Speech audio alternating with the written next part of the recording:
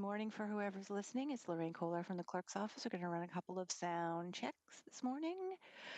So we are on clerk's laptop, testing clerk's laptop. And now we're checking the presenter's laptop.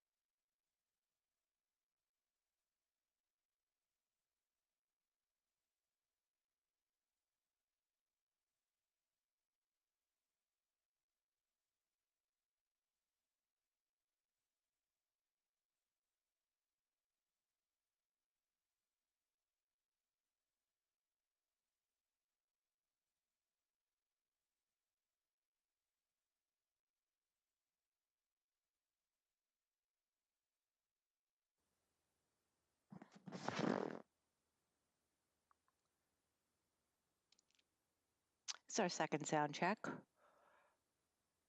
So presenter's laptop, sound check presenter's laptop,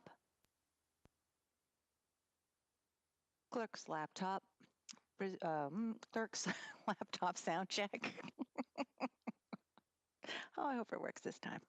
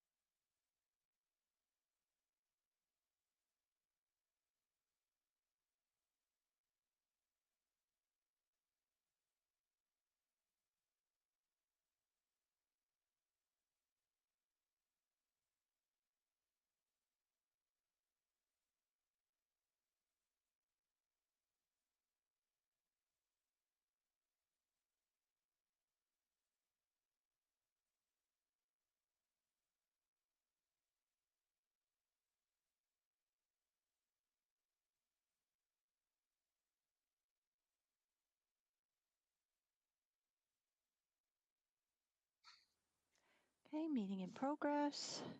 Clerk's laptop, sound check. Clerk's laptop, sound check. Presenters, laptop, sound check.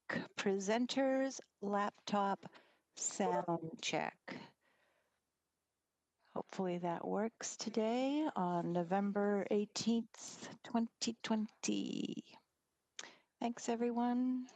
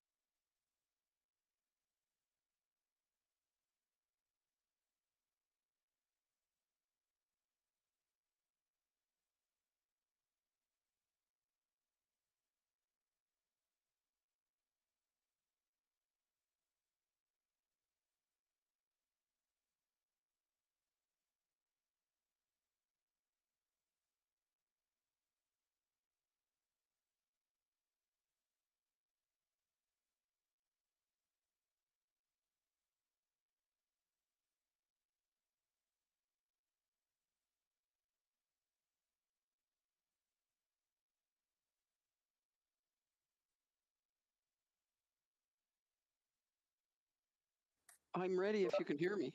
Can you We hear me? can hear you. Yep, Okay. we can all hear you. That's Okay. excellent. I'm trying actually to take that vote down and that vote's not going. So we're just going to cancel that. So let's hope that's not any indication of today.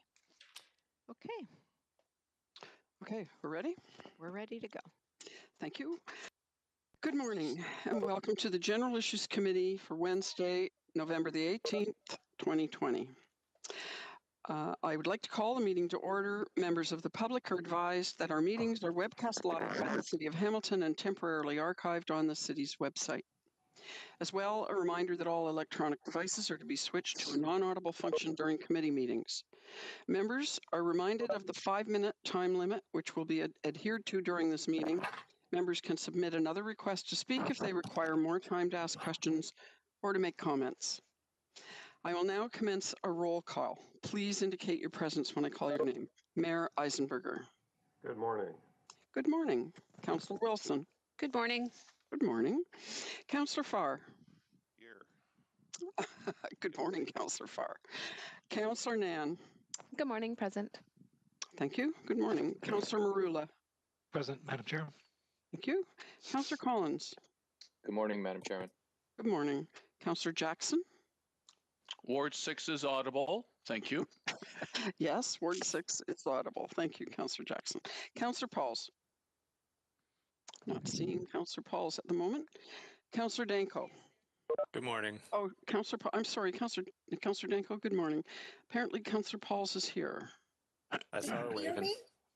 I can hear you now. Thank you. Councillor Clark. Good morning, Deputy Mayor Vanderbeek. And can you please make a note that I have to leave for a Niagara Escarpment Commission meeting at 12 o'clock noon? Thank you. Thank you. Councillor Pearson. Good morning. Good morning. Councillor Johnson. Good morning. Good morning. Councillor Ferguson.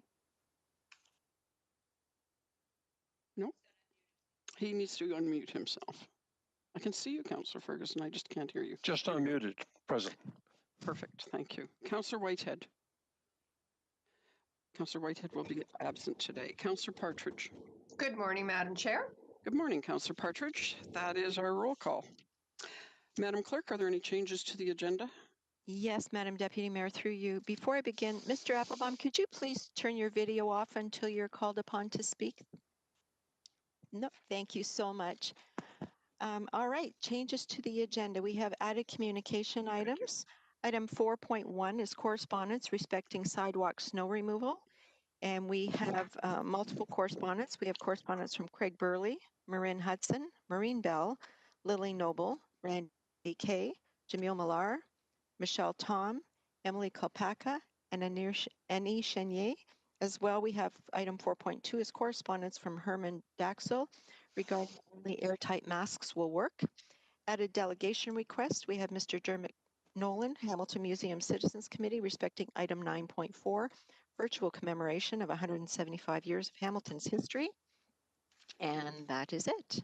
Thank you, Madam Clerk. May I please have a mover and a seconder to approve the agenda as amended?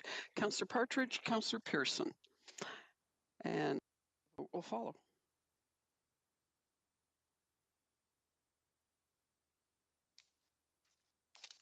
Vote is on its way. There you go. Thank you.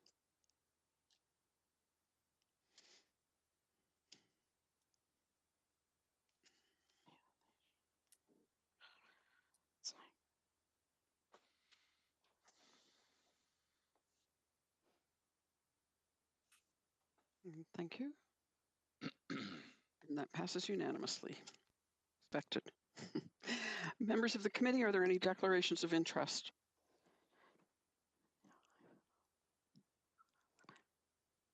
I don't see any speakers. And so we will move on to communication items. Members of committee, you have before you communication items 4.1A to 4.1I. Excuse me, Madam Clerk? I'm sorry, Madam Deputy Mayor. May we have approval of the minutes of the November 4th Oh, meeting, please? There's a good idea. I was just moving the committee meeting right along. I'll back up. It's a page missing. Where's the agenda? I'll go through that. Just approval of the November 4th So minutes. could I please have a mover? I'll be happy to move it, Madam Chair. Okay, so the minutes of the November 4th, 2020 meeting, moved by Councillor Ferguson, seconded by Councillor Farr. And your vote will be up in a minute. It's an electronic vote. There it is. No problem.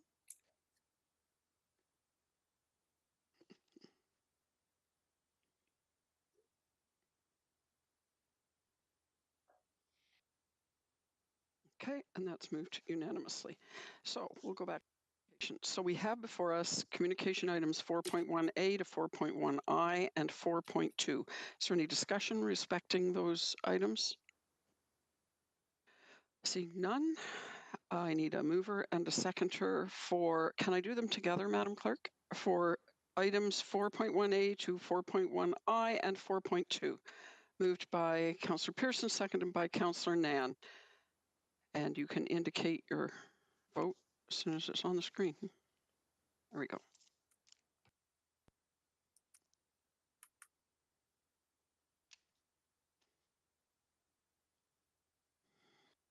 And that's carried unanimously. Thank you. Delegation requests. Item 5.1 is Dermot Nolan, Hamilton Museum Citizens Committee, respecting item 9.4. Any discussion respecting 5.1? I see none, so can I have a mover and a seconder for 5.1? Councillor Collins and Councillor Wilson.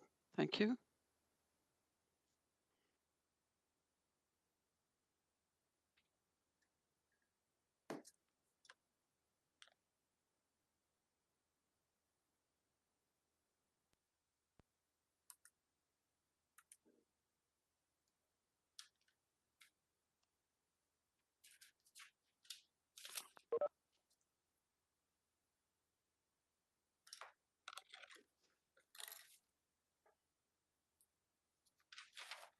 And the delegation request 15 to nothing.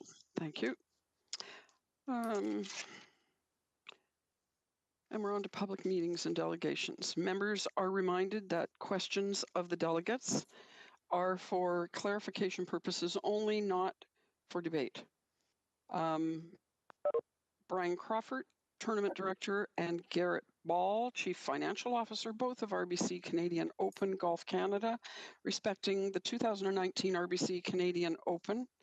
I'd like to call on you, either of you or both of you, for your presentation for item 7.1.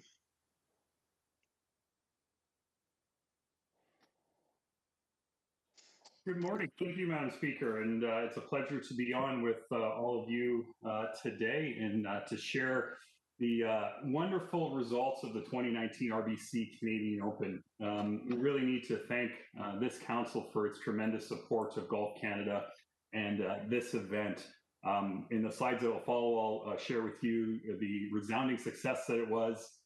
This tournament, for the first time in its history, actually was the runner-up for the Tournament of the Year on the PGA Tour.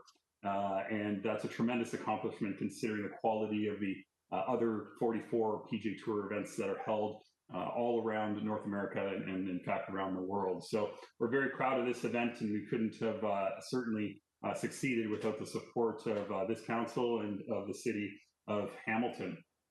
So for those that may not be familiar with the event, it's Canada's national championship. This event has been played 110 times, and as a result, we're the third oldest tournament on the PGA Tour, just trailing the US Open and the British Open Championship. We've hosted here in Hamilton 6 times, 6 fantastic tournaments, a number of which have been really in the 2000s period of time. All at Hamilton Golf and Country Club, which is the 7th ranked golf course in all of Canada. And I'm sure once its renovations are complete, it will climb that list even higher. But it is a top 100 golf course in the entire world. We are extremely fortunate, and I say we, as I'm a lifelong Hamiltonian, to have this course here in our city.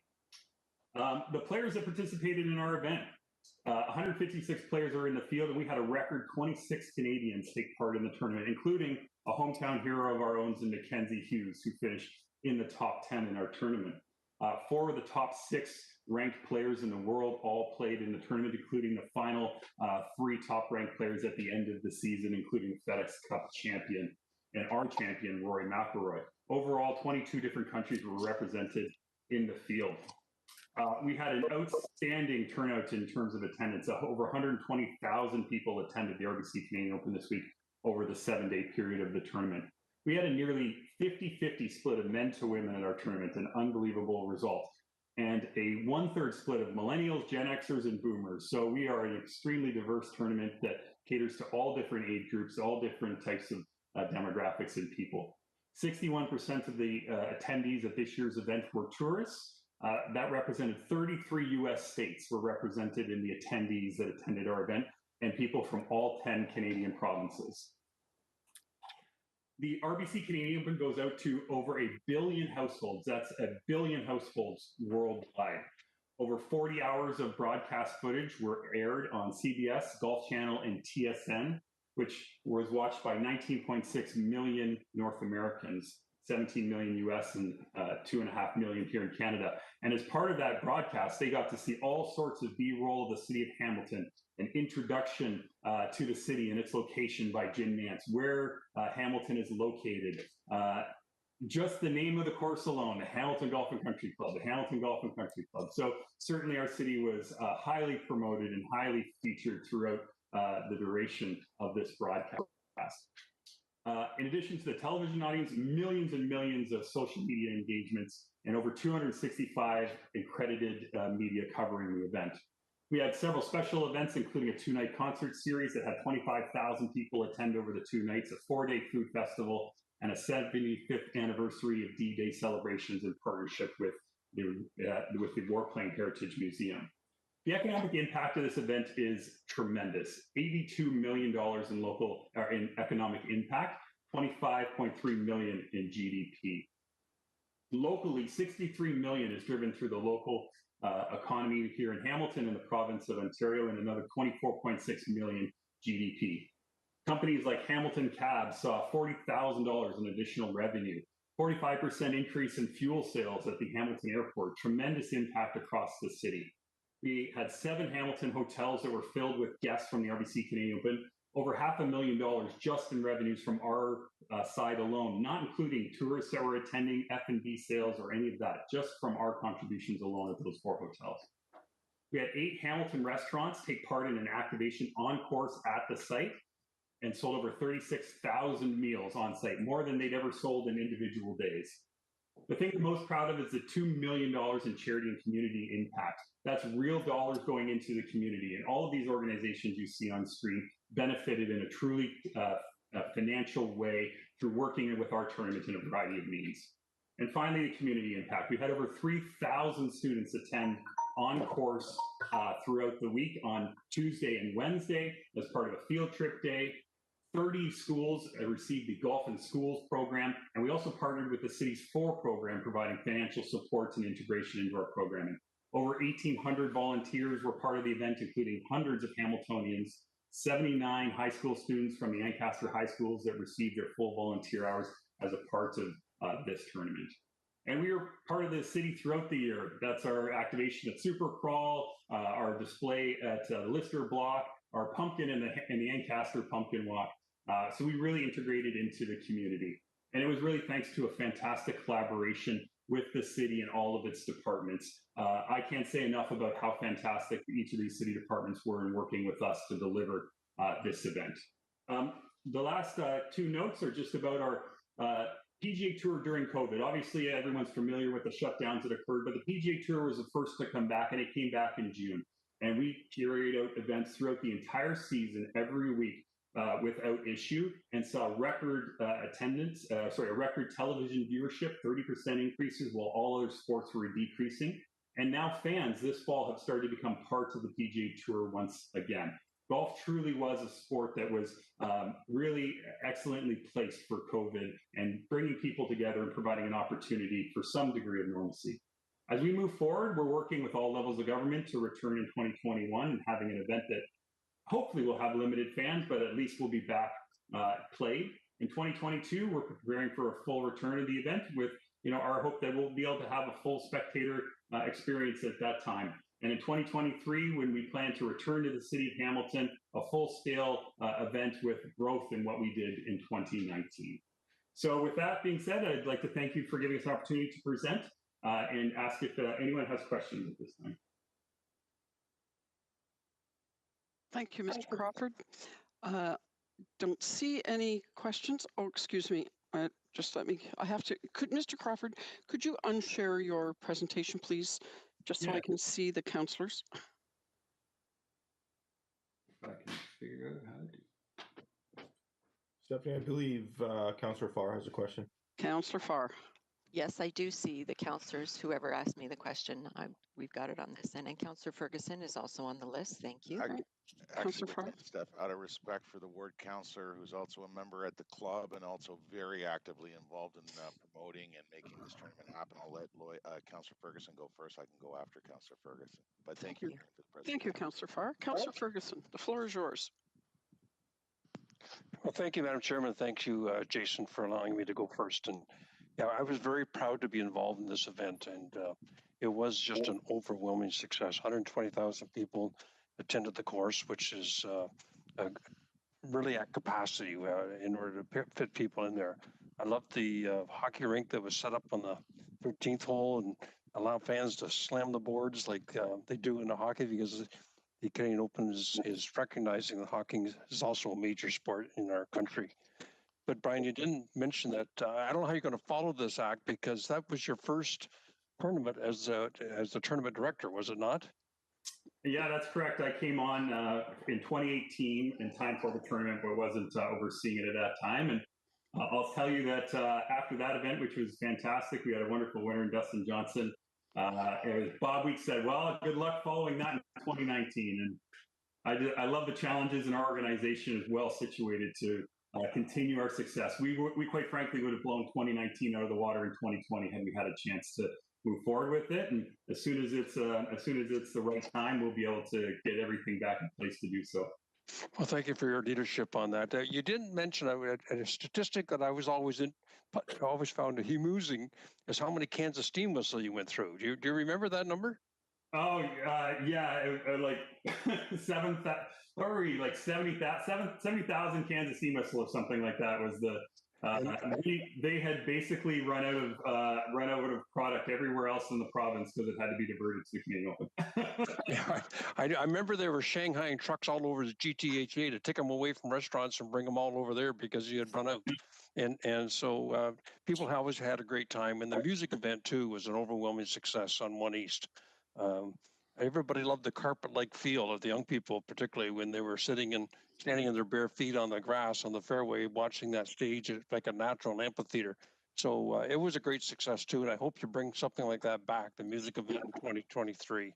Well, we were certainly very proud of that event. You know, we profiled 3 Canadian acts in addition to Florida Georgia Line, all Canadian technical crews and producers and so forth.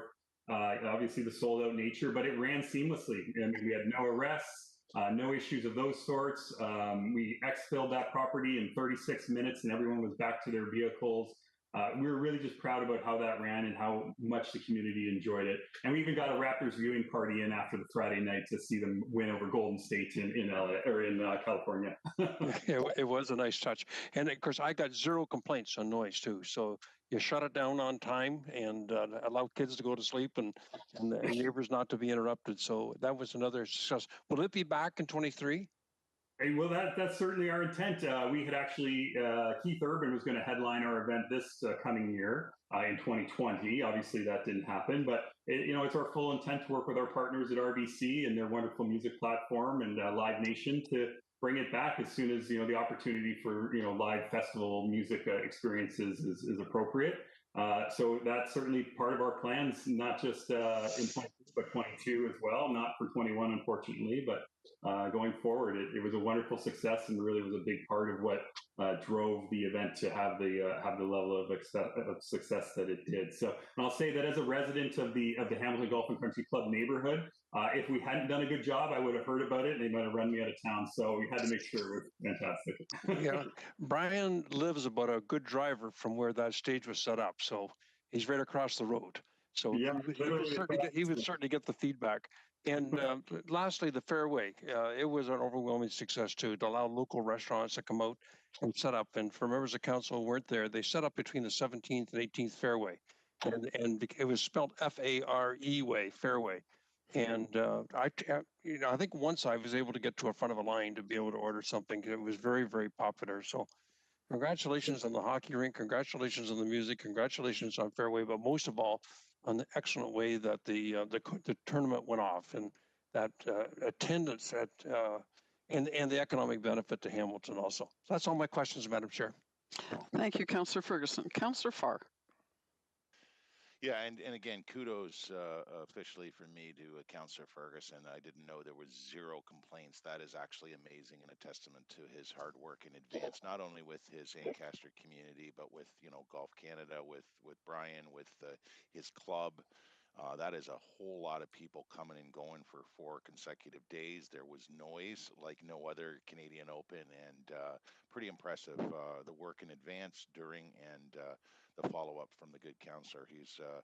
He's not exactly, he doesn't exactly have the drive to get to your house, but close in terms of his golf swing. But certainly he knows the game, and he's a big part of why this was successful. So 63 million in local economic impact. It'll be real hard to argue any future council not participating as a municipality in making this happen as much as possible. Certainly supportive of 2023. The restaurants, the hotels full, the taxis, as you mentioned, Brian. And I really like hearing again about that $2 million input in an injection into local charities or charities, and that's fantastic too. I can tell you too, I talked to your dad at Momentum Fitness post tourney and then following the tourney, and he's probably your biggest fan. You're right up there with Mackenzie Hughes for me as far as local golf greats, but I got to tell you, I've been to a few, very, very excited, Glen Abbey and Hamilton Club in the past. It felt like the Waste Management Open in Phoenix. And certainly it was your strategy, the word festival, pre-tournament and going into it. So through you, is there going to be more of that since it was so successful, where we really get the fans participating even during the event, notwithstanding the great concerts and everything in between, through you to Brian? And congratulations, Brian. Well, thank you very much, Councillor Farr. Funny you mentioned Waste Management. That's actually the tournament we lost to for Tournament of the Year. And if you have not had a chance to go, I highly recommend going. Perhaps not this year, but in another year. It is a bucket list event that I think anyone should experience. They do a tremendous job, raise millions of dollars for their charity, have 600,000 people attend. It's incredible. So we're pleased to be in their stratosphere when it comes to considerations on our tour.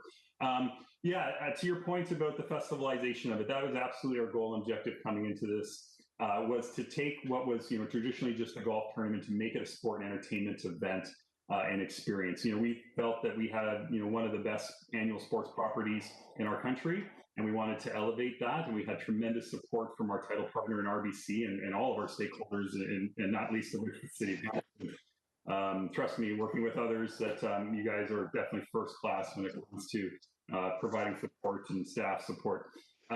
So we built a program that was really situated on golf, food, and music, and those really being the pillars of our experience. As I mentioned, we did things like the D-Day celebrations. We did all sorts of.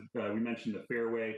Not only were the restaurants part of it, but local artisans, local musicians, other sorts of talent from the city's culture and art scene were part of that activation during the week and in the evenings prior to the concert festival. So it really was an inclusive festival event. And we'll build new ways to inspire people to be part of the event and enjoy the event as we move forward in future years. And we think that the sky's really the limit, and with support like yours, we'll be able to really achieve something pretty special on the sport calendar and for, I think, the City of Hamilton. Well, I hope we end up having something like a par 3 16th at Phoenix Open. If you plan for something like that where it gets loud and ruckus, because it's clear from the festival approach you took this year, the thousands and thousands of fans want to cheer and get rowdy. But we also are I think pretty good at golf etiquette. One final question, just because I probably at my 5 minutes, Brian, and congratulations to you too, Lawrence. But when I watch golf and I see that RBC patch on a PGA Pro's sleeve, there's plenty, and some of them the top 10 in the world. Obviously, Dustin, the FedEx champion. Can I assume, leading up to the Canadian Open, whatever season I'm watching golf, if I see that RBC patch on their sleeve, are they going to show up to the Canadian Open? Is there a tie in there? Yeah, absolutely. So Team RBC, all those players that are wearing the patch. So every Canadian that's playing on the PGA Tour is a Team RBC member. Also the women on the LPGA Tour, I should mention as well, headed by Brooke Henderson. And then a number of other players like Dustin Johnson, of course, who we just saw win the Masters, are Team RBC ambassador athletes. And so every one of those players is committed as part of their partnership with RBC to play in the RBC Canadian Open. So we have the best advantage on tour of having number one, hometown talent, Canadian, a home team, Canadian players. Number two, Team RBC. And then the quality of our event, being a national open, really does now attract some of the best players of the world. Obviously, Rory being there last year, Brooks Koepka, Justin Thomas. You know, we had the best players in the world all playing. Preceding the U.S. Open, a tune-up opportunity for them prior to the U.S. Open. Those are all really critical elements that will help our tournament going forward.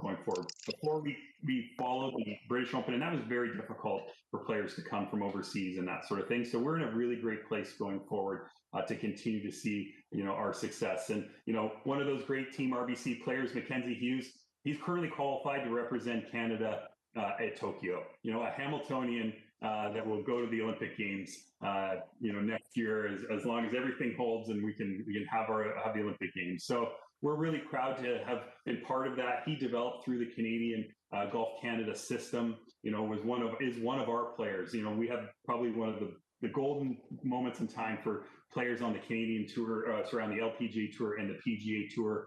And we're really proud to have been part of that development, and hosting events like the RBC Open allow those young players the first opportunity at pro championship experience, and ultimately leads them to have greater success as they move forward. Excellent. Thank you, Councillor Farr. Your time is up. Yep, thank you. Thank you, and I don't see any additional questions from any of the councillors. So, clerk's waving at me. Oh, Councillor Ferguson already went. Councillor Ferguson, did you want to speak again? Second time? You have to unmute yourself, sir.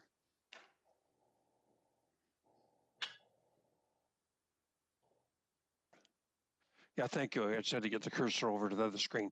I just want to recognize that since I spoke, Lawrence Applebaum come on the screen, and I want to introduce him to council. He is the president of Golf Canada, and we do have a report from Carrie Brooks Joyner in camera, and I'm sure, Lawrence, you were the lead on the negotiations of that. So thank you for your commitment back to Hamilton, and thank you for coming up with, I can't really play my hand here too much because it's in camera, but coming up with an understanding with Carrie during your negotiations.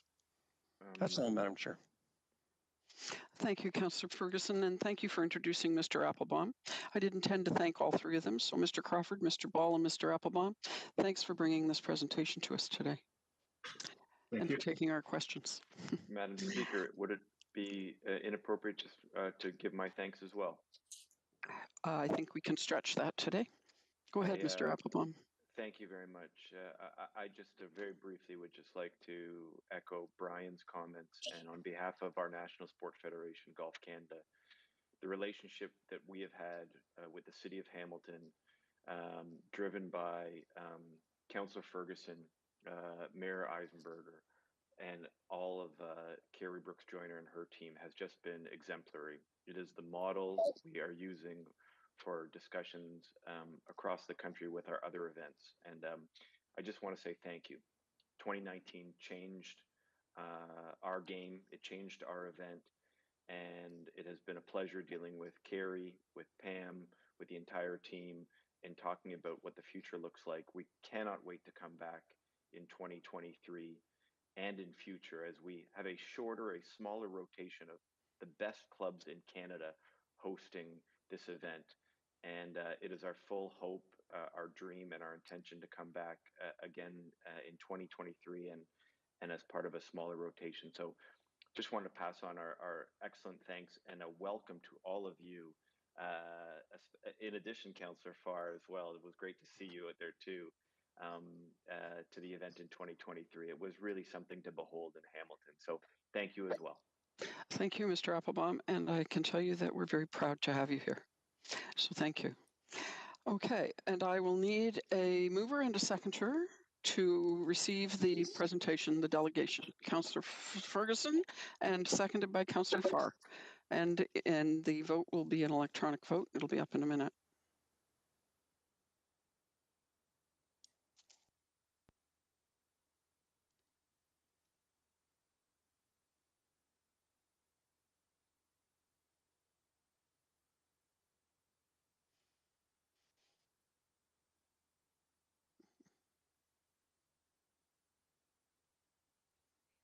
Councillor Nan, looking for your vote.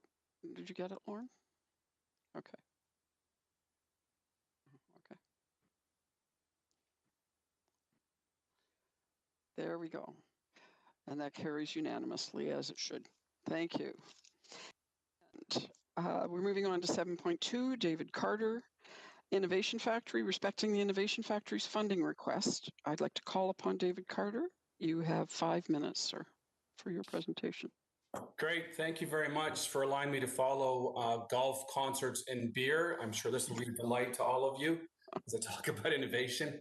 My name is David Carter. I'm the Executive Director of the Innovation Factory. Most of you know me. I want to take you through what's happened with us in the last year and what we did with your funding, remind you who we are, tell you what we did, help you understand the road ahead for us.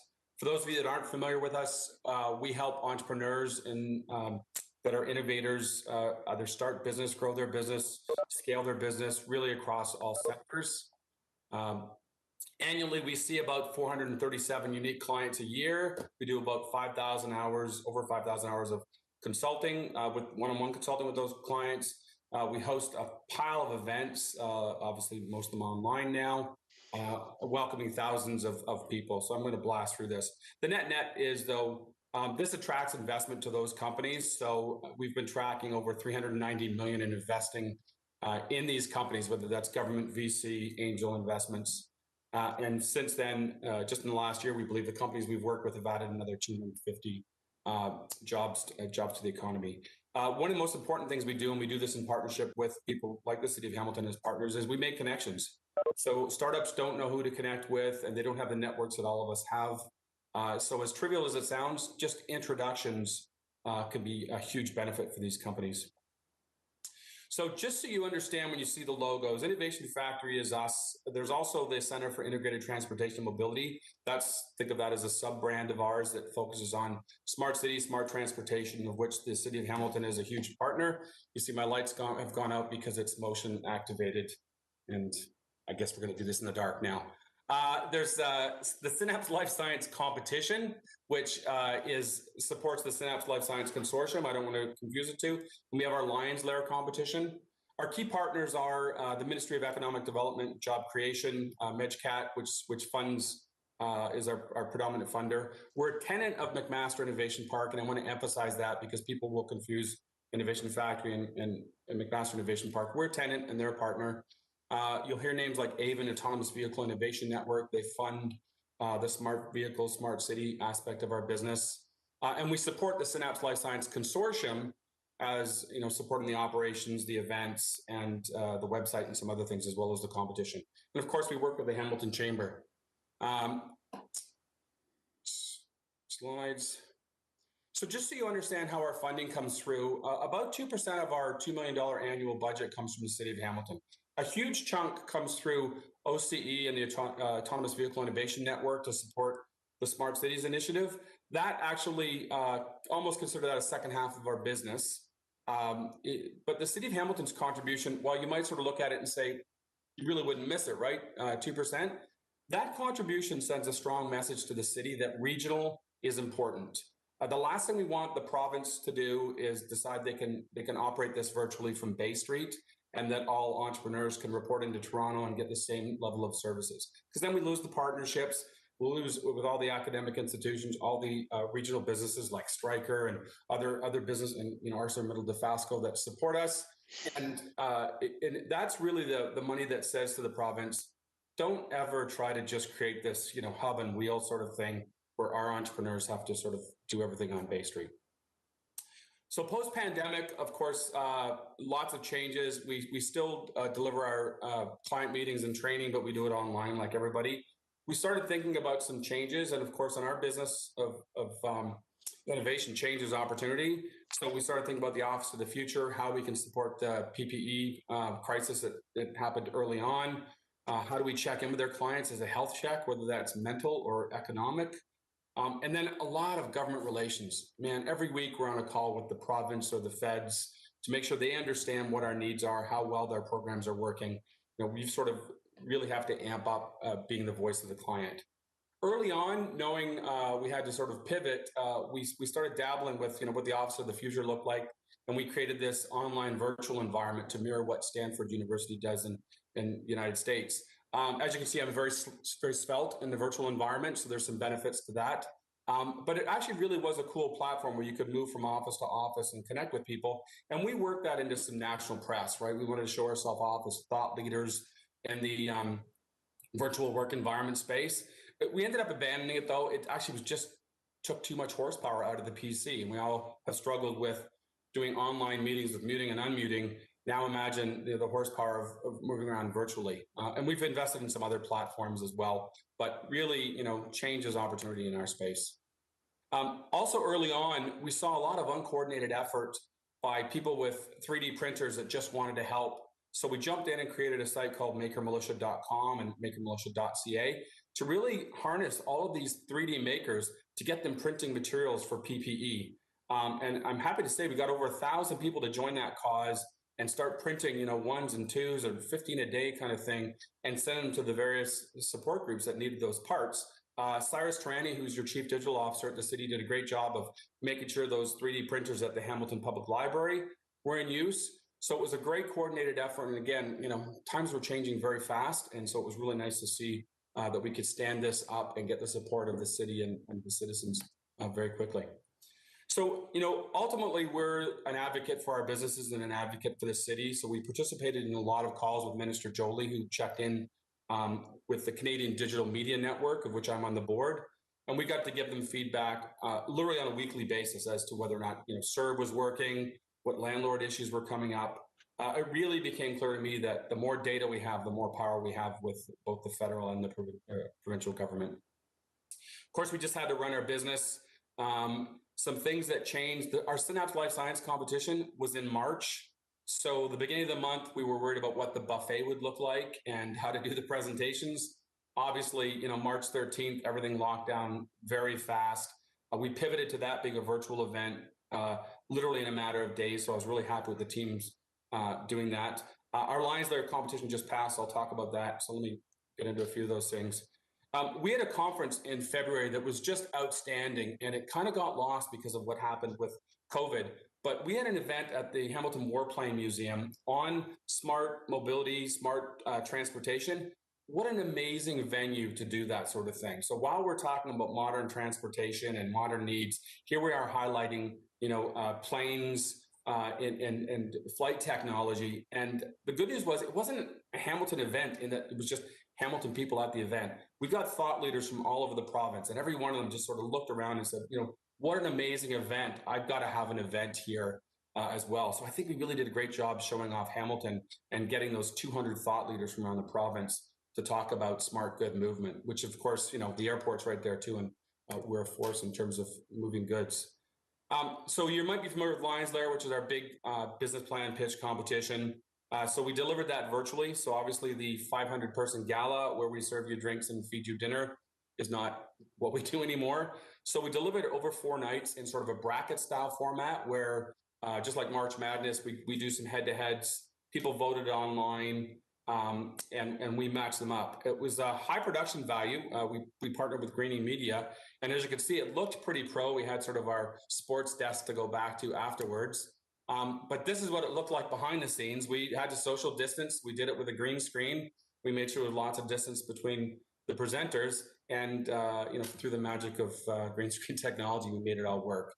That might be our new normal, but either way, we learned a lot, and I think we made Hamilton look really good. We had over 1,500 people attend that event online and vote, which is actually 3 times as what we would have had for the live event.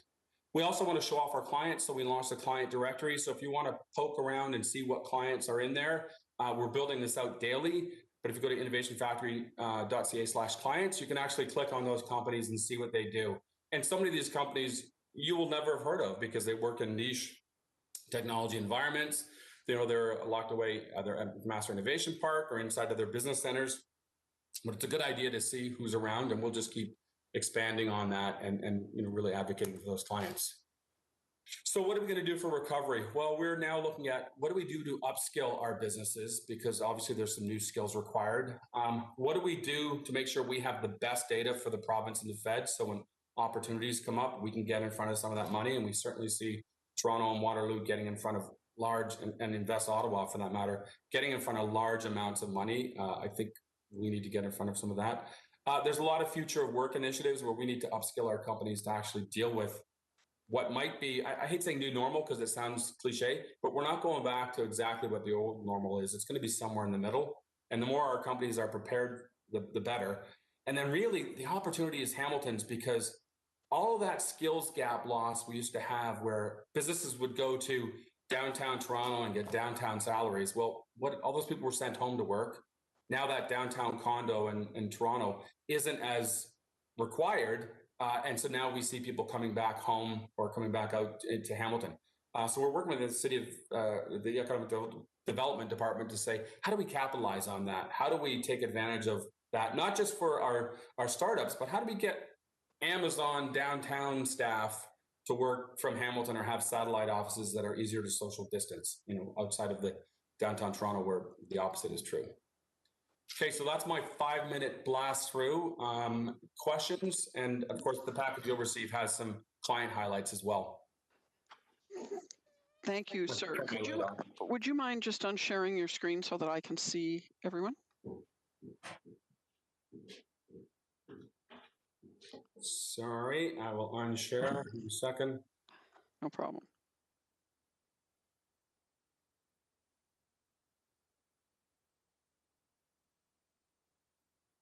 Honest, I will. Down at the bottom where it says share. Oh yeah, it's just off the screen. I'm just trying to. Oh, top of the screen. Oh, when it's sharing, I just. I work in technology. Oh, pardon me. I shouldn't be telling you what to do. no, I'm being sarcastic. Okay, we're gonna get there. It's cross screens, and for some reason, it scrolled off. Let me. That has gone off the screen.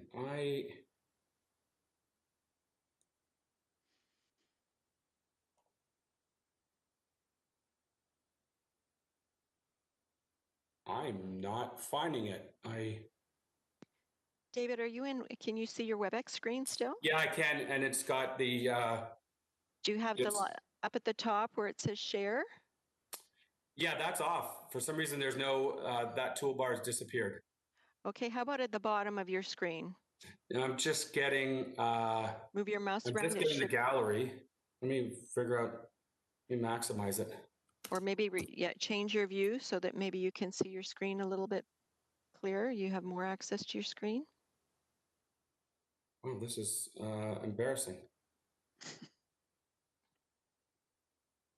We're patient. Yeah. Are you still there? Yes. Okay, now WebEx has disappeared completely. We can still see you though. Yeah, it is actually. Oh, hang on.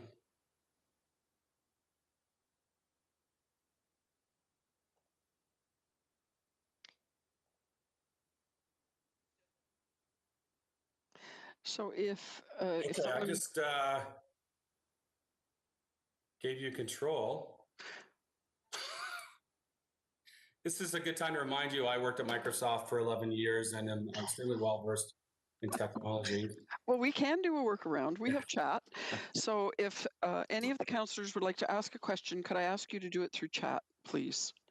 And I will call on you. Lorraine, you don't have a speakers list, do you? Councillor Clark, could you take the floor and ask your questions? Thank you very much. I appreciate it receiving. Can you hear me, Madam Chair? Yes, I can hear you. Thank you, sir. Thank you. I appreciated receiving the report. It's comprehensive. The only question I had is, the report says that the audited financial statements are currently available if GIC requires them. I would have expected that we would have seen them automatically, given that you're asking us for money. Yeah, I can provide those for sure. I'm not sure why we didn't submit them ahead of time this year, but we're happy to provide that. I appreciate it. That's the only thing that I felt that was missing from the entire report, but the report was excellent. Thank you for Thank you today. Thank you, Councillor Clark. Any other speakers? Okay, coming. Councillor Wilson, the floor is yours. Thank you, Chair Vanderbeek. Good morning, David. It's nice to see you. Thank you for sharing some time with us. I have sort of an indirect question. If you could mind sharing what you would deem the profile, demographically and otherwise, of some of your the folks that you're helping to assist. Sure. So we try to triage that. So the clients, we help anybody at any stage. We try to give the appropriate amount of help to the ones that we can impact the most. So for example, if you're early stage with an idea, maybe even just a dreamer, we're going to stream you into one-to-many events. But one-on-one time is going to go for people who are scaling, who are ready to employ people, or who are ready to receive funding. And I would say that the demographic is, if I was to pick an age group, it's probably people between 30 and 45, mostly, because the serious ones. So my age, then. Yeah, exactly. Our age. Let's just all go in that group. The ones that are high potential aren't the young student entrepreneurs. Those ones still require a lot of coaching. Although, again, there's anomalies in every single group. And we do try to force the issue too. We have some women's programming to draw out more female entrepreneurs, which studies show are less likely to come out and ask for help. So we have some women's entrepreneurs. Same with the smart city sort of companies that wouldn't necessarily think of us as being support. But demographic, both age, gender, and sector is really across the board. It's just up to us to make sure that we give the ones with the most potential, the most time and effort. Councillor Wilson. No, thank you. And thank you, Chair Vanderbeek. Just a note to my colleague, Councillor Farr. He looks like he's having a disco party in his room. But thank you, Mr. Carter. Thank you. Thank you, Councillor Wilson. And Councillor Partridge, you are next. Yes, thank you, Madam Chair. And thank you, David, and welcome. Nice to see you. It's been a long time. Yes, and I appreciate the previous speaker pointing out the disco party at Jason Farr's home. I was wondering what was going on there. It's lime green and flashing a lot. Two questions for you.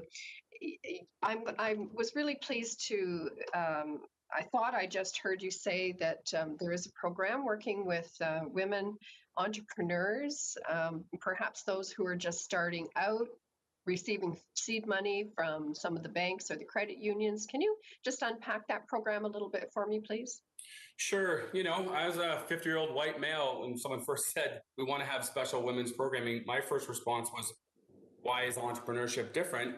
Fortunately, one of the mentors I have in the space reminded me that you often have women pitching women's products to groups of male investors and getting shut down faster. So it's a different issue in how to deal with that. We have women who traditionally don't charge enough for their services and almost come into it without the bravado. And while we certainly don't want it to swing the other way and depend entirely on swagger, we want to make sure that they get the proper value for those services. So and this happened a couple of years ago, I was a complete turnaround when someone highlighted the real requirements for helping develop female entrepreneurs. Even our events requiring daycare for certainly someone in the early stage startup mode. So, and we continue to adapt with that as programs come out and fill in the gaps. You know, our job is to always just keep an eye on where the gaps are and see what we can do regionally. So thank you, David. That was a very good answer, and I'm very pleased to hear that. But something you said about women typically pitching to a group of men selling women's products. Do you not have any women mentors that could work directly with these women? And is that a gap in your organization? I don't think there's a gap. We've got some really great mentors in that space. And in fact, one of those mentors has gone on to run my counterpart in Halton and continues to help us out. I think, and we've actually put together some female investment panels. But the reality is, if you were an entrepreneur and going to talk in front of VCs, venture capitalists, we have no control what that audience looks like. We can tell you what it's going to look like. Right. So we're trying to prepare them for a situation that we know exists. That the good news is it's changing, but not fast enough, and make sure that they can accommodate that. Yeah, no, and I appreciate that. I mean, for years I was involved with the Golden Horseshoe Venture Angels group that here in Hamilton, and I know you know most of those folks. And you know, it was certainly a very rewarding experience. My other question, Madam Chair, and my last question at this point is: you mentioned you're working with the Hamilton Chamber of Commerce. What about Flamborough Chamber and Stony Creek? Where do they fit in? Yeah, so we have a pretty good relationship with all of them. I know, Mateo personally in Flamborough. I still haven't talked in months because of this. And in fact, recently there was some digital Main Street money that came out from the federal government, which typically went to the chambers of commerce and the BIAs. And for whatever reason, it went through Invest Ottawa and Communitech, my counterparts in those locations, which was disappointing to me, but we made a point of making sure we got in front of that, the Innovation Factory, because it was sort of our sector, and bring that money in.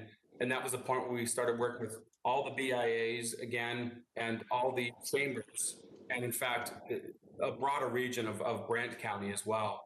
So that is they're great partners. Yeah, and that is so important because certainly when you look at Flamborough right now, we have 4 business parks in my area. They are exploding with L3 Stryker, who is also working with you. CHCH Studios is up there. There's a lot more coming, and some great potential. So I'd like to keep in touch with you on that as well. And I'm glad to hear you're working with Norm Schleien and his group of mighty economic development folks, because they do an incredible job. So those are my questions, Madam Chair. And David, thank you very much. I appreciate your time. Thank you, Congressman Parsons. Yeah, we've got a number of clients up at the HIT Center, Hamilton Innovation Technology Center, that have landed there as well. So it's a great spot. Thank you, Councillor Partridge, and thank you, Mr. Carter. Are there any further questions for Mr. Carter? Seeing none, could I have a mover and a seconder to receive the presentation? Councillor Mayor Eisenberger and Councillor Partridge. And the vote will be up in a minute.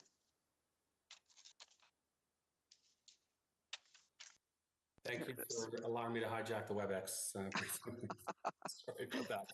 No problem.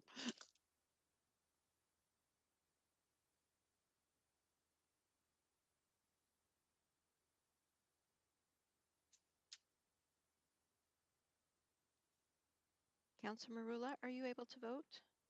Please and thank you.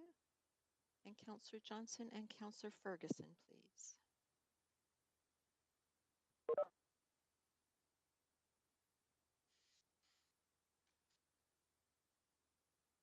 Thank you, and that carries 14 to nothing.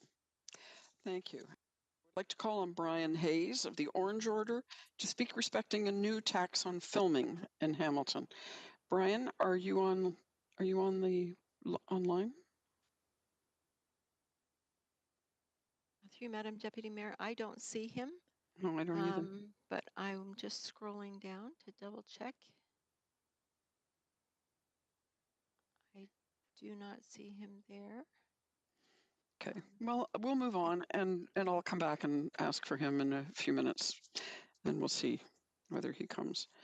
So I'm going to move on to 7.4, and I'd like to call on Dermot Nolan of the Hamilton Museum Citizens Committee to speak respecting item 9.4.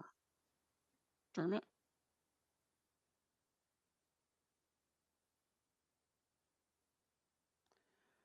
Madam Clerk, do you see him in your list? Mr. Nolan was on the line earlier. I am just double checking for him again. And he is not here now.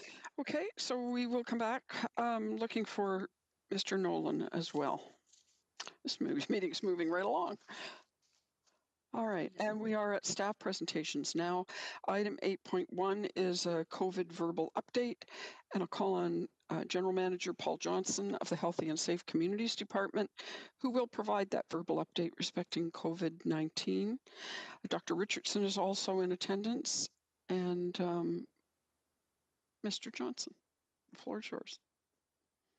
Thank you very much. And through the Deputy Mayor, Elizabeth has had to leave the meeting at 10:30. There was a call to deal with a couple of the outbreaks that are occurring in Hamilton. So the two of us texted back and forth. You heard a lot from her at Board of Health on Monday. And so this is probably going to be a pretty quick update today. So just to let you know that we had to decide who was going to go and tackle some of this outbreak issues, and she's doing that. And it's a good place to start because as Hamilton is in the red control category, I mean, some of the indicators of why you're in some of these categories do fall back onto what's happening in your community in terms of outbreaks. And we have a number of them, around 17 or so outbreaks that are actively there, including some very troubling ones in some of our long-term care facilities. And it's a reminder that we need to ensure that we have the right resources and efforts in place to stop the spread that occurs when we do declare an outbreak in some of these facilities. So many times the outbreaks are contained to maybe a staff person or one or two people, but we do have a couple of ongoing outbreaks that in long-term care that don't seem to be slowing down, and that's of worry this morning to a number of folks who are getting together to see what to do next. So Hamilton, as we all know and has heard and discussed on Monday at the Board of Health, has moved into the red and control category in terms of the provincial framework.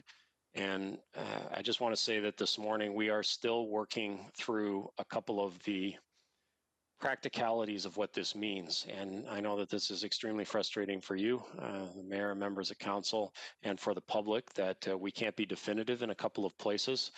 I just want to let you know that the reason for that is that the regulations, which are what we can enforce, do not line up in certain cases with what was announced through some of the public materials around what these levels look like. So you've seen the slides, you've seen some of the graphical interpretations, you've seen the bullet points that came out publicly around it, but those are not regulations. And when we look at the regulations, we found some discrepancies.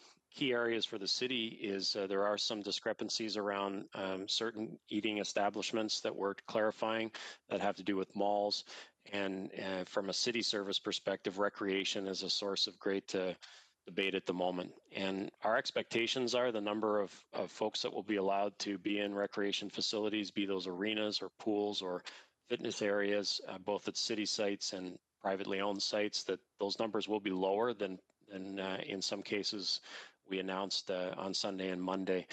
And again, this is all about this 28-day reset to try and get numbers down and to curtail activity within our community.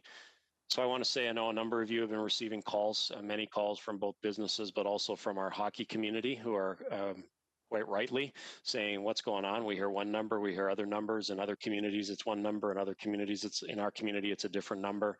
And our response to that is that we are trying to get that clarity. We do not want to issue other things and then have that change. So we are waiting until we have absolute clarity. There's a meeting this morning with the province. There's a meeting this afternoon of our team. And as soon as we have that clarity, we will put it out there. We have curtailed activities in our recreation centers. As you know, we've canceled most of our programming.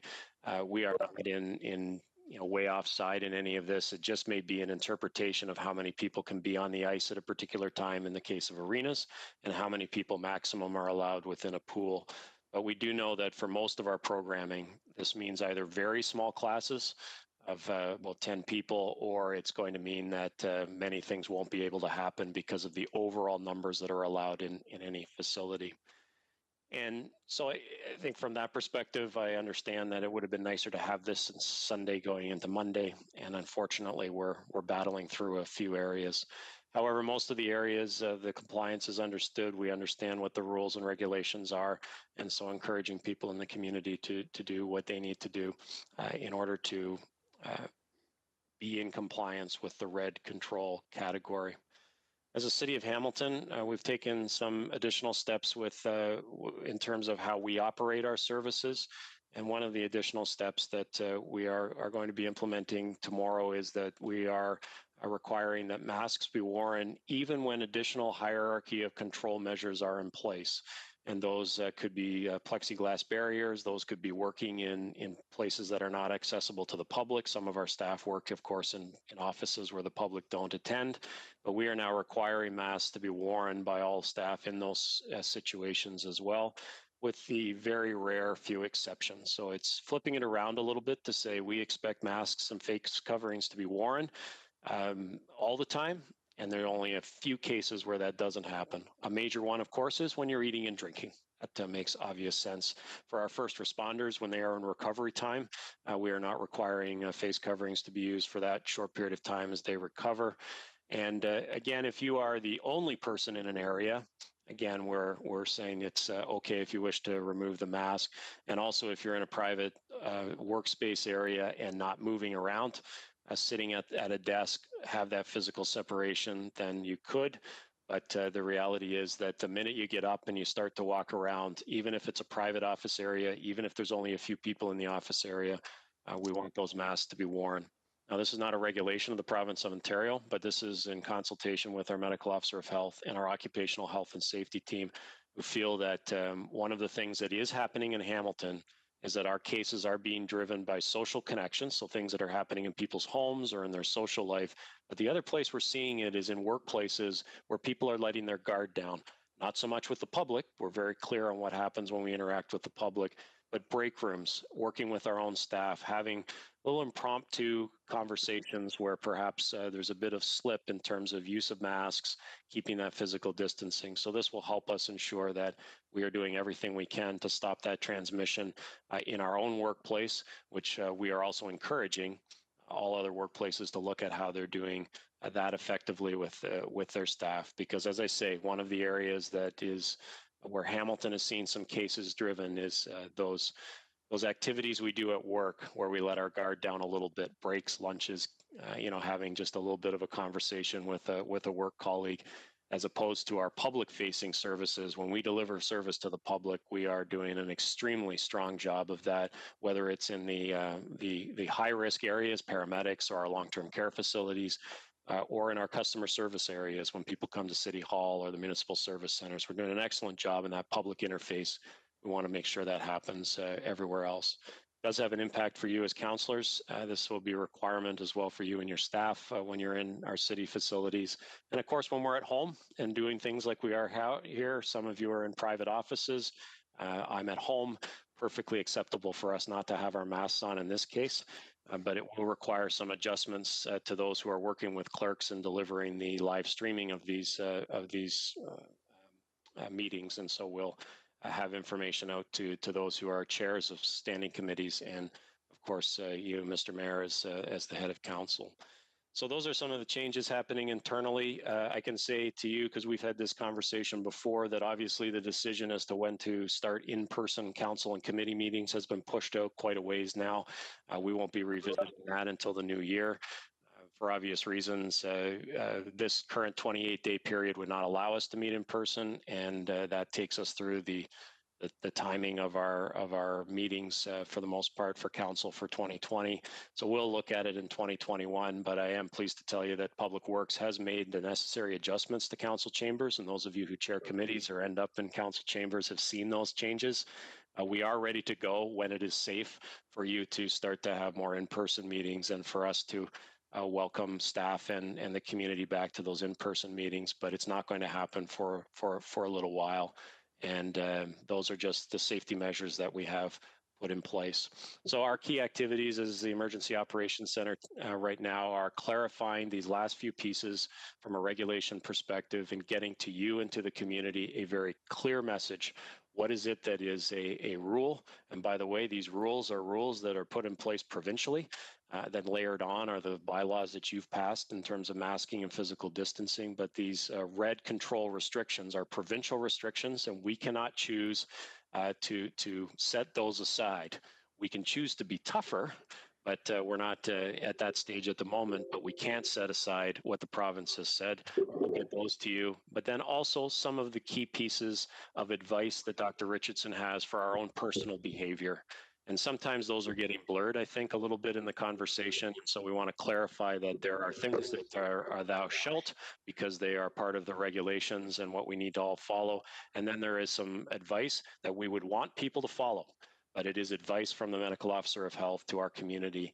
And our goal is to get you some communication to that effect, public communication to that effect. But we can't do that until we absolutely clarify these things, because changing advice is always tough for everybody involved. So I appreciate your patience, and you know, it's not the city's fault per se, but I will apologize that I know some people are trying to comply and they're saying, how come you can't give us the firm answer? And I'm sorry that we're not able to do that right away, but we hope to get that done today or tomorrow. So with that, I'll pass things over to the Deputy Mayor for any questions that we have. If they're real specific that the Medical Officer of Health needs to answer, I'll take them away and have Elizabeth provide a written response if necessary. Thank you, Mr. Johnson. I do have a couple of speakers. The first is Councillor Ferguson.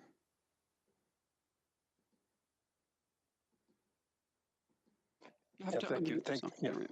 Thank you, Madam Chairman. And Paul, let me just start again by thanking you for the great job you're doing in a very difficult situation. You're always the bearer of bad news, and you can't help it because you're just doing your job and doing what the province regulates us to do. So thanks again for that. Just one point I wanted to bring up. After Monday's meeting, I'm getting blowback from restaurants about the maximum 10. I saw a news clip on CH last night too, where the same thing's happening in Niagara, and they're not in the red category yet, but there's already blowback happening down there. The common reaction I get from restaurateurs is we're screwed, and nobody can understand why, if you have a 550 square foot restaurant or you have a 50,000 square foot restaurant, why you're limited to 10. I suspect the short answer to that, and I think it's what I heard on Monday, is for enforcement purposes. So a bylaw officer can walk into a restaurant, quickly count whether there's more or less than 10 people there, and then do the necessary enforcement. Question to you is, would it not be fair to the restaurants? Our fire department puts a fire capacity on every restaurant and banquet center in the city. If you go into any restaurant, you see it posted on the wall what the fire capacity is. So they've gone through the arithmetic of square footage and places where humans can be, and where, you know, planter boxes are that take down human capacity, but it's very clear and posted there. And it primarily is driven by the size. So a bylaw officer could walk in, glance at that fire capacity, and then multiply it by a percentage of that capacity that's acceptable, whether it's 50% or 40, 20, whatever that number is, that the medical officer deems as appropriate in order to maintain social distancing. What do you think of that idea in order to get equity to different size restaurants, so that you're not using this issue of one size fits all? So I'll quickly move through that. So one is, I think you are right. Remember that the red control category is one stage before you go to gray, which is deemed to be stage one, more of a lockdown piece. So this is a very serious piece, and it is about an extreme limitation. To your point about, are there different ways of doing it? They may be very reasonable. The answer is, it doesn't matter how much we want it to be reasonable here in Hamilton, we can't do it.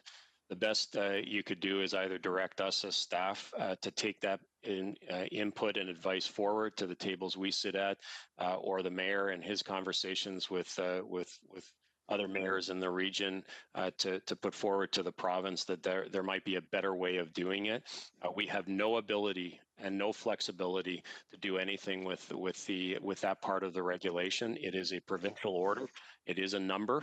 It's meant to, I think, to your point, make it easy to understand that it's a number, and that's easy to enforce. And the other piece is, it is to drive home that this this is this big reset, so we can try and get numbers down so that we can move back through the less restrictive zones of orange and yellow and green. So happy to take direction and advice to feed that back. But in terms of could we do any work locally to see how it would actually be implemented, the answer to that is no. Well, I fully expected that answer. I know that it's provincial guidelines or provincial legislation or emergency order is what's caused this. But I think I'd like to feedback through your office and through Dr. Richardson's office and possibly through the mayor's office. There may be a better way that's more equitable. You know, it's the hospitality business and the travel business that are the two hardest hit.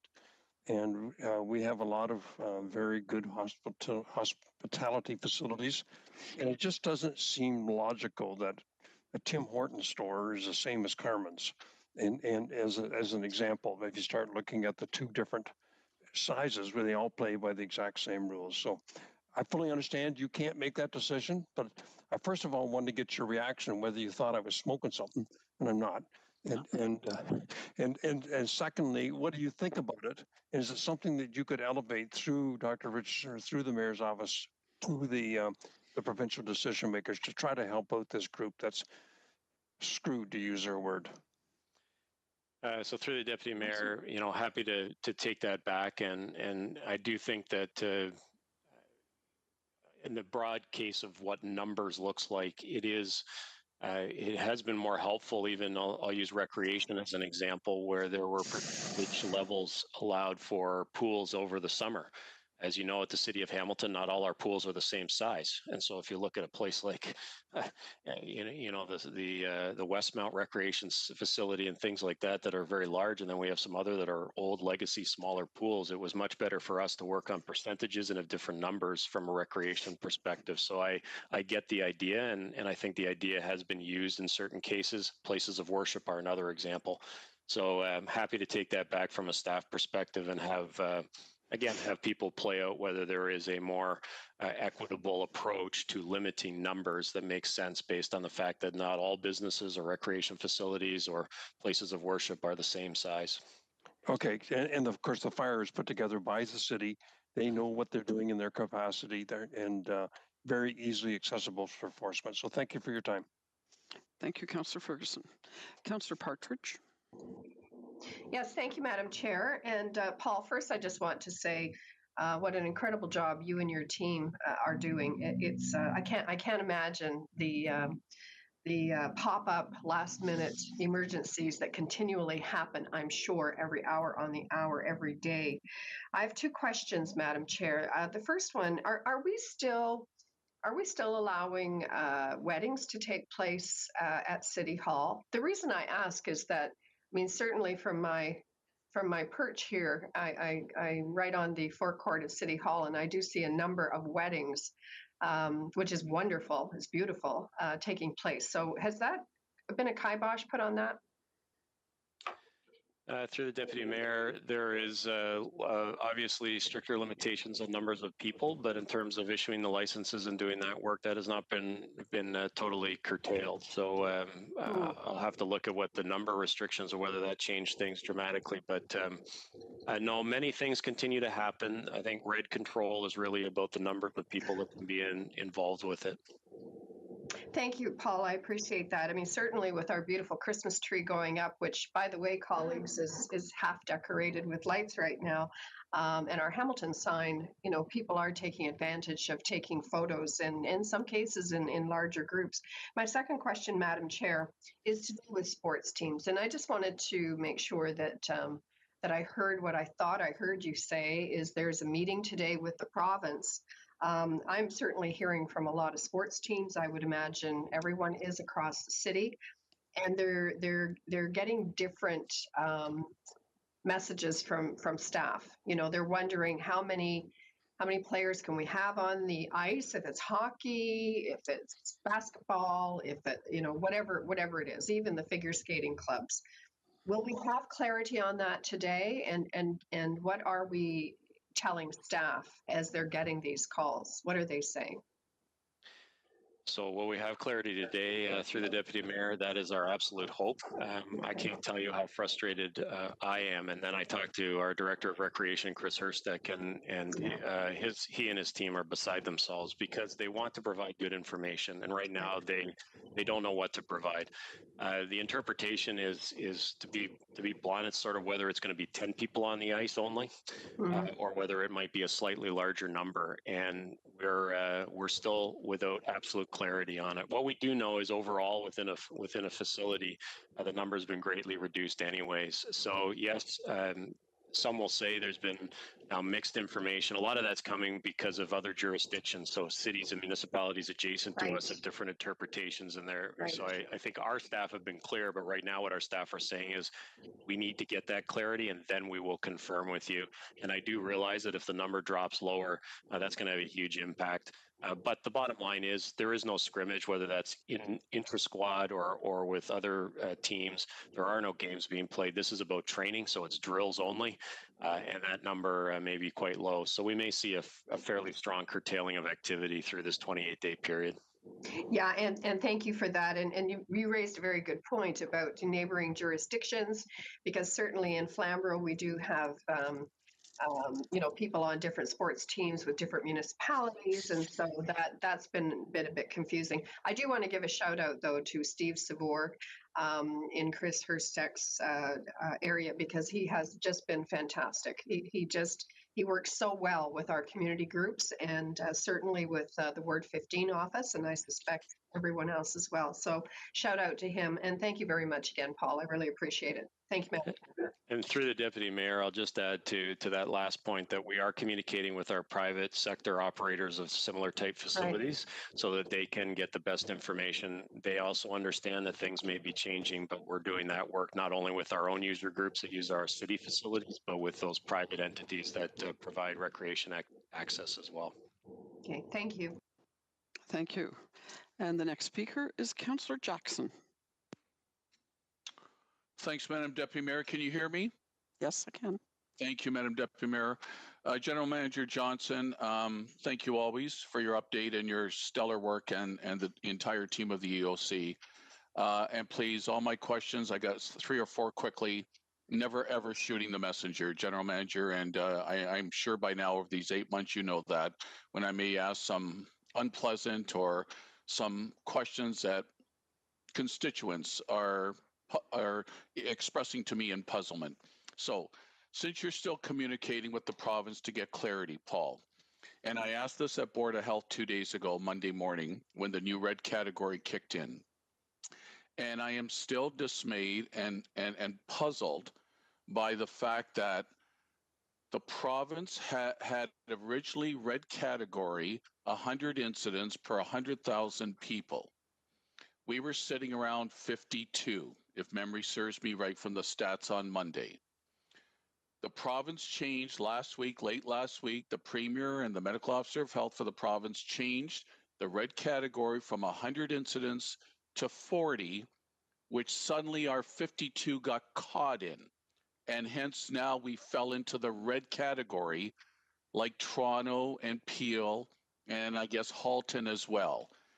And I'm raising this again, Paul, not to be pedantic, but since you're communicating to get clarity with your provincial network, why did the province include Hamilton when we're sitting at 52, when Toronto and Peel are sitting well above 100 per 100,000, possibly deserve to be in the red category? I'm just trying to understand the additional hardship it has caused our community. Through you, Madam Deputy Mayor, please. Councillor. So through the deputy mayor, the reality is the change of those thresholds meant that what was anticipated to be a move to orange became a move into the red and the control category. And all the reasons why, I think Elizabeth gave a bit of it, but I'm not privy to all of those conversations. And in fact, I'm not sure Dr. Richardson even is privy to all of those conversations, but we do fit into some of those definitional, we do fit into the definitional piece around red now. It was a tremendous shock to move up those 2 levels, no question about it, but the thresholds changed, and that's where we landed.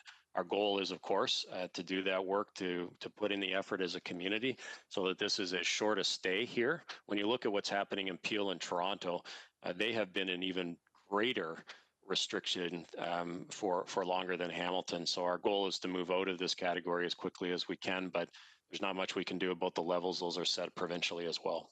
But we will feed back our, we will feed this back as you suggest. Thank you, Paul. That's what that your closing comment was what I was hoping you would say, that you would still possibly further probe and prick the province as to why the threshold was lowered, which caught Hamilton alongside of Toronto and Peel when we're nowhere near their numbers. Secondly, Madam Deputy Mayor, can I ask General Manager, just for you and for Dr. Tran and Senior MLE Director Leenders, I have a few establishments since Monday morning. Public health official, and I've got this documented, public health official showing up, telling the establishment, here's what they need to do. MLE showed up a few hours later saying something different. All I would ask, Paul, can there be a collaboration and a cooperation between the two divisions, please? This was not the first time I've heard this. Even pre-red category, I heard some confusion from public health officials showing up versus bylaw officials showing up. Through you, Madam Deputy Mayor, please. Thank you, Mr. Through the Deputy Mayor, the answer to that is yes. It's now an integrated team that are looking at this and providing the clarity, which includes municipal law enforcement and public health. So those areas of discrepancy shouldn't be there moving forward, or 100% is sometimes not totally achievable, but we'll be much more strongly aligned in terms of the rules, and then allow the groups to do their work. Public health may still come in from an infection prevention and control perspective and add a bit more on in terms of helping establishments, but from the enforcement perspective, we're working together to make sure we all understand what we're doing. Great, Paul. Madam Chair, a couple of quick questions, or you want to put me on the second time if my 5 minutes are up? Depends on how long your next question is. You have about 1 minute. All right. Thank you, Madam Deputy Mayor. Paul, the rentals for the arenas and the rec centers, are we keeping an open mind again if we're going to curtail activity, hours of operation in terms of the normal fees pre-COVID that a lot of these user groups would pay? Through you, Madam Deputy Mayor, please. So through the Deputy Mayor, we haven't brought forward anything on fees. We may need to start to look at that, but in terms of refunds for things that don't occur, those are happening. So the City of Hamilton from day one has not collected money and kept it and given it as credit. We give people the choice, credit, or you can have a refund. But I'll talk to our staff about the fees, and that would have to be a change through council. Thank you for that compassionate approach up to now, Paul. Last question, Madam Deputy Mayor. Paul, can I presume under the red category with a lot of staff again being directed to work from home, can I just assume that our staff are still on payroll, are still working even if they're from home, and we're not at the stage where we were back in May with the 1,200? That's my last question. Thanks, Madam Deputy Mayor. Thank you. And through the Deputy Mayor, the answer to that is absolutely everyone is working. From a city service perspective, the red category has not impacted our own staff work. Depending on how long we would stay in it, it may start to have an impact from a recreation perspective. But right now, our goal is to everyone's working. Things are the same, and for the community from a city service perspective, they're unlikely to see many changes in the way city services are delivered. We're set up to deliver them in this pandemic way well, and the only thing that changes a little bit is maybe some numbers here and there. And obviously from a rec perspective, access to program has been curtailed. So our staff are working from home and likely will for some foreseeable time now, because it's hard to envision bringing many people back right now. Thank you, Mr. Johnson. And I have Councillor Pauls on the speaker's list. The floor is yours, Councillor Pauls. You need to unmute yourself. Perfect. Thank you. Thank you, Deputy Mayor. Paul, can you help me out in this question? I've had few of them. What has changed from yellow to red concerning churches? They were at 30%. Has that changed? Through the Deputy Mayor, I am going to have to look that up and make doubly sure. So give me a chance. Maybe by the end, I'll wrap up with a couple of comments on that. So let me see if I can find that quickly. Because I'm involved quite a bit of churches calling me, and I need to know today if it's still 30% or only 10 people. Like, I don't understand. Restaurants now are 10 people, anything inside. What has changed for churches? I need to know that. And Councillor Pauls, can you go on to your next question while he looks that up? Oh, okay, and the Because next your time is going. Oh, okay. Thank you.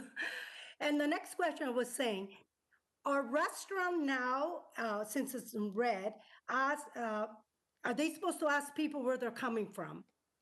If there's a hot spot like the restaurant, they're coming from Toronto to dine in Hamilton, when we get their phone number, and do we need to give them the address?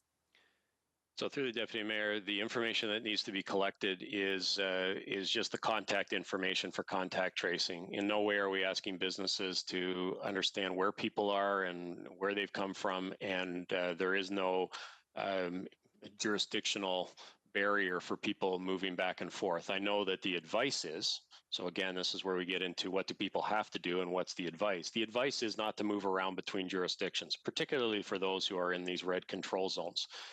But that's been advice that's been there from a fairly long time. But in terms of restaurants having to ask, are you from Toronto? Are you from the Peel region? Are you, and flagging that somehow, the answer to that is no. They must collect the contact information, and my encouragement is that they do that and do that well. Make sure it's legible. Make sure that they, not just the chicken scratching of people that may not want to leave their information. We need to be able to follow up if there is an outbreak or is a public health reason.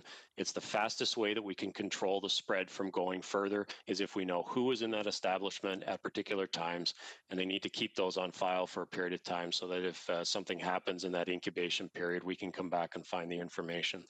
And just on your first question, the gathering limits are 30% capacity indoors. The piece I was thinking about was the outdoors. I'm not sure that people are too much outdoors these days, but there is 100-person capacity if something was to happen outdoors, but we're still in that 30% range from a places of worship perspective. So we can clearly say that it's still in the yellow then. It hasn't changed just because it's in the red. I want to be clear to that. Because for the Deputy Mayor, that piece is consistent across all levels until if we got to a stage 1 lockdown. But across all the color levels, that piece is the same. So there's no difference as we move up or down the restriction levels. So the other piece is if we went to orange, it doesn't change either. It's still the same level. So it's still the same. I really appreciate that, and thank you very much. Thank you, Councillor Pauls. Councillor Clark. Thank you, Madam Deputy Mayor. Can you hear me? I can hear you, yes. So with all the frustration in terms of the changes from the province and the confusion, I think, with a lot of residents, Mr. Johnson, is that it's the city that's making these decisions. And it's not the city that's making the decision, it's the city that's being empowered by the province to enforce those regulatory changes and those laws. Is that a fair summation of where we are? Through the Deputy Mayor, it is in terms of anything that falls out from that framework. The only caveat I'd add is the City of Hamilton has adopted some of its own bylaws in addition to that, but anything to do with the categories of red, yellow, orange, green, the lockdowns, those things are all provincially driven, and we are empowered to enforce those provisions. Thank you. Councillor Clark. Thank you very much for that.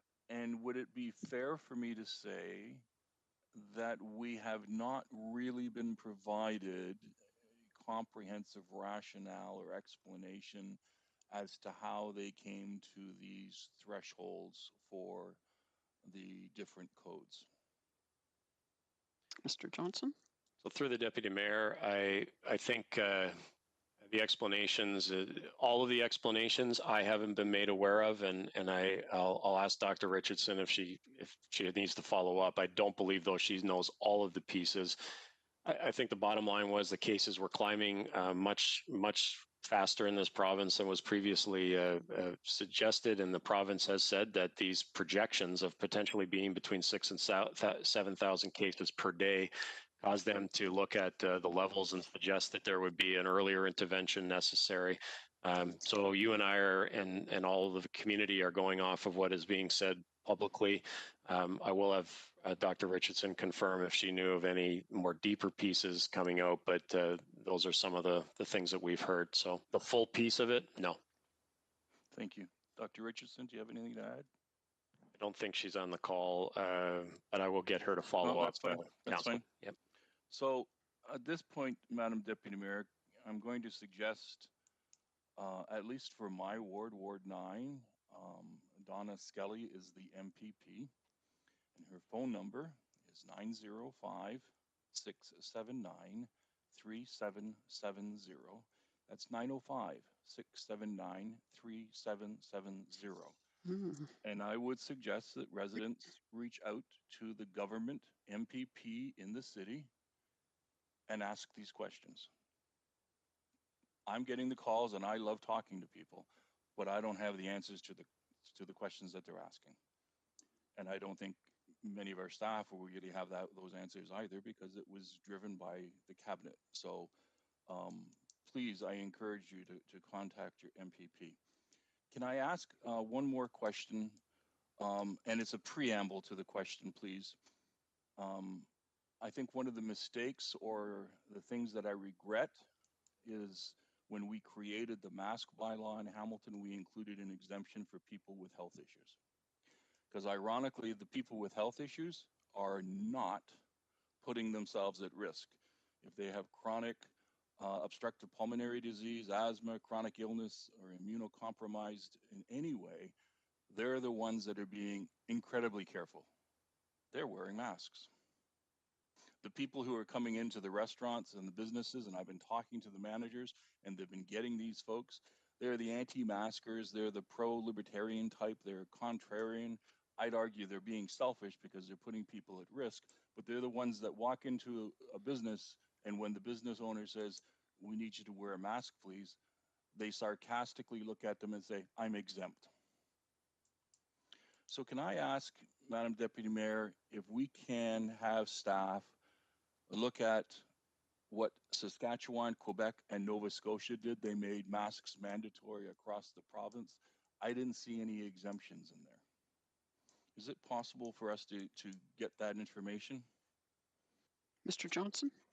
Through the Deputy Mayor, absolutely. And we can get that information and have, I know our legal team, I won't ask them to answer now because we'll go away and do some of that investigation before answering it. So we do have to straddle the human rights issues and some legal issues, but we'll look at other jurisdictions and whether there's been a tighter control around the exemptions and anything that we can do to strengthen the use of masks. We'll do some of that investigation for sure. Yep. One of the things I've learned in my political life is that the Charter of Rights and Freedoms is not absolute. Many of the rights and freedoms that people espouse during this pandemic, they don't have. Governments have the right to put in restrictions to protect public health. So if we could get that information before I attempt looking at our exemption, but I'm really concerned that it's creating a lot of problems for our businesses out there. And I dare say it might even be some of the problem in terms of spreading the disease.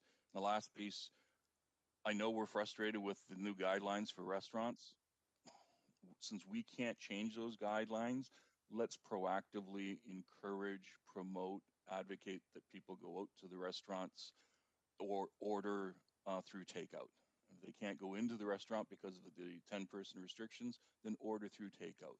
Let's try to help these restaurants survive the next few months, and hopefully after that, they'll be able to thrive. Thank you very much. Thank you, Councillor Clark. And I wonder, Councillor Ferguson, as the previous Deputy Mayor, could I ask you to take the chair just for a moment? I just have a couple of comments to make. Thank you, sir. Through you, Mr. Chair, to Paul Johnson. I'm coming back to the issue of the numbers on patios. And so I have been, I asked about it at the Board of Health meeting. I am bringing it up again today because there's been quite a lot of consternation around the perceived limit of 25 people. And I understand completely that our staff are having difficulty sometimes interpreting exactly what it was that the province was regulating. And so I have been back and forth with bylaw and public health and yourself about this in the last day or two. And so this morning, I just want to say that I received from bylaw confirmation that there is no cap on the patio. When I'm reading this, it would be a matter of what the maximum capacity of the patio holds, keeping the distancing measures in place. So I am wondering if that could be placed on our website, because as recent as last evening, it was not in the FAQ page, because I have several restaurants in my ward who are struggling with trying to comply to the new rules and regulations, trying to define the difference between compelled or regulated and recommended. And they are particularly those who have patio space where they can have people while they're still able to have people outside with heaters and whatnot, trying to do the right thing, but trying to sustain their business and their livelihood and the livelihoods of their employees. So I'm asking whether or not you could commit to putting that on that public page so that we can send restaurants to the public page and it will give them that information. Mr. Johnson? Yeah, through the chair, absolutely. Need to be clear on this and need not also to muddy the waters. And so I think if we just look at restaurants for people going and eating out, let's forget events and things which we all know have different rules. But if we just go out to a restaurant, there is an absolute number count for the indoor portion. That is not moving and it's not changing, and it's 10. And then on the outdoor portion, it is not a number. It is about the safe requirements in terms of the separation of tables, the overall space that's available, and the numbers of people that can be at any particular table, but it is not a capped number.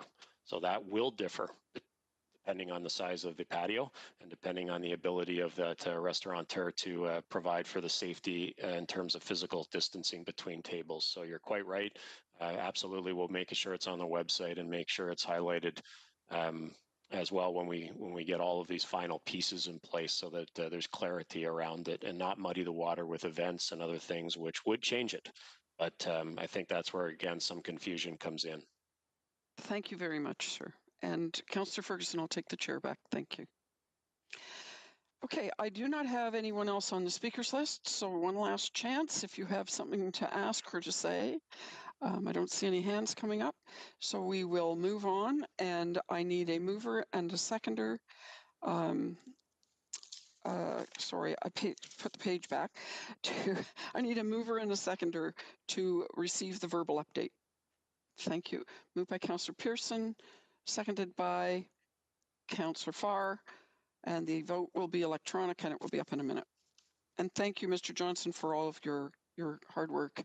I stressful time in your department, but while you deal with all of these changes, and we do understand that, and we really appreciate it. Thank you, Madam Chair. And through the Deputy Mayor, just one last piece I will say is communication will come out very shortly. We are going to reinstate the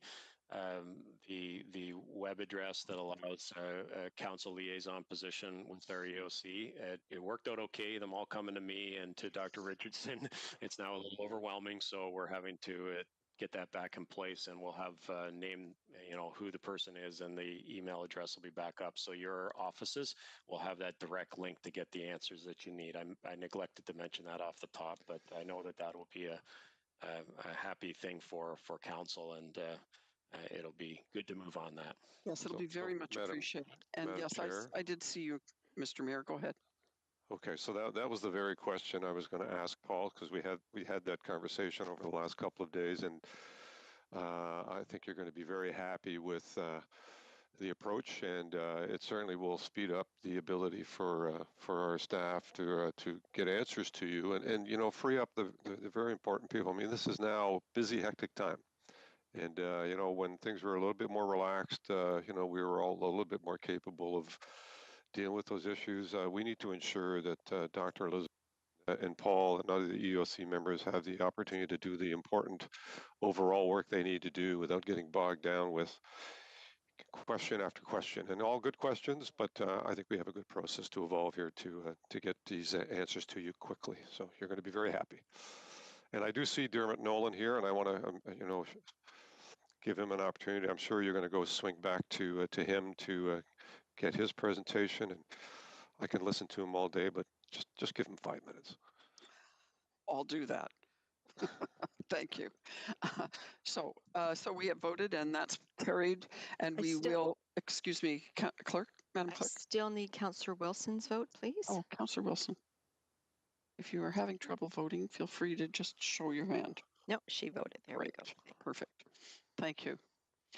Okay, and so Mr. Dermot Nolan is on the online now, and so I'm going to go back and I'll call on him, Mr. Dermot Nolan of the Hamilton Museum Citizens Committee, to speak respecting item 9.4, which is the virtual commemoration of 175 years of Hamilton's history. Mr. Nolan, you have the floor. You have 5 minutes, sir. Thank you very much, Madam Chair. Good morning, everyone, and thank you for the privilege of talking to you this morning. I'm sorry I was out of step. I'm a bit of a latent Luddite, and I thought we were going to be dealing with this much later. In any event, here I am. First of all, I want to congratulate Council on what you did unanimously last month with the motion that you passed that has generated the report that you're going to be considering under item 9.4. And let me say on behalf of our committee that we endorse completely the recommendation that has come forward from your Tourism and Culture Department. I should tell you that we have been delighted to work with that department, with the former manager Ian Kerr Wilson, who is now part of our committee, and Sonia Merva there, as well as John Summers, who has prepared the report that's before you, and Carrie Brooks Joyner, who is the director of the division. I want to tell you, first of all, what we are all about as a committee. We're really here to help as a group of citizens. And I think the best way I can tell you what we're about and what we are advocating is to read to you the mandate which we adopted almost 2 years ago and have been following in our efforts ever since. And it reads as follows. We are an ad hoc group of passionate Hamiltonians, as you all are. You're not ad hoc, but you're all passionate Hamiltonians who recognize the need for a permanent Hamilton museum to present and preserve local history. Our group offers the perspectives and energies of stakeholders with long-standing and diverse local experience as a friendly resource to help guide the creation of a vibrant, living museum that celebrates the rich history of our region from the beginning. We envisage a central facility that strengthens our existing network of regional museums and fosters robust civic engagement, understanding, and harmony among all who live, work, and visit here. So, central to our vision is a long-term goal of filling a hole that has existed in our wonderful city for far too long. unlike almost every other community in Ontario and perhaps Canada, our city does not have a central museum celebrating its history, a place where people and citizens, visitors, newcomers, people who live here can go and experience their city, experience what we are today based on, in the context of what we have been with a view to what we will be in the future. That is a really important piece for a city to have, and we don't have it. And it's an accident of history that we don't have it. But what we do have is an extraordinary history. I don't have to tell any of you that the history of Hamilton, in almost every subject matter that you can think of, is rich and long and deep and exciting and fascinating. And other communities understand that. That's important for their citizens to be able to touch and always experience and bring people to experience with pride. Most of those communities would give their right arm for a history like Hamilton's. And yet here we are, and we haven't done it yet. And you have now taken the first step towards that long-term goal last month. And that has resulted in the next step, which is before you. And what is being recommended is that we start with a virtual museum, in effect, an online museum, which is the perfect place to start.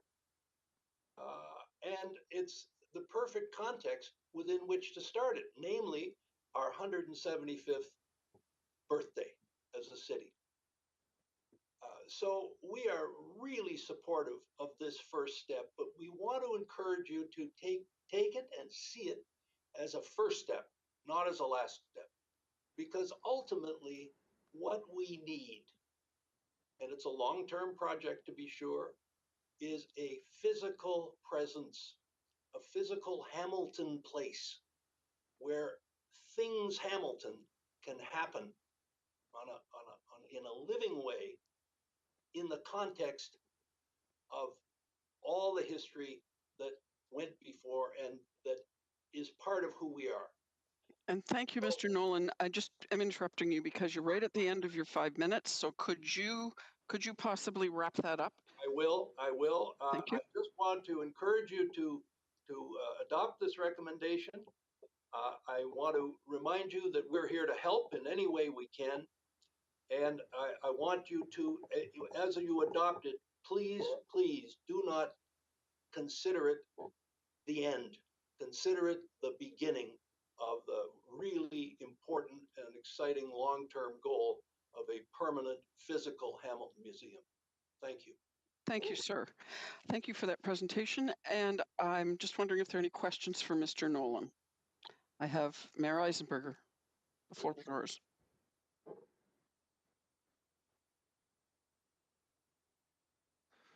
Thank you, and thank you, Dermot Nolan. I guess former Irish Citizen of the Year, not the current one, but certainly and that has its own historical context in our community. And to Shirley Collins and Mark McNeil and many others that have put their shoulder to the wheel of kind of moving this along. And you know, I couldn't agree more with what Mr. Nolan kind of laid out for us, which is a great opportunity to celebrate Hamilton. And I'll broaden that out to say Hamilton and area, because there's a historical context of Ancaster and Stony Creek and Flamborough. You know, all of that is tied together in terms of developing a museum that reflects our community and what the people in it have been able to achieve over the 175 years of kind of our collective existence. And then, you know, some different than others, of course. Ancaster older, Flamborough a little bit older, Stony Creek with its wonderful War of 1812 history. All of that becomes a function of how you bring a lot of this together into a functional virtual museum initially, and then secondarily into something physical that all of the great artifacts that tell the stories are able to be put into somewhere down the road. So I'm really appreciative of their work. I really don't have a question other than appreciation for they continuing to advocate for this. And as you know, Mark McNeil is a great Spectator writer, currently writing great historical pieces in the paper. Interesting history around the Red Hill Expressway yesterday that should have included an honorable mention of Councillor Brad Clark, or MPP Brad Clark, at that moment in time. But there are so many elements of our historical development. I will mention, I was criticized in an article in the paper for saying that it had, just something to do with HSR artifacts and just artifacts. And the reality is, it's really, ultimately, it's all about people. What did people do? What did they develop? What did they create? How did they make it happen? What was the impact on our city? What kind of immigration did we experience? All of those things become part of the mosaic of what makes our greater Hamilton a fascinating, interesting story. And so thank you, Dermot, for kind of moving that along and keeping the push on that. And thank you, Carrie Brooks Joyner and staff, for, I think, putting together a marriage of celebrating the 175th anniversary with an opportunity to create something that would be at least more immediately available than the physical museum. And then that gives us the opportunity to start working on kind of the next phases of, how do we get to a more physical, structural museum that can house both the virtual and the physical all at the same time. So I have nothing but great praise and thanks for the work that they've done. And I'm hopeful Council will support the great staff recommendation to put some monies aside to start planning for our 175th, which is, just around the corner, coming up fast. Hopefully, we can also celebrate sometime in our 175th year the elimination or putting behind us the pandemic. But for now, we need to move on and continue to celebrate what makes this collective community of ours as great as it is, and start telling those stories. So thank you, Dermot. Thank you, Mark McNeil. Thank you, Shirley Collins. I know there are many numbers of others that I don't have a list in front of me here, but they've all been working on this, and I think it's been a labor of love, and their effort's been much appreciated. And I know it's going to turn into something very, very, very beneficial and informational and historic for our community. Thank you, Mr. Mayor. Thank you. I don't see any other speakers, so could I have a mover? And I'm sorry, Councillor Partridge waving at me. Take the floor. Yes, thank you, Madam Chair. And I did put myself on the speakers list. But Dermot, I wanted to just say how much I appreciate you and your team coming forward. Of course, our very own Chamber of Commerce, which was known as the Board of Trade in 1845, was actually established before the city of Hamilton in 1846. And of course, prior to that was Dundas, and prior to that was Greensville and Flamborough. So you're right, we have an incredible history here. My own relatives came to Hamilton in the 1850s, and like many people of the day, contributed to building this great city. So I just feel so much pride at everything that we have in our heritage. My question to you, sir, through you, Madam Chair, is the Workers' Heritage Museum. What kind of a role would that play? That they've done just an incredible job at the Workers' Heritage Museum over the years. I'm hoping it's still open, but I've been there many, many, many times, and wonderful events that they have. And I'm just curious how you would see that fitting into our history. Mr. Dermot, are you there? Dermot Nolan, Mr. Nolan. Did we lose him? I think he may have. Oh, he's not showing on the screen, so I think we may have lost him. Okay. Well, in that case, I will just put that out there that we do have our Workers' Heritage Museum. It's in an incredible building down on Bay Street South, and it's certainly, I'm not suggesting that would be the museum to replace Hamilton, because we have so many artifacts in storage around this city. But thank you very much to the group for bringing this together. Thank you, Madam Chair. And thank you, Councillor Partridge. So on that, I'm sorry, if I asked and if someone put their hand up, I don't recall, but could I have a mover and a seconder to receive the delegation? Moved by Councillor, I always want to call you Councillor for some reason, by Mayor Eisenberger, and seconded by Councillor Wilson. Thank you, and the vote will be up in a minute.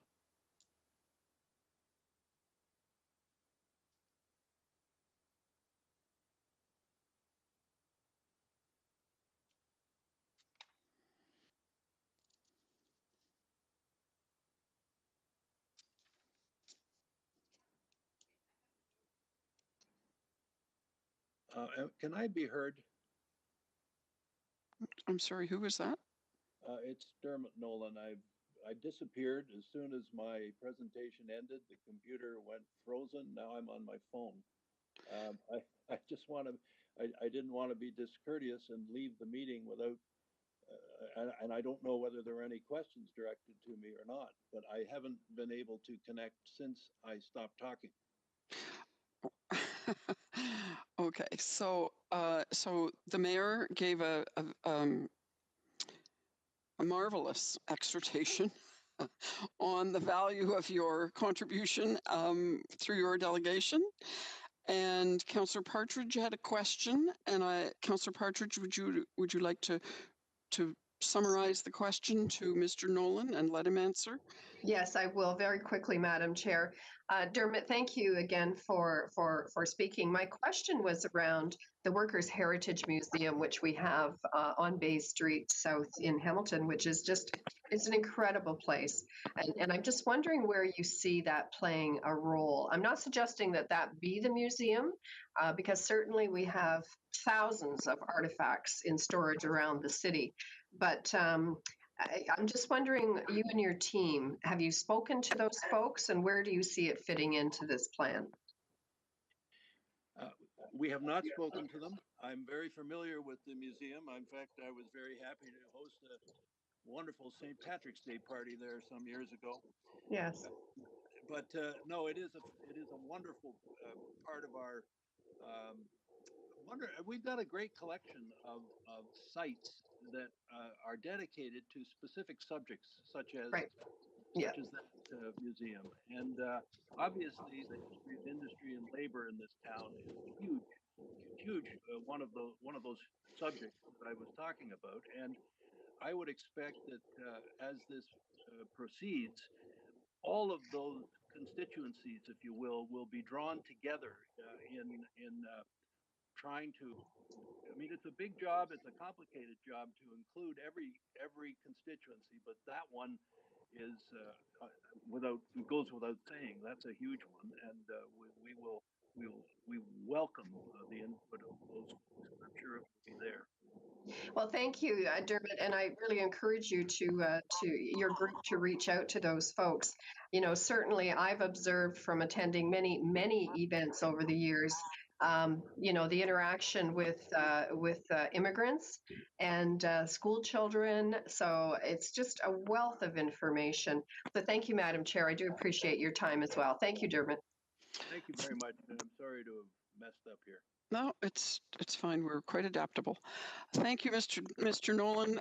We have no more speakers, and the vote has been put on the screen. So I am just waiting for people to complete their vote, and that will be to receive your delegation. Thanks again, sir. Thank you all very much, and thank you for all you do for the city, and good luck with this. Thank you.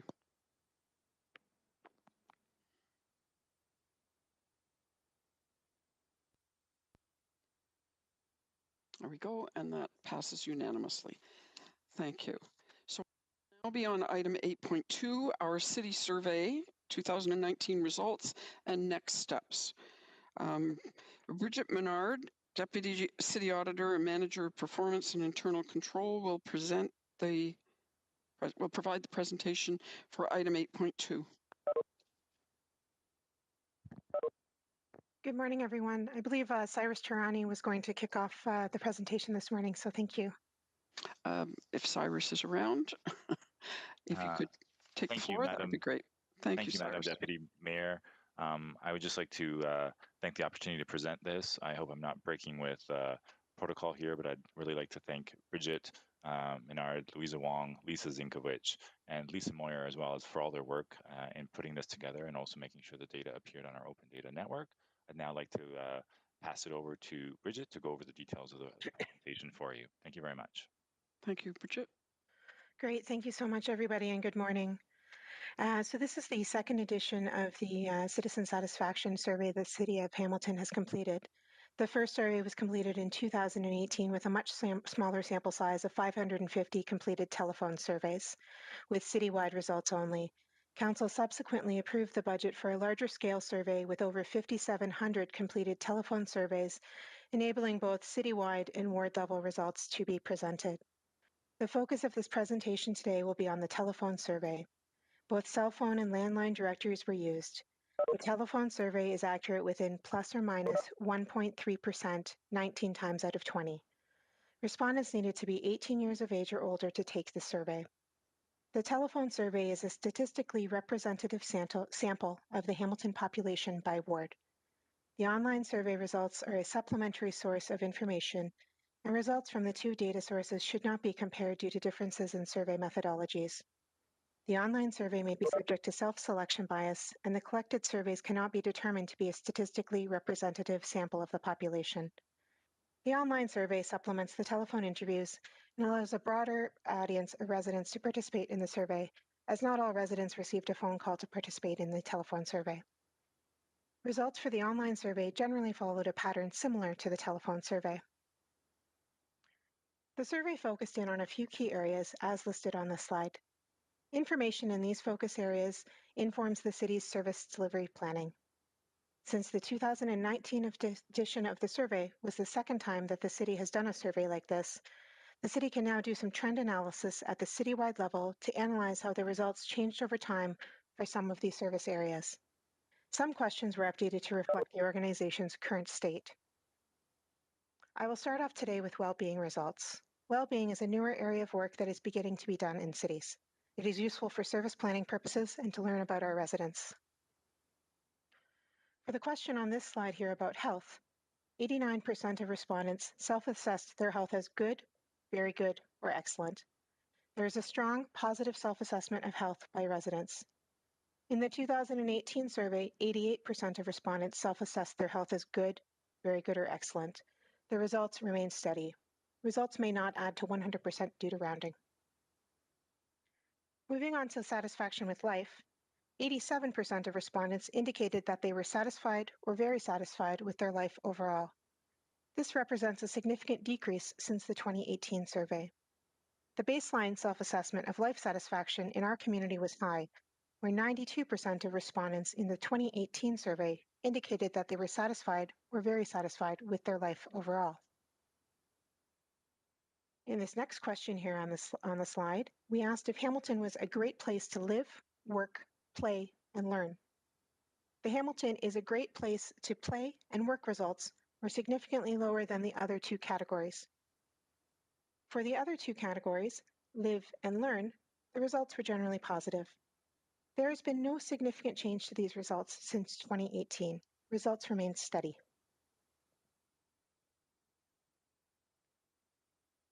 For the question, in the last 2 years, would you say the quality of life in the city of Hamilton has improved, stayed the same, or worsened? 68% of respondents said that the quality of life has stayed the same or improved. In 2018, 81% of respondents said that the quality of life has stayed the same or improved. There has been a significant increase in those who say the quality of life has worsened, rising from 18% to 32%. I will now briefly go over the results for some of the city services. The 2018 survey was the baseline year. The city is now able to compare these results to the current results. 28 service areas were included in the survey, and these are listed on the screen. In 2018, 26 service areas were included in the survey. These services also include police and libraries. They agreed to participate in the survey for both years. The two new service areas added for the 2019 survey were social housing, splitting it out from social services that it was included in the 2018 survey, and snow plowing of city-owned facilities. One service was renamed. Culture from the 2018 survey is now Arts, Culture, and Heritage. The majority of respondents, 63%, are satisfied or very satisfied with city services overall. There has been no significant change to this data since the 2018 survey. Some numbers may not add due to rounding. At the individual service level, on the screen here, these were the top 5 services, those that were rated most by respondents as excellent, very good, or good. This list included fire department, libraries and bookmobiles, paramedic services, cemetery, parks and open spaces. In order to provide a balanced picture of the results today, these are the lowest rated services. That is, the services most rated as poor by residents. There was a tie, so 6 service areas are listed on this slide, including social housing, roads and sidewalks, services for seniors including long-term care, traffic flow and roadway safety, wastewater management, building permits. Part of the challenge here is the perception by residents of the city's performance, and then there are service standards and the actual performance. There may be gaps that need to be closed as an organization as to how the city communicates about performance and what the relevant service standards are. Next on this slide here, this is an easy to understand visual representing the results of the 28 services included in the survey. The different categories are represented by the various colors. Excellent is blue, good or very good is green, fair is yellow, and poor is red. The key takeaway from this slide is that there is mainly blue and green up here, excellent, very good, or good, and much less fair and poor. It is unknown why people rated services high or low. This would require further analysis to look into this at the individual service areas, but this is a good start. There were many services that notably changed between the current survey and the 2018 survey. At this time, it is not known why the ratings changed for most of these services. The biggest changes were in stormwater management, social services, wastewater management, and services for seniors. Some areas such as wastewater management featured prominently in the media in late 2019 when the survey was conducted. The survey also asked about paying for service delivery. A strong majority of respondents indicated that the city should maintain taxes in current service levels, with 72% of respondents selecting this choice. This is useful information for the 2021 budget cycle and service planning. The results for the 2019 survey were identical to the 2018 survey results, which indicates consistency amongst residents. 2 new questions were added to the survey that asked about resident engagement. About 1/3 of residents felt that the City of Hamilton uses input from residents and engages residents in the decision-making process for city programs, services, and initiatives. These were new questions for the 2019 survey, so no historical comparison can be made. The 2019 results will serve as the city's baseline data. There was one open-ended question in the survey asking, what is the one thing you think the city should do to achieve the vision of being the best place to raise a child and age successfully? These are the 10 most common themes from the received responses, as noted on the slide. In each area or theme of the comments, occasionally there were comments that were not within the city's jurisdiction. For example, schools, GO Transit service, and other items that are the provincial government's responsibility. One takeaway from this is that residents are not always aware of which services belong to each level of government. Moving on to customer service and service channels. It is important to know what residents think about the city's customer service and to learn more about their service channel preferences. It was asked if respondents had been in touch with the City of Hamilton in the past year. About half of the respondents had been in touch with the city. The majority, 72% of phone survey respondents who had contacted the City of Hamilton in the past year felt that their overall experience was positive. Significantly more residents thought staff were courteous, 86%, compared to those that thought staff were knowledgeable, 79%, those that felt their question was answered, 74%, and those that felt that they received a timely response, 74%. The response pattern for the customer service questions was similar between the 2 years. However, agreement that the overall experience was positive decreased significantly from 83% in 2018 to 72% in 2019. Also, a significant decrease was noted from feeling their question was answered, with a decrease from 80% to 74%. On this slide here, these are some of the key findings for residents' service channel preferences. People have different preferences for different types of interactions with the city. Residents prefer to use the telephone when asking questions or making a complaint. Residents prefer to use their bank or a pre-authorized withdrawal to pay their property taxes. And for other interactions, residents prefer to complete these on the website or in person. For the receiving information from the city question, respondents could select more than one choice. As you can see on the slide here, residents have a broad range of ways that they prefer to receive information about the city and its services. The survey found that residents mostly prefer to get their information about the City of Hamilton from local television stations, local newspapers, and the City of Hamilton website, those being the top 3 most popular responses. Next up, the survey did ask questions about connecting to the city's vision of being the best place to raise a child and age successfully. Residents were asked if they thought the city was on the right track to achieving the vision of being the best place to raise a child and age successfully. 50% of respondents agreed or strongly agreed. This is a significant decrease from 2018, when 61% agreed. I'm now going to move on to ward-level analysis. Ward-level analysis is new for the 2019 survey, as the 2018 survey had a much smaller sample size. The objective of the ward-level data is to show what is unique and different in each ward, rather than as a way to rank or compare wards against each other. This year's results are the baseline ward-level data for the City of Hamilton. Trend analysis can be performed when the next survey is conducted. Ward-level margin of errors were about plus or minus 5%, 19 times out of 20. This level of margin of error was able to reach for all 15 wards. A couple of wards required some extra dedicated effort, but ultimately the target was achieved.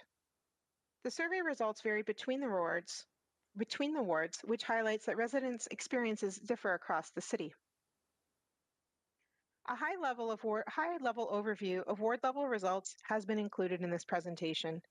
This analysis is focused on city services and the services where ward-level ratings varied the most from city-wide results. In addition to this summary, infographics that summarize the results for each ward have been included in the GIC report. There is also a city-wide infographic available. This is the first of 2 slides showing the variations across wards. A green arrow up means that the ward-level results are significantly higher than the overall citywide results. A red down arrow means that the ward-level result is significantly lower than the overall citywide results. On this slide, we have HSR buses, emergency management, police services, and traffic flow and roadway safety. Moving on to the next slide, showing the similar variation across wards, including services such as building permits, recreation, and snow plowing and salting of roads. Moving on to what the next steps are for this survey.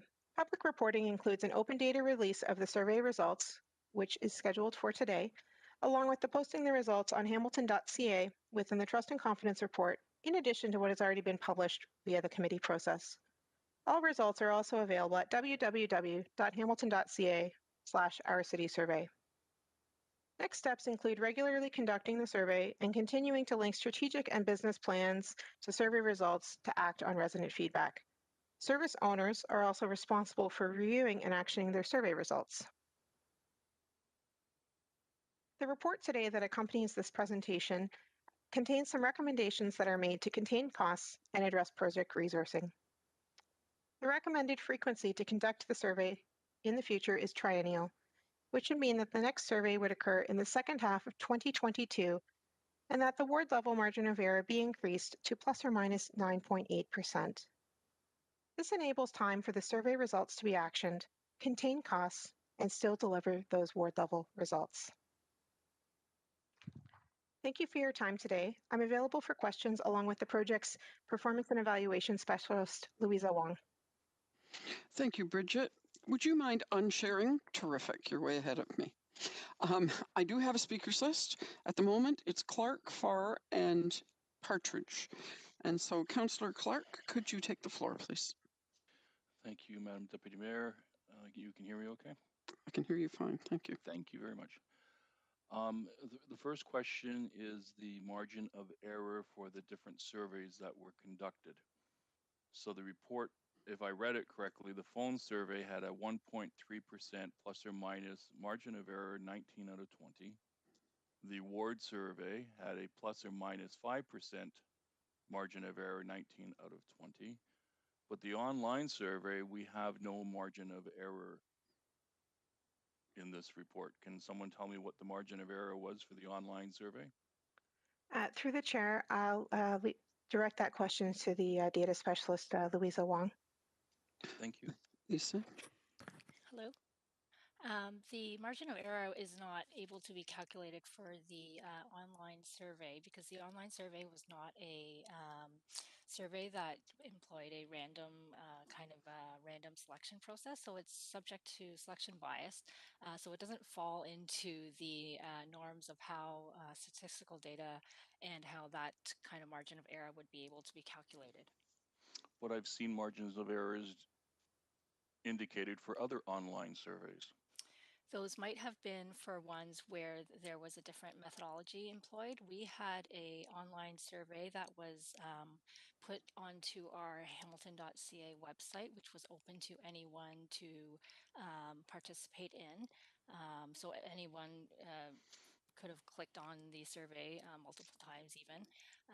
Other methods where it might have been a selected household mailing with a code for people to sign up to conduct to complete the surveys, or where there was a different kind of methodology for deploying the survey, might have been able to calculate the margins of errors for those cases. I was under the impression that our online survey did not allow more than one person in a household to respond. That's not the case? Louisa? No, it is not, because we wanted to ensure that the access to the survey was available at public access computers, such as in libraries. And if we restricted the access to, say, one completion per PC, that would mean there's only one person sitting at the library PC would be able to complete the survey, and then they would be locked, and then the next person would be locked out. So you couldn't restrict it based on their email? We did not collect email information or have people sign up for an account to complete the survey. It was an open link, so anyone could participate. So that was not doable as well. Okay. On page 14, Madam Deputy Mayor, that's the colorful page with the blues, the greens. It's kind of like holiday lights already.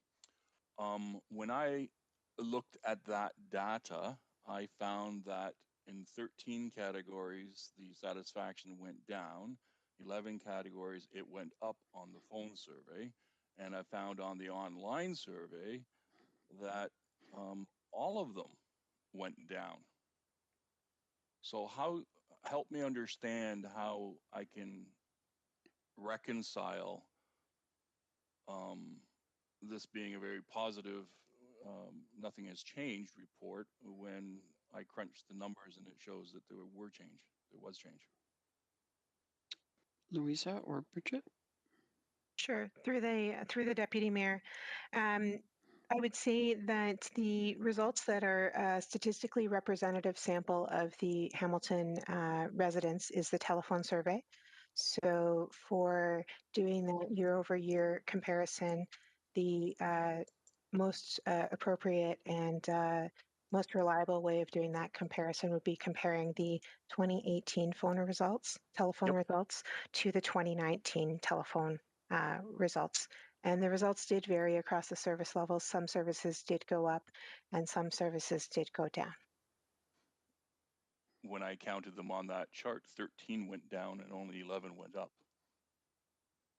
So is this are we, nothing has changed, or are we seeing a slide? Bridget?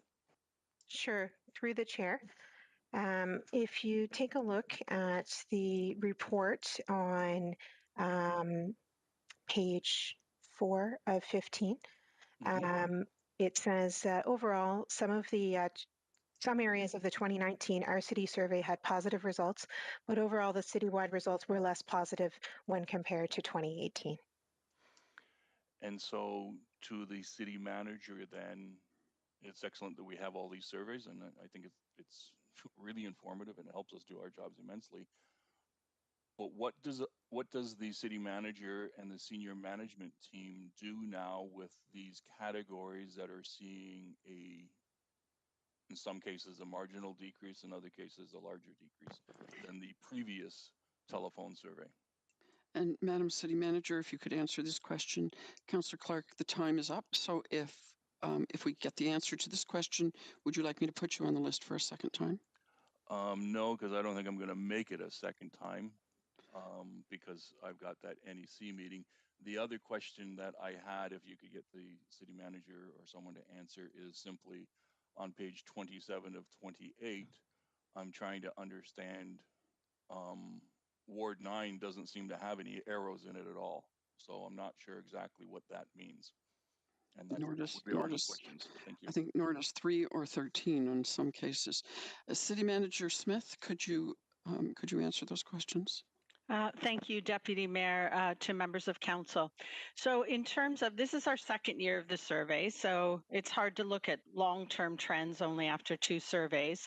But what I can say is we sit down as a senior leadership team, and then the general managers do with their own teams, and they look at their particular results.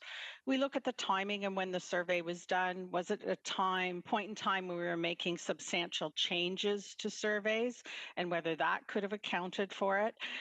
It sometimes helps us point out where there's areas we might do process improvements because the results are going down. So it really depends on a number of factors. Councillor Clark? I'm going to give you some latitude because you have to leave. Thank you. And so I'm taking from that the senior leadership team is going to look at the ones that have gone down and see whether or not there's anything that's happened that would actually precipitate that type of slide. Is that a fair summary? Yes. Through the deputy, yes, that's a fair summary, especially if we're seeing it trending. Again, I'm always cautious only after 2 surveys to say it's a trend, but especially if we're seeing it dipping after the 2 years, to sit down and look at whether have we made a significant service change in those years? Is there other things? Are our service levels going down, and kind of looking at that data? And it may require us to look at other data as well. Thank you. And then the last question that I had was simply the ward level result. There was, excuse me, I can't speak English this morning. There were a number of wards that had no arrows up or down. Mine only had the one, and I'm trying to understand, what does that mean? Sure, through the Deputy Mayor, I can take that question. That means that the ward level results, if there's no up or down arrow, that means the results did not vary significantly from the citywide results. Okay, and can we get those results on a ward basis for the individual councillors? Certainly, they've actually been published through the chair, through the Deputy Mayor. They've all been published online today on the city's open data page, all the results citywide and ward level. If there is a desire for a customized ward package for councillors, we can work to pull a report together if there's that desire. Thank you, I appreciate that. Thank you, Madam Chair, for the latitude. Thank you, councillors. You're welcome. And so now you're off to the Niagara Escarpment Commission meeting, correct? Yes, that is correct. Thank you. Thank you. Councillor Farr, you're next on my speakers list. Thank you, Madam Chair, and thank you, everyone. Bridget, great presentation. My questions are to you.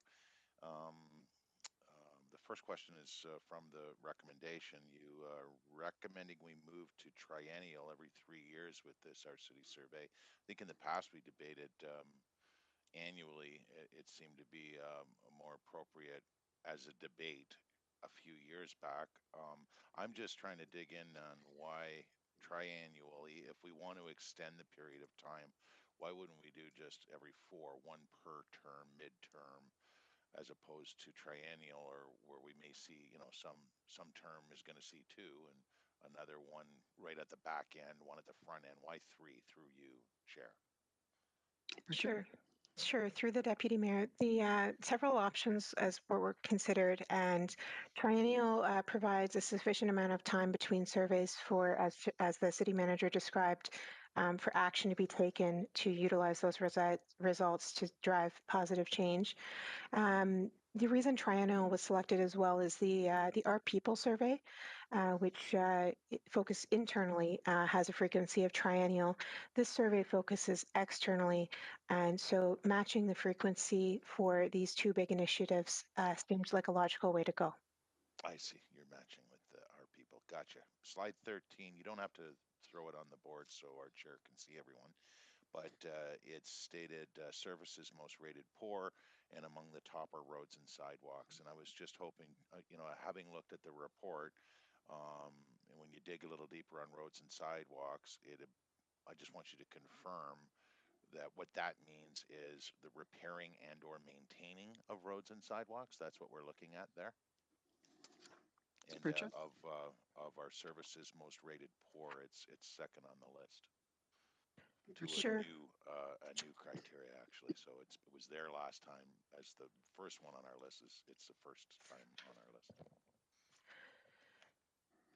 Sure. Through the Deputy Mayor, I am just pulling up what the description, the detailed description was for that.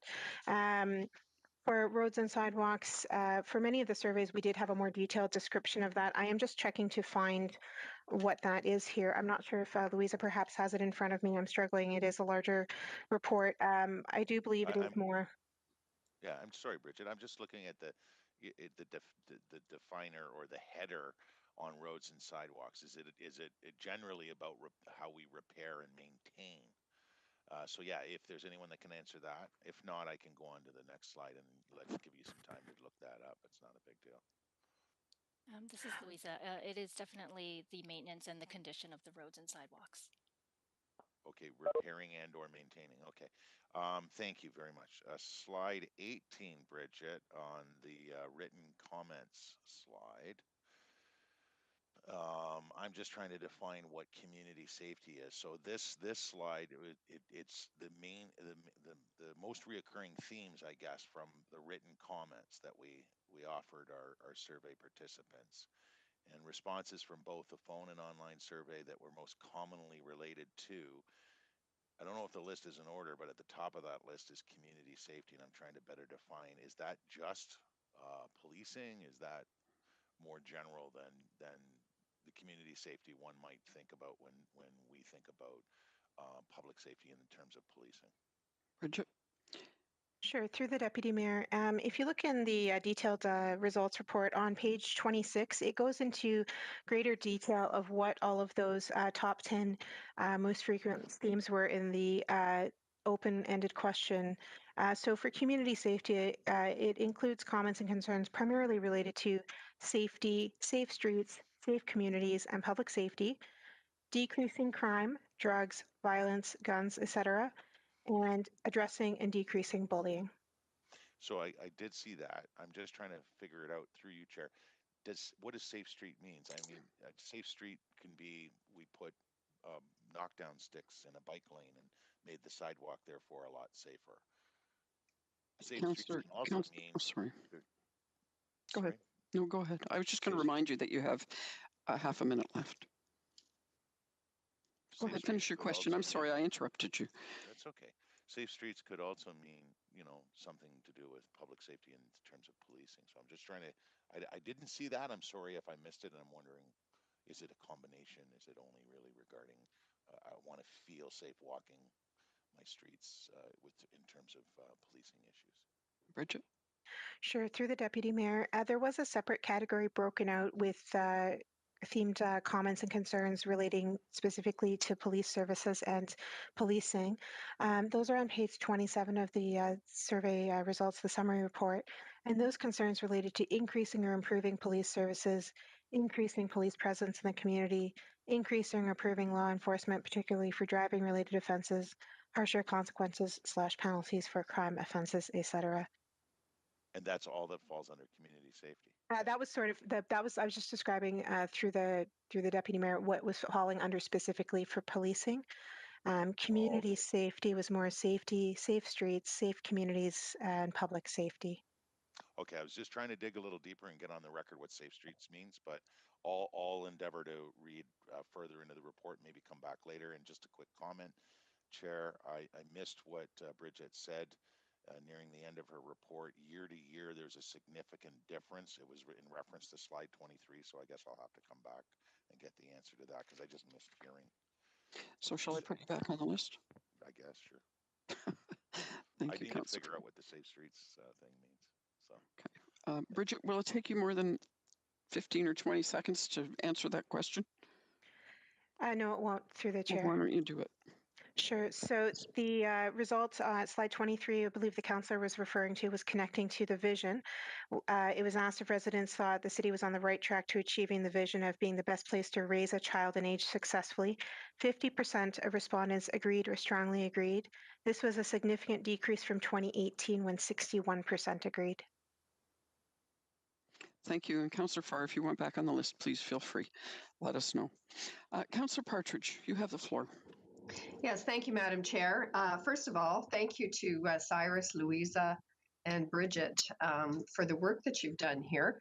I have a couple of questions. For Ward 15, there's certainly a lot of red arrows pointing down.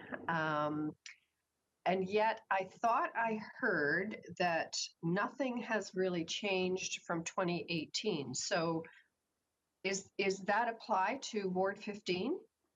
It was equally as negative before? Bridget? Sure. Through the deputy mayor, for the 2018 survey, the sample size was much smaller. It only had a sample size of 550 completed telephone surveys. So only citywide results were available. The 2019 results, with over 5,700 completed telephone surveys, we did have a subset of those respondents that were specific to Ward 15. So we've got ward level results for the first time in 2019. So this is actually the baseline results for the Ward 15. We don't have any information to compare back to 2018 just because the sample size was not sufficient. Okay, thank you. And that does make a lot of sense. So my question is, what is going to be done to address the challenges that people are not happy in Ward 15? And so what are we going to do about it? And how are we going to be holding staff and operations accountable? Bridget? Through the deputy mayor, the city manager is likely the most appropriate person to answer that question. If there's appreciate a specific, that. yeah, I appreciate that. City Manager Smith? Through you, Deputy Mayor, to members of council. Yeah, it's hard when we look at the 1 year of ward-specific results. We'll definitely look at it. Some of our challenges may be that we have service levels that are set by council, so we wouldn't be able to make changes to those. Some of it in digging in and looking at the results may be that some of the more rural areas don't have the same access to things. And so what we can do is I can take that back and we'll look at the ward-specific results and reach out to see if there's anything we feel is specific or we need to get more data to understand. Thank you, Jeanette. And I mean, the reason this concerns me, well, there's a lot of reasons, but in particular, when I read through the report and it clearly says that they're going to, line up business plans and operation plans to address the areas where there have been negative results, and yet I didn't hear that in your answer. So I'm just, I'm not really sure how to approach this. And then my other concern, Madam Chair, is on item B of the report. It says, staff are requesting that the survey sample size be decreased to 1,500 to ensure survey costs and staff resources are accommodated within the existing budget. so I'm not so sure that we're really, by doing that, by reducing it to 1,500, my question to you, manager, is how, if we're going to decrease the number of respondents, how are we going to address the feeling that our residents do not feel that they're getting the service levels? Through you, Deputy Mayor, I will fully confess that I am not survey methodology expert. In fact, when I think back to my stats class, I think I get hives. So I question the experts about whether decreasing the size is still going to give us enough confidence that we can use the year-over-year data to help us make decisions on where we need to focus continuous improvement initiatives, etc. And they assured me that it would be. And I'll pass that over if they want to correct me if I've said that wrong. Bridget or Louisa? Sure. Through the Deputy Mayor, we did include information on this subject as Appendix D to the report. So it does include what the impact is with various sample size options. So at that 1,500 level per Councillor Partridge's question, it would have a confidence, it would be plus or minus 2.5%, 19 times out of 20, with a sample size of 1,500 at the citywide level. And it would be plus or minus 9.8%, 19 times out of 20 at the ward level. So Bridget, thank you. I appreciate the answer. And but I got to be honest with you. I owned an advertising agency for many years, and we did surveys for clients. Not myself personally, but I had staff that did that. And less numbers don't necessarily give you an accurate picture. Let me put it that way. So I'm very concerned because in Flamborough, it's my ward is almost 80% rural, and with Waterdown being the only urban area, and other wards are exactly the same. So I just find it, for me, it's a challenge that we're surveying the same survey information to areas that are very, very different geographically, demographically, as well. So those are my comments, but I certainly don't support reducing the number, because if we're going to reduce the number, why even do the survey if it's not really going to give us accurate information that we can then align our operations and our business plans to? Thank you, Madam Chair.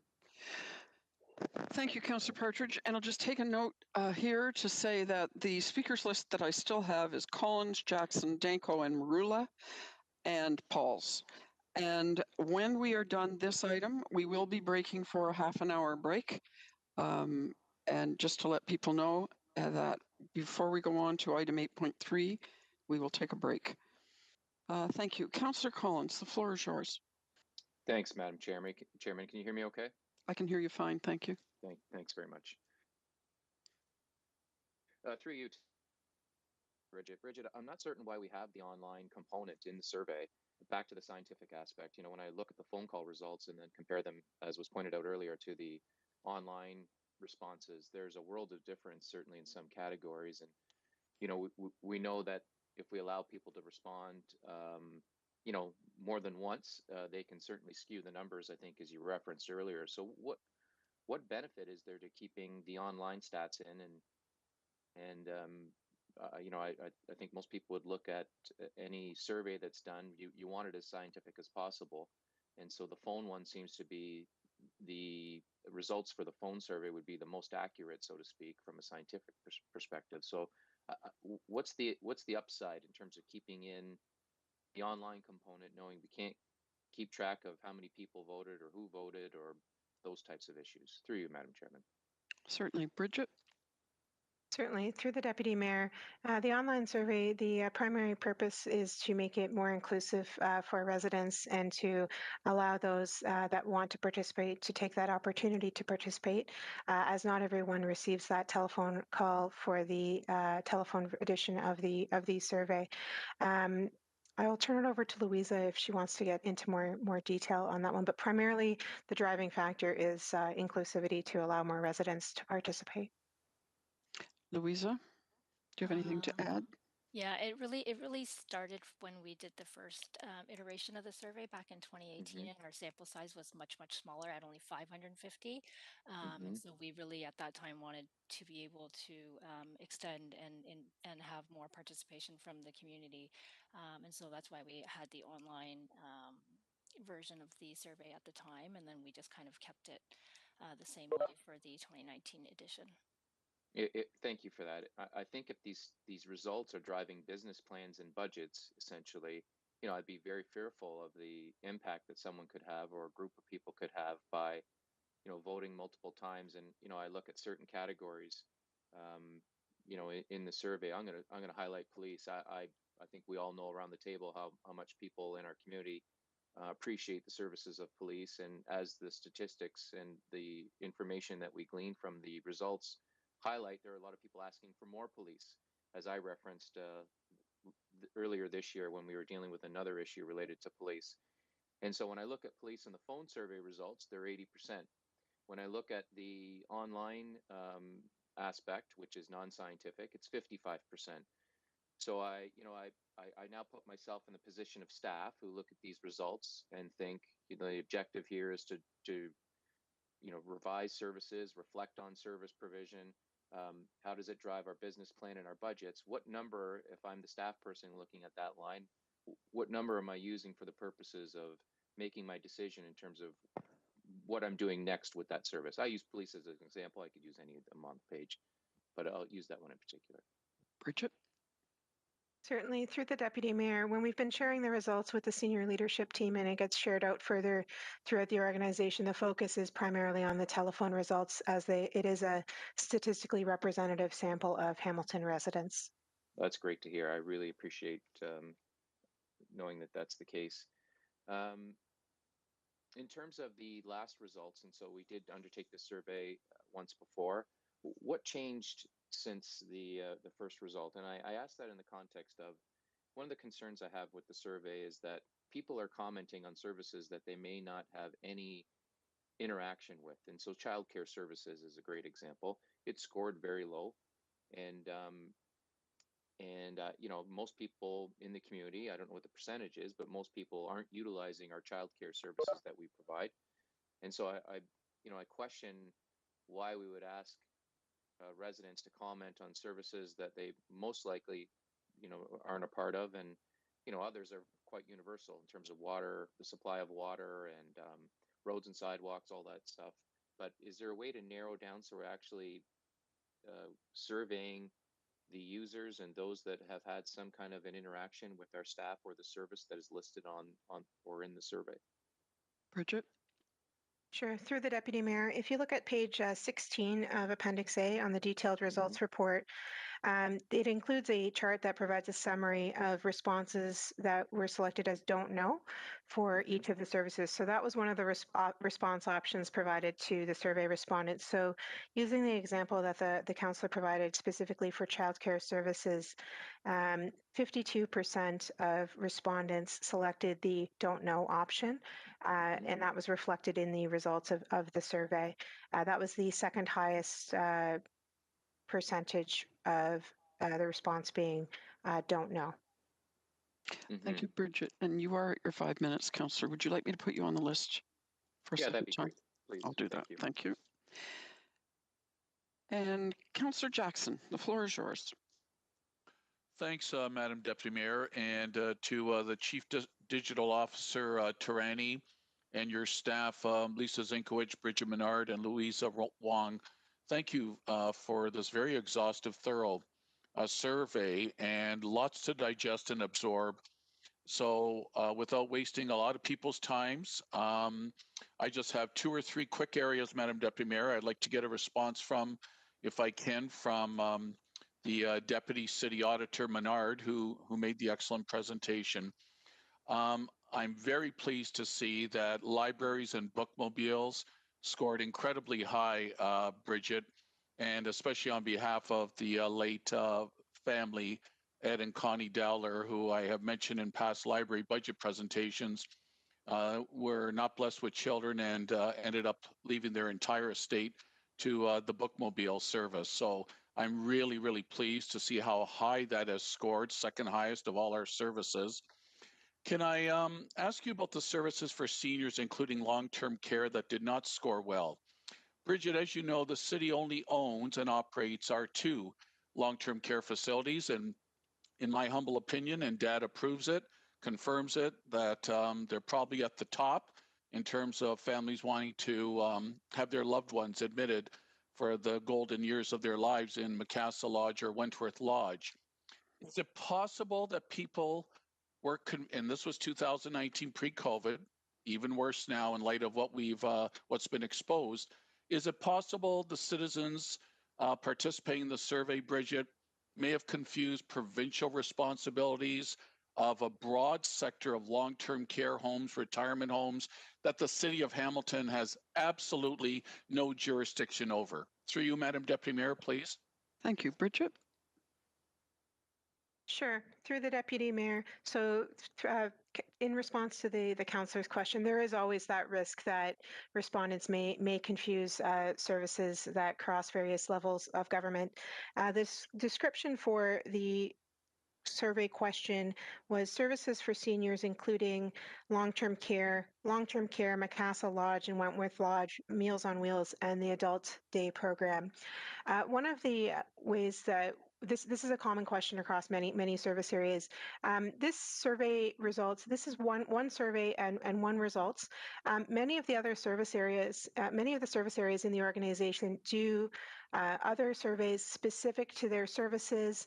There's various quality assurance programs, audits, that sort of thing. So it's important to view it as one data point of many in sort of a library of information about the service. So, you know, there are long-term care homes do participate in quality surveys regularly. So I would say take a look at the results as a whole.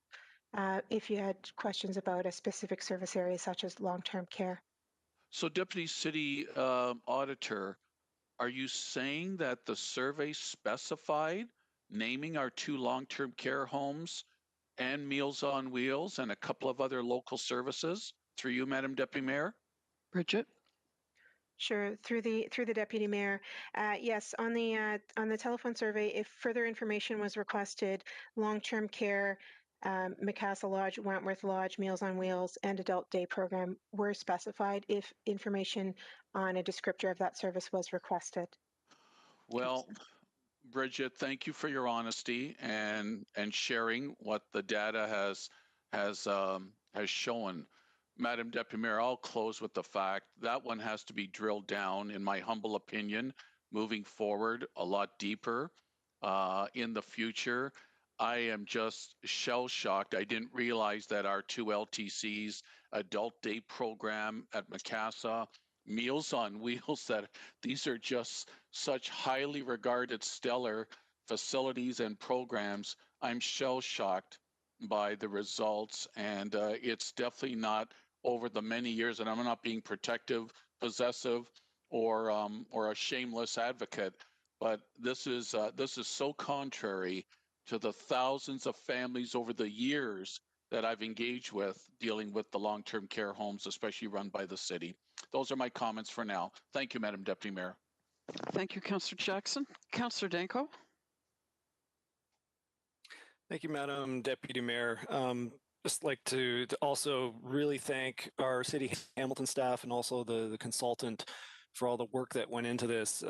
Looking at the responses from 2018 with, I think it was 550 up to over 9,000 in this survey. So certainly quite a bit more robust data here, quite a bit more work going into this. So really appreciate the information.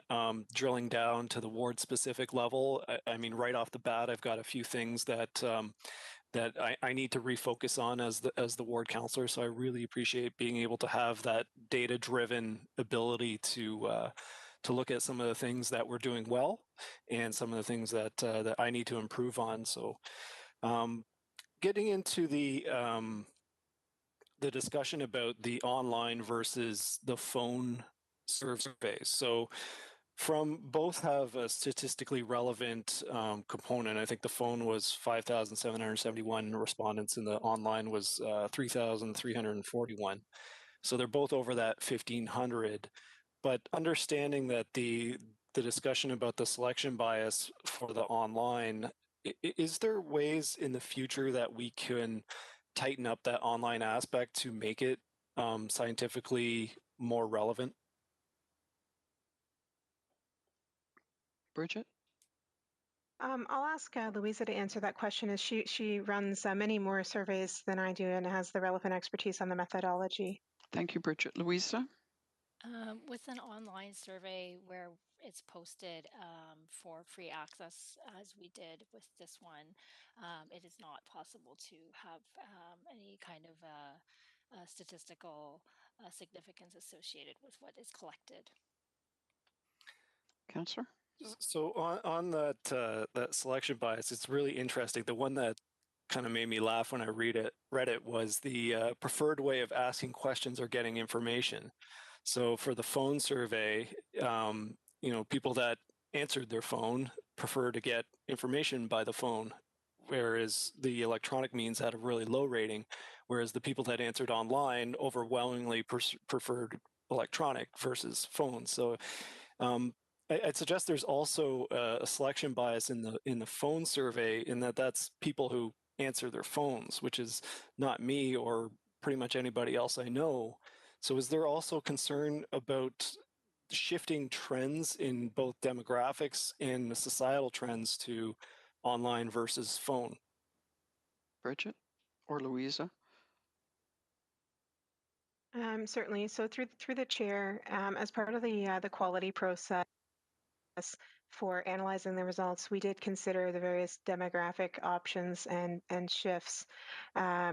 So we did some work to determine, weighting of the surveys and such. And Louisa can probably do a better job than me to explain it. But when we did that analysis as part of the quality control checks, it didn't have a significant impact on the results. So we did do that work prior to releasing these results.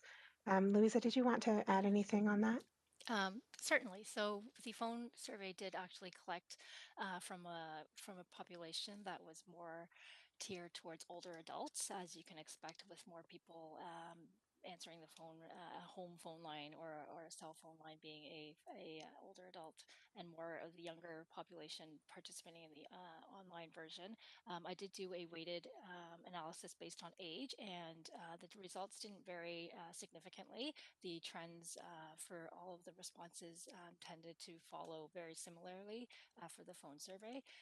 That said, the online survey, we did notice that their results were notably more negative. However, the overall trends and patterns of how things kind of fell relative to each other followed actually quite similarly to the phone survey. Thank you. And I guess that's kind of an ongoing thing in the surveying world now, is trying to normalize how people communicate, and phone is, I mean, just, when my cell phone rings, my personal cell phone, if I don't recognize the number, I never answer it. And especially now when the school board calls me 10 times a day. Anyway, final question is on the release of the open source information. So I understand that we're going to be releasing this as open source. So my question is how is that going to be formatted? How is that going to be released? And what are we expecting people to do with that open source information? Certainly. So through the deputy mayor, so the information has been released. It's currently live on the city's open data portal. It is shares the complete results at both the citywide and the ward level, and it is similar to any other open data release that the city publishes. I'm sure that folks, they can use it for a wide variety of reasons. Folks could use it for deeper ward level analysis, specific services, that sort of things. For the specific formatting of it, Louisa could probably provide the most information, as she was the lead on the data preparation for the open data release. Louisa? Yes, the open data file that is available on hamilton.ca is actually a aggregate summary of the results data file. So it's not the record level call data file that I use to run the analysis for the reports, but it is the aggregate summary of those results and data. And so people can basically download it and regenerate some of the charts and graphs that we've done, or do different comparisons in a more easily accessible way than going through the different graphs and data sets and data charts that we have online. So it's really making the analysis and comparisons that people might want to do differently a little bit easier, but it's certainly not the actual raw data set in itself that's going to be posted there. Right. But just to clarify, it's in a manipulatable format, so like a CSV or Excel format versus like a PDF that you can't manipulate. That is correct. So all the results are in a CSV file. So all of our open data files are actually in that format, so they can download and use it in Excel or any other kind of intelligence tool that they choose to use. Councillor Dinko, you're at the end of your 5 minutes. Do you need more time to come back? Nope, that's everything I want to ask, and really appreciate all the work on this. Thank you. Thank you, sir. Councillor Marula, the floor is yours. Thank you, Madam Chair. Actually, my issue has been dealt with, but I appreciate you coming to me. Thank you. Thank you, Councillor Marula. Councillor Pauls. Councillor Pauls? I'm not seeing Councillor Pauls. Okay, well, let's go to second-time speaker, Councillor Farr. I'll come back to Councillor Pauls if she shows up. Oh, Councillor Farr, Councillor Pauls is showing up. Councillor Pauls, you have the floor. You just have to unmute yourself. You have to unmute yourself. We can't hear you. Councillor Pauls? I actually declined because my questions were answered as well. And I did decline. That's great. Thank you. Thank you. Councillor Farr, the floor is yours. Not seeing Councillor Farr. Okay. Councillor Collins, it's all yours.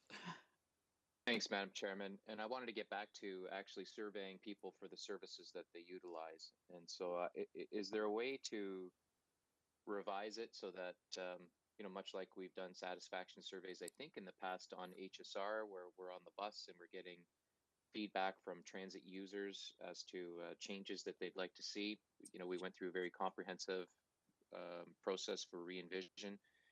And so it's along those lines where if we're asking people about childcare services, we'd actually be checking in with the parents who have their children registered at the center. For Macassa and the lodges, it would be along the same lines in terms of getting to those people who are the residents and or their extended family. And so those, asking people general questions about services that they don't use, I'm just not certain how accurate that is. And so I think we're, the goal and objective here is to gain information in order to make revisions to our service to ensure that they're getting better. And if we're asking people who aren't utilizing some of these services for feedback, it may not be valuable feedback. Bridget?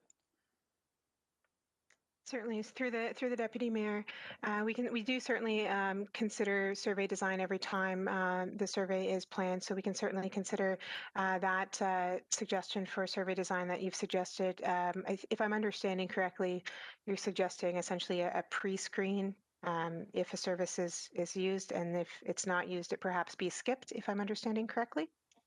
Yeah, I'm not certain how you would go about doing that, but some of them are universal. I use the example of, drinking water. I mean that, roads and sidewalks, snow removal. Everyone's affected by snow removal services, irrespective of where you live in the city. But Certainly. others are very specific. The lodges, I think, are a prime example. Childcare services,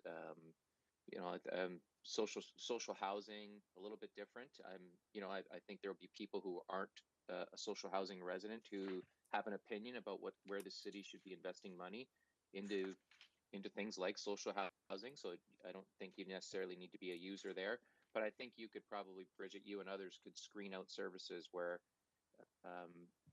they're not general services provided to the, the general populace. They're very, resident specific. So I think we should do a better job there in the future if that's possible.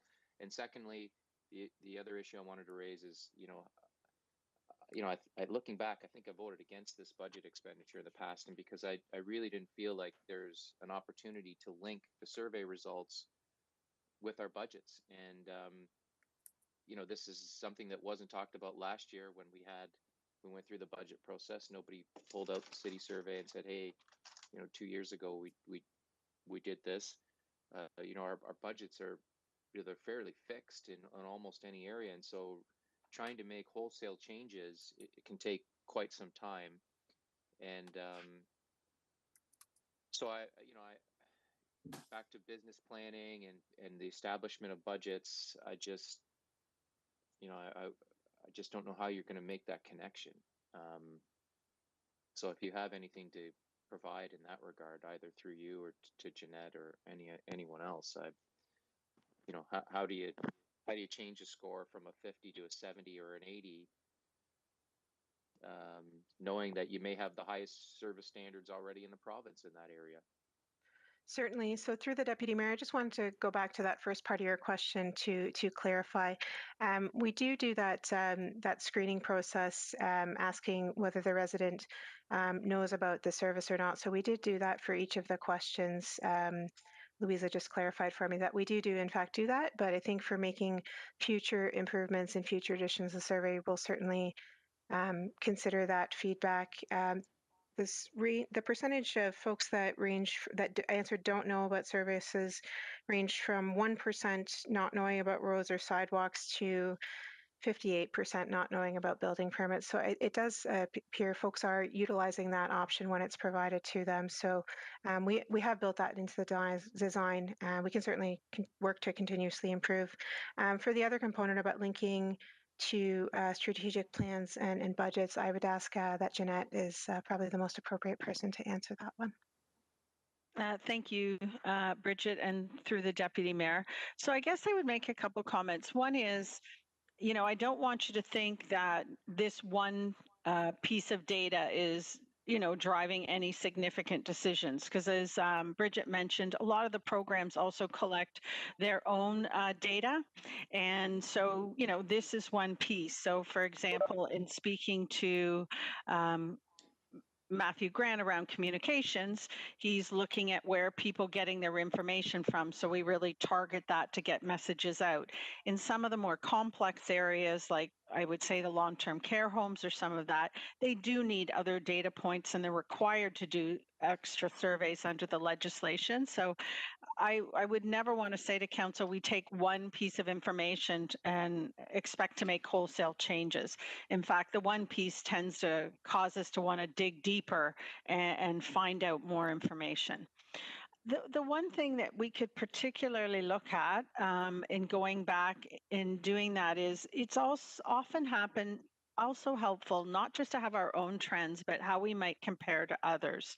And I know there are some other surveys that take trust and confidence surveys about levels of government and whether we can evolve our surveys so we have some consistent questions so we can do some comparisons to municipalities in general to really see, sometimes there is just general satisfaction levels of people aren't happy with government, or whether we're really off the mark compared to others. So that's something I would suggest we also go back and look at.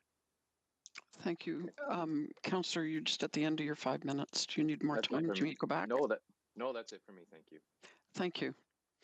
First time speaker, Councillor Ferguson, please. And then first time speaker, Narinder Nan. And then I will go back to Councillor Farr as a second time speaker. Councillor Ferguson. Are you speaking, Councillor Ferguson? Because we're not. Yes, I am. We can hear you now. Okay. I always want to take Bridget back to slide 27 in Hamilton Street Railway buses. And it shows red arrows down on 10, 11, 12, and 15 wards. And of course, a lot of the answers you're going to get are based on how you ask the question. And so if you were simply to ask them, are you happy with the HSR service in your ward, you probably would get downward trends. but do you add on that it's an area rated service and that if we do enhance the service in a particular ward, it gets charged to that particular ward's residents? Does that message get out there? Is it simply, Bridget, the question to you, are you satisfied with HSR service? Bridget? Certainly, through the Deputy Mayor, the specific detailed questions are included in the summary report in Appendix A. I'm just looking it up currently right now. So when we have it here where question 15 was Hamilton Street Railway and Bus. The details for the question were customer-focused service that is safe, reliable, and inclusive were the details with that question. There is sort of, we have to be mindful in a overall broad resident satisfaction survey, we have to be mindful of time because the longer a survey is, it can impact completion percentages and things like that. So we just have to be mindful that given that there's a fair number of services, we have to keep it fairly brief. If there's anything else I can answer a question regarding to this. I think in that answer, I heard that the issue that it gets charged back to that particular ward was not asked, which would explain the trend. And if I'm wrong in that, tell me. If I'm right, just that's okay. We can move on. Certainly, through the Deputy Mayor, you are correct. It did not. The survey question did not touch on area rating in the survey script. Okay, that's all. Thanks, Madam Chair. Thank you, Councillor Ferguson. Councillor Nan, floor is yours. Oh, we're not hearing you. Try again. Not hearing you. There. Oh, no, you're mute still. Trying for a fourth time. There we go. Okay, yay, Fourth time's good. we did it. So thank you through the chair to staff. Thank you again for the presentation and the detailed report. I had just two questions remaining from the questions my colleagues have asked. One is related to the demographic data in the survey and recognizing that we broke it down for identifying people by gender, by age, by income level, by education level. Is it possible to view the report results based on those demographic groups, i.e., I would be curious to know how women in Hamilton are rating some of our services in comparison to others. Other genders. I'd be curious to know how young people are rating our municipality services, how those who are experiencing marginalization based on low income are experiencing services. And the reason being, given that we are moving into a wholesome framework for equity, diversity, and inclusion, I'm just curious how this survey could help inform the city and us as council to get a sense of how different demographics are experiencing service levels in our city. Bridget?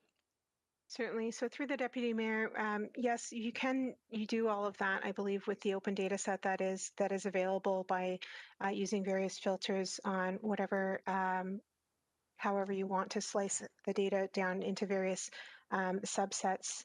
So yes, it is possible to do that, yes. Thank you. And just curious, so age, gender, income level, education level, ownership, etc., home ownership, etc. We're on the. Sorry, through the councillor, I think I might have misspoke. I'm going to actually ask Louisa to answer that question. I'm sorry if I. No worries. I just want to make sure you get the right answer. I appreciate that. Thank you. Thank you, Bridget. Louisa? So the analysis can definitely be done, but it is not available through the open data set. The open data set, as I mentioned before, has the aggregate data that we've included in the summary report at the city level and at the ward level, but at the subgroup level of looking at the different demographic groups, that analysis was not included in the open data set. The report in itself right now, without going into the subgroup analysis, is already 150 pages, so I didn't want to overwhelm with different subgroups analysis, but that definitely can be done. I can definitely run anything of interest for you. If you want to look at different age groups or the genders or a combination even, we can definitely do that and provide that to you. Councillor, your 5 minutes is up. Do you want to go back on the list? Sure. The second question was just whether or not people's identity based on race or ethnicity was included in the demographics. Perhaps, Louisa, if you can answer that quickly, we could skip another. For this iteration, we did not Yes. actually include anything related to race or ethnicity. Thank you. Thank you, Councillor Nan. Back to Councillor Farr for a second time. Great, thank you. Bridget, just back to my roads and sidewalks question, and then, or sorry, the community safety question from slide 18, and then you referred me in your answer to page 27 of Appendix A. Again, this is the section that allowed people to comment. Community safety, I was asking you earlier, there's in the bullets, safety, safe streets, safe communities, etc., public safety. And I was asking what safe streets meant. I'm wondering if you looked at it further. I actually had noted that the other day when looking at this, and I actually made a note of it for another argument we're having a little bit later, which probably will make a lot of sense when we get to that argument on the agenda. But when I look at page 27, 28, 29, where you've listed all of the comments, I see now that road safety and roads and sidewalk are separate criteria. So again, I ask, have you had a chance, or has anybody had a chance to further define what community safety means and the themes and the bullets that offer explanation for those themes through you, Chair? Thank you, Bridget. Certainly, through the Deputy Mayor to the Councillor, we can certainly, there was several thousand responses received to that open-ended question, and as Louisa had mentioned, we were just mindful of the length of the report. We do have information available about what specifically that means. So what we can do is we'll get back to you in an email to all of Council with a bit more information on that, if that suits you. I don't have more details right now just because there is such a high volume of data, but we can certainly provide that information. Thank you, Okay, Councillor. and I'd be interested, Madam Chair, if it compares or contrasts, or where I could link this survey with the Appendix A engagement on sidewalks that we have in our snow removal sidewalk agenda item later today, because that also took place, and that's referenced in a report coming up in about an hour, I guess, or so. So, okay, again, thanks very much. I'm still, I think, offline, Madam Chair. I might, if I can just very quickly comment. I'm still trying to, I appreciate that we want to combine the two surveys, and the answer to the question I had a little bit earlier about why triennial, why not every 4 years or once a term, somewhere in the middle of the term, or even the start of the term for something as significant as this. I'm with others who have mentioned it's, this is important information for us individual counselors. That's why we broke down by ward, I think, and we requested that a couple of years ago. It helps me at least, and it should help, I would hope, in some arguments for the future to try to pay attention to some things in the ward, and maybe others that seem to be doing just fine. But I think I'll work offline on maybe coming back at investigating why not. If we're going to go long, I prefer actually annual, but if we're going to go, every 3 years, I want to better understand why not just once a term at a specific set time in that term, preferably near the start of that term. But for now, I'm not going to debate it because I found the answer from Bridget actually sufficient. I get where the answer was coming from to match with our other survey, but I'll leave it at that. And I thank you for your time, and I really appreciate all this this work and the breakdown and the fact that it's out there for folks to peruse. Thank you. Thank you, Councillor Farr, and I have no more speakers. And so I am, sorry? Oh. Looks like Tom Jackson. Okay. Councillor Jackson, I would never stand in the way of you speaking. It just wasn't on the table, and I didn't have it on the list. So please take the floor. Madam Deputy Mayor, my apologies. I did press the click for the microphone a second time, and it showed red on my end of things, but I guess it didn't show up at yours. My apologies. Thank you. Just quickly, Madam Deputy Mayor, back to the long-term care homes. I just could not leave the answer I received from staff out there for public consumption. I happen to have with me my long-term care file, and here's the issue. The regular surveys we receive from people and families with lived experience at our two long-term care extraordinary homes of Macassa and Wentworth, we receive annual reports from the senior administrator through General Manager Paul Johnson, and it's all documented. It's all in the minutes and the records for the files from the ECS committee showing 90% plus regularly, annually, every year, 90% plus satisfaction surveys from the resident families, from the Family Action Council there. The ministry, of course, oversees it and gets these survey results as well. So to compare that with what I have in front of me today in the 40% range of satisfaction of our two long-term care homes, my plea is, Madam Deputy Mayor, through you, I don't need an answer today, but I definitely want City Manager Smith, I want General Manager Johnson, and Chief Digital Officer Taranti, please take this under advisement, because between the two here, something does not reconcile well. And to leave the optics out in the community, oh, there's only about a 40% satisfaction rate with our two LTCs. And with the funding we put in annually for operating and the capital expenditures to upgrade, and you've seen through this pandemic that they have been the stellar model of how to run LTCs when you've seen the scandalous stuff going on elsewhere. Something's not reconciled here. And City Manager Smith, I leave that thought with you to somehow correct and or marry the two results when we've got satisfaction of 90% from the families of lived experience with their loved ones at the lodges, and just the random survey of in the mid-40s. Thanks for allowing me my rant there, Madam Deputy Mayor, but I just couldn't leave out there the answer I had received about 20 minutes ago. Thanks, Madam Deputy Mayor. Thank you, Councillor Jackson. I'm very glad that you brought that forward because I'm very proud of Wentworth Lodge. It's in my ward, and I know that the satisfaction level of the people who are involved with that facility is extremely high, and it does not reconcile with what I'm seeing here in this survey. So thank you for that, Councillor Jackson. I will need a mover and a seconder to receive. Chair. Oh, So I've done something else. I did throw my hand up a little while ago. I'm sorry, I didn't see it. Not electronically, but if I might, may Please. I? Yes, Thank you please. so much. Sorry for the late interruption there.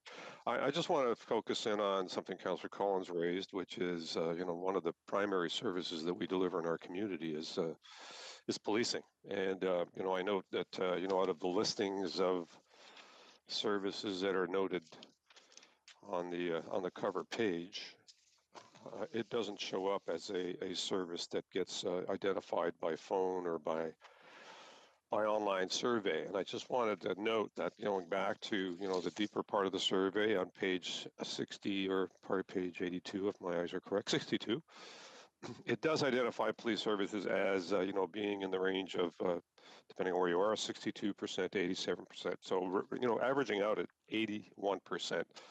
Satisfaction level across the board in our municipality. I think that's worth noting, and I'm a little surprised that it wasn't included in kind of the overall most notable changes or most notable parts of our survey. Now, maybe there wasn't a most notable change because it's always been high, always been above or 80% or even higher at some areas. Certainly understandable. Flamborough has always had an issue with the lack of facility there, and certainly we're working on that. And the councillor might know that there's a proposed new station set out for Flamborough up and coming. So I understand the variance, but the overall satisfaction level is very, very high. So it's not a criticism of the poll.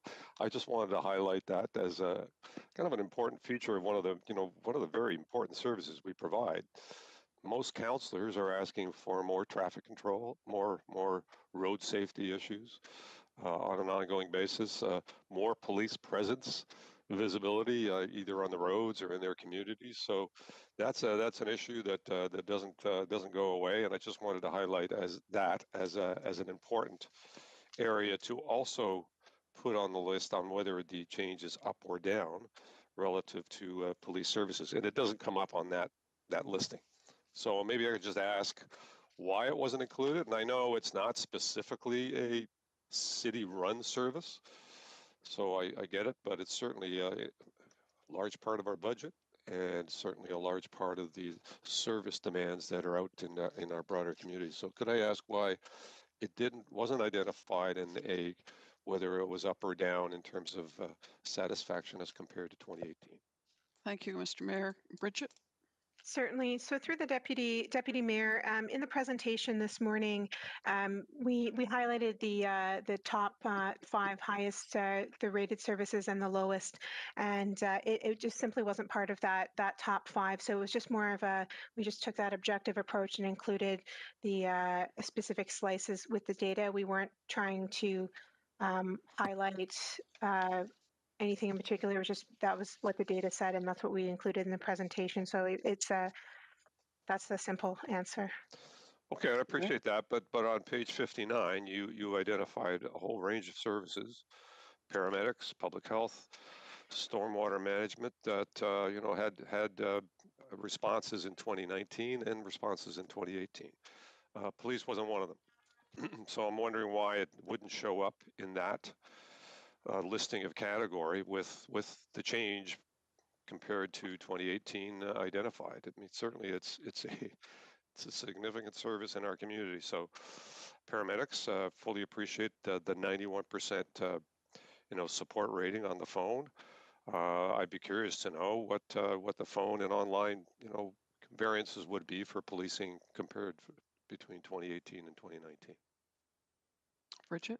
Certainly. So through the deputy mayor and through to the mayor, we're actually going to be providing, I think later on today, a communications toolkit for sharing results to all members of council. So if there are particular areas that various councillors and the mayor would like to highlight in any communications they have in any of newsletters, ward newsletters, websites, that sort of thing, we will be sharing that later on today. So if there is the desire to highlight particular things, we will leave it up to the individual councillors. And I believe Louisa had just let me know. I think she wanted to mention the consistency. So I'll pass it over to Louisa regarding, I think, the consistency question about the police services rating.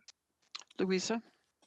Yes, there was no flag for police services because through 2019 and 2018, there was no significant change in the rating. So in 2018, the phone survey result yielded that there was an 82% satisfaction rating, and in 2019 it was 81%. So there was no significant change in that particular services rating, and so there was no flag for that particular service. Okay, fair enough. But given certainly given the context that we're operating under now these days, with lots of questions around police services, it would be I think on an ongoing basis, going forward basis, something that we want to continue to highlight, whether or not the respect or appreciation or satisfaction level of police services is up, down, or otherwise. So I'll identify that as something that needs to be identified, front and center in future surveys. Certainly could have been here, but I fully understand your rationale around that. But let me do the highlighting for you. So right now, police services in our community broadly is still up at 80+ percentage points in terms of overall satisfaction with the service that's being provided. I think that's an important number that people need to appreciate. Thank you. Thank you, Mr. Mayor. Happy to move it. I'll come back to you for that, sir. I have a couple more speakers now. Councillor Pauls for a first time. Thank you.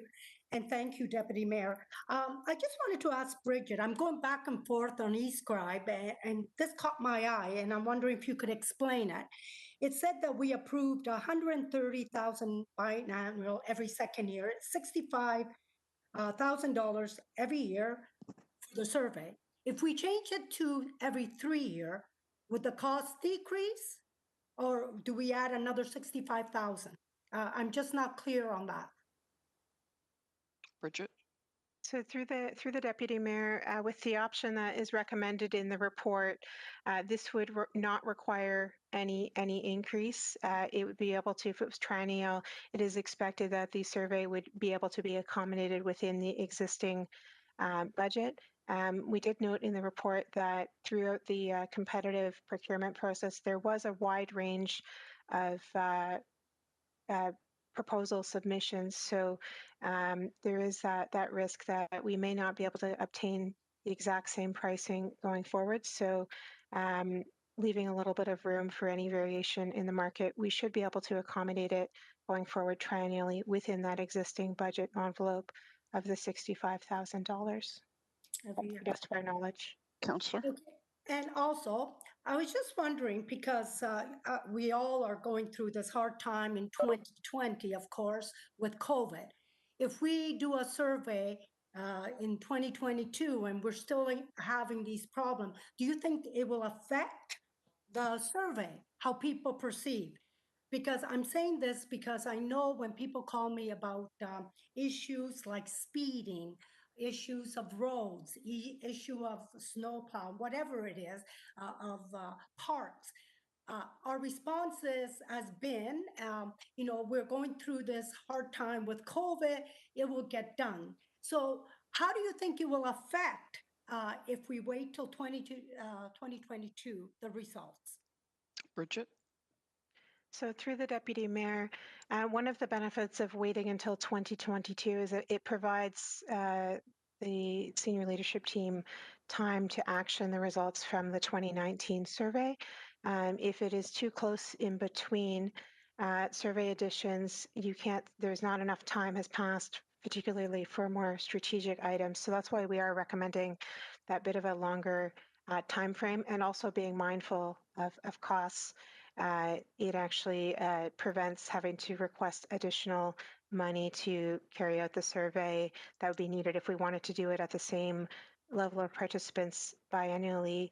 The current budget is not sufficient. So that was part of the driving factor for the recommended option, was being cost conscious as well. Thank you, Bridget. Councillor? Thank you very much. It's very interesting, and it's very, for me, as I look in Ward 7, I want to make sure I respond to all my constituent in the best way I could help them. So this is very important for each ward to look at their own ward and see what the complaints are and what the satisfaction is. So I want to thank you. Thank you, Councillor Pauls. I have one last speaker on my list, and that is the second time, Councillor Nan. Thank you. And first try on the button, my mic is live. Progress.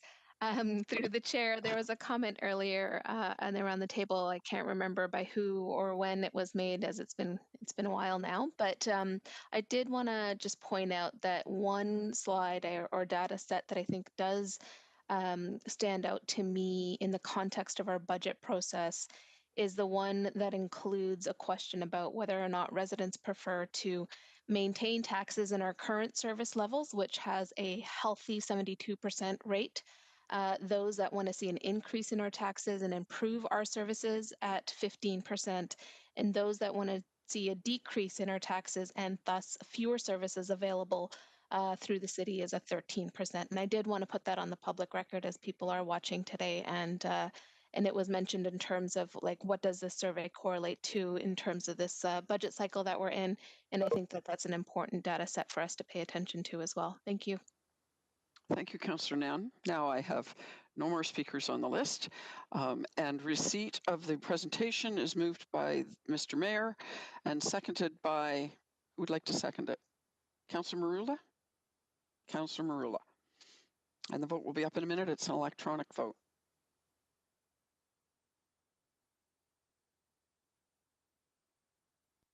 It is.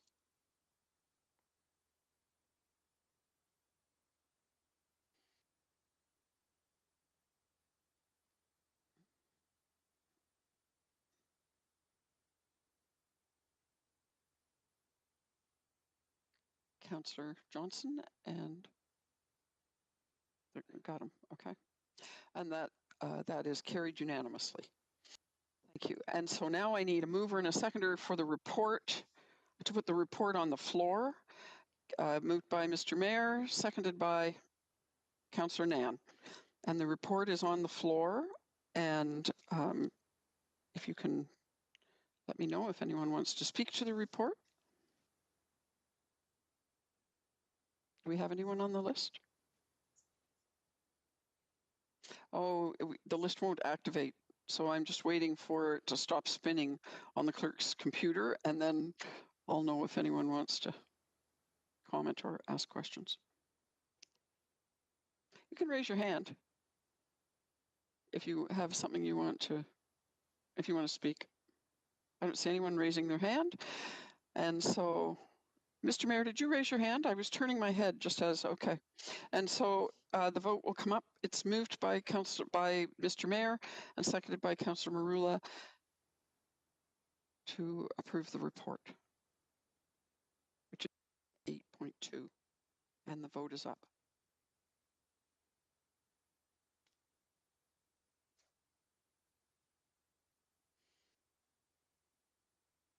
Thank you, and that passes unanimously for everyone. Sorry, it does not pass unanimously. The vote was 12-1, but it does pass. And so we are now going to take a break. The time is 1:02. I will see you back here at shortly after 1:30, 1:35.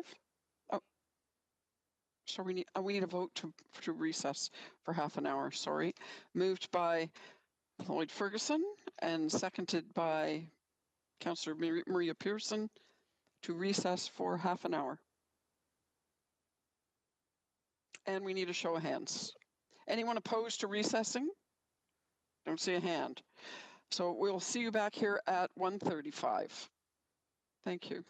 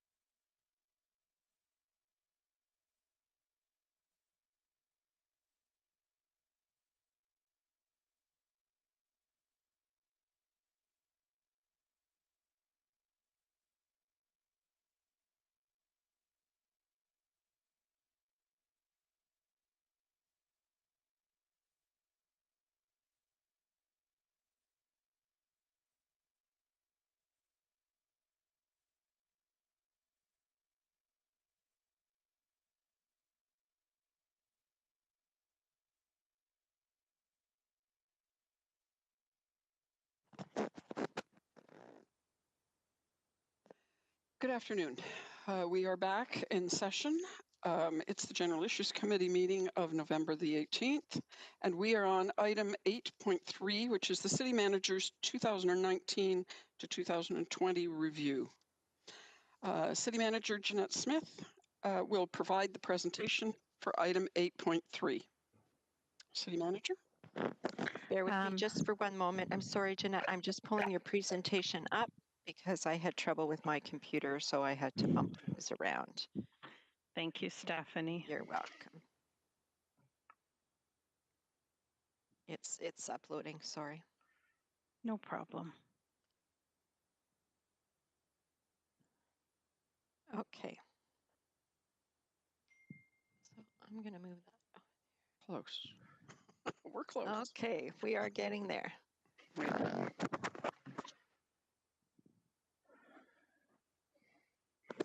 Sorry, Jeanette, if you want to go ahead, we're just trying to get this screen to share. Thank you, Deputy Mayor, for passing it over to me, and of course to Stephanie, who's assisting me today. Good afternoon, Mr. Mayor and members of council. It has been approximately 18 months since you entrusted me with the leadership of this amazing city, my hometown, and I will admit it's been both educational and unexpected in so many ways. In today's presentation, I'll spend some time reflecting on my time here and highlight some of the future challenges and opportunities that lay ahead. In addition to the day-to-day work of operating 70 services and engaging in continuous improvement initiatives for those services, the City of Hamilton has joined municipalities across our country and the globe in responding to the COVID-19 pandemic. While there have been many challenges since assuming the office of City Manager, I am convinced our organization has much to be proud of and good reason to be optimistic for the future. Yep. And we'll go on to slide 2 when you're back up, Stephanie, not a problem. I'm so sorry. No worries. During the last few months alone, we have undertaken an intensive, sustained emergency response to implement public health measures with an emphasis on vulnerable populations. Working with our partners across the city, we created extra shelter space to ensure physical distancing, ensured childcare spaces for essential service workers, set up COVID testing centers, worked closely with congregate settings, and mobilized when there were immediate risks. We have undertaken unprecedented levels of public health communications and, when necessary, enforce the face coverings bylaw and provincial orders around large gatherings. Next slide.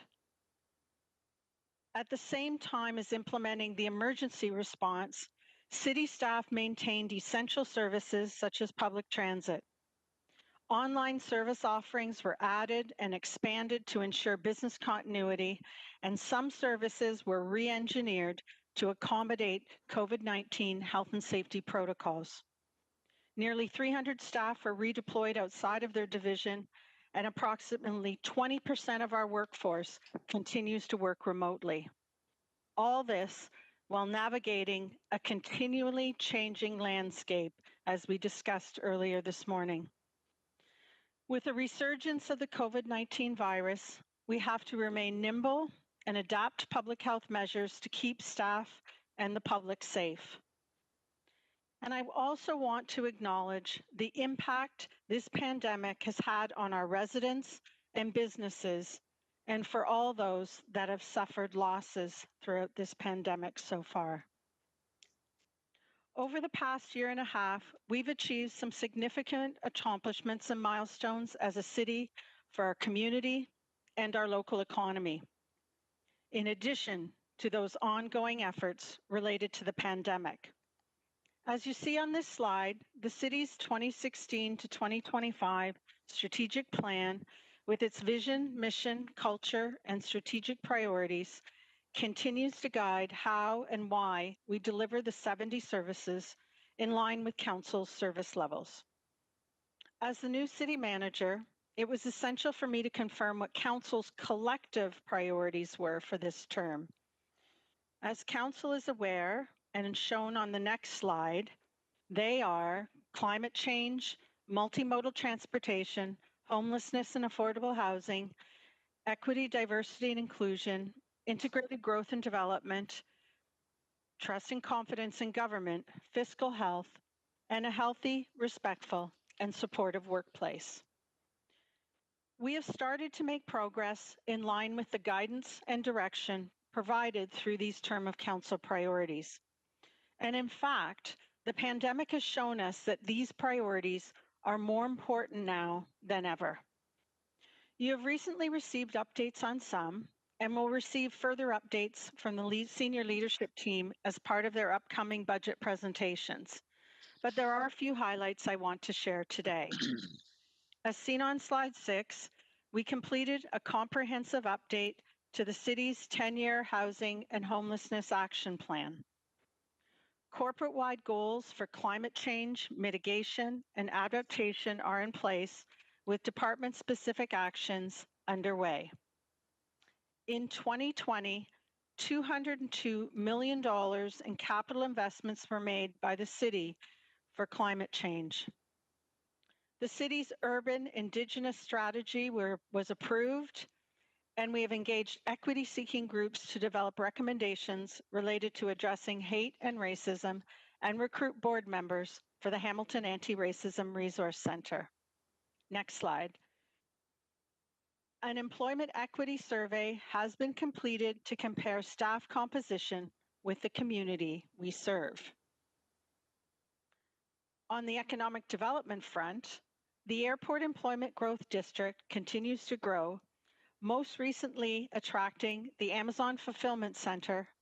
We completed the selection process for the future private development and operation of the city's entertainment precinct. Next slide. And completed the West Harbor Capital Infrastructure work and planning approvals to facilitate private sector investment. A notable milestone is the city issuing building permits for $1 billion of construction value. On slide 8, you'll see our processes and practices are being updated to reflect the access by design and routine dissemination and disclosure policy approved by Council this year.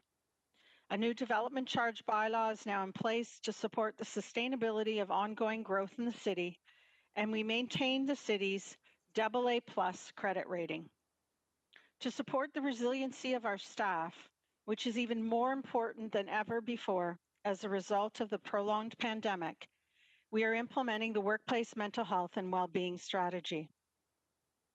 In addition to these efforts and accomplishments that have been guided by you and carried out by city staff, I want to know progress on the priorities that Council communicated to me personally, both in my initial one-on-one interviews when I arrived, as well by you collectively on the Council floor.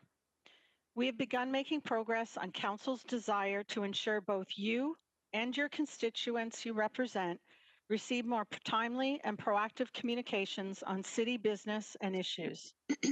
Work is also underway to better ensure that members of our community are aware of the priorities you have set, as well as the impact of your decisions. Residents' ability to learn about city business will be further enhanced by the redevelopment of our website that is being driven by the needs and desires of residents and businesses themselves. On slide 9, looking ahead, a review of the City Manager's Office, as I committed to do in my 2020 budget presentation, will ensure my office is focused on strategy and can support the advancement of your term of council priorities and make maximum use of the resources available. This includes advancing the city's data capabilities and information systems to support decision-making, organizational performance management, and driving a culture of continuous improvement and innovation. Ensuring the needs of Hamilton and Hamiltonians are appropriately and consistently considered at Queen's Park and on Parliament Hill, and ensuring that our corporation continues to support groups and initiatives that champion equity, diversity, and inclusion particularly those that have been most impacted by COVID-19.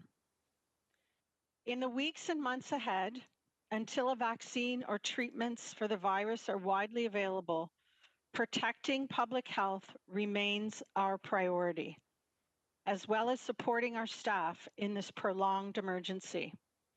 At the same time, we need to be laying the foundation for recovery. With a diverse economic base, the Conference Board of Canada predicts Hamilton's economy will rebound in 2021. While all the immediate impacts to some of the most hardest hit sectors in our community are not fully known, as well as the longer term impacts of e-commerce and telework, one thing is for sure. The resilience of our municipality, its residents and businesses will continue to be tested by COVID-19 and climate change, and we will need to adapt in the months and years that follow. Both the provincial and federal governments have provided unprecedented support to municipalities like Hamilton during the course of the pandemic, and recent funding programs such as the Rapid Housing Initiative will help us advance your priorities. And moving to the last slide. I would like to thank you, Council, for your leadership and support, and the senior leadership team and staff throughout the corporation for their tireless efforts and dedication in what has proven to be a very challenging time. And I definitely have to bring a shout out to Paul Johnson, who's been leading the Emergency Operations Center throughout the pandemic. For me, it's been incredibly revealing into just how resilient and tough our city, our residents, our businesses, and our institutions really are. And while I can't say I would have chosen the challenges of the last 18 months, I am glad that I have faced them with you. Thank you very much, and I'd be happy to take questions. Thank you, City Manager Smith. I have Councillor Jackson. My list, Councillor Jackson? No? Okay. I have nobody on the list. Anyone want to say anything? Mayor Fred Eisenberger, please. You have the floor.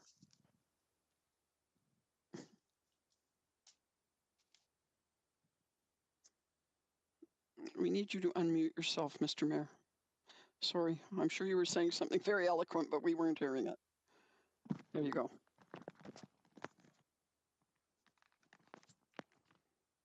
I was saying I need to do more than that because I didn't have my headset dialed in and I wasn't unmuted, but I am now. So let me just thank Jeanette Smith. You know, I don't care what anyone says, she's done a terrific job.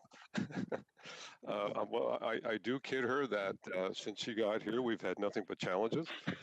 But she has not of her cause by any stretch. But she has managed and worked with and collaborated with our senior management team and all of us so very effectively that I couldn't be happier with the work that Jeanette Smith has done.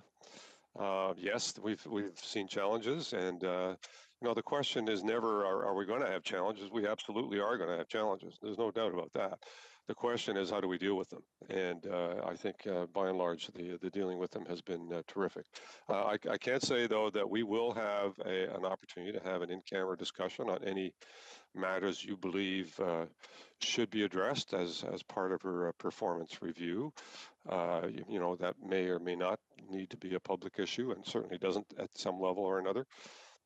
So we'll look forward to you know, an in-camera conversation. I suspect it won't be a long one, but there will be an opportunity for you to offer any critiques that you might have that I can pass along to Jeanette Smith, you know, privately in terms of any areas you believe that need to be enhanced or increased. But for me, you know what, a passing grade for, you know, beyond a passing grade for sure in terms of the work that she's done. Also an easy person to get along with, thankfully.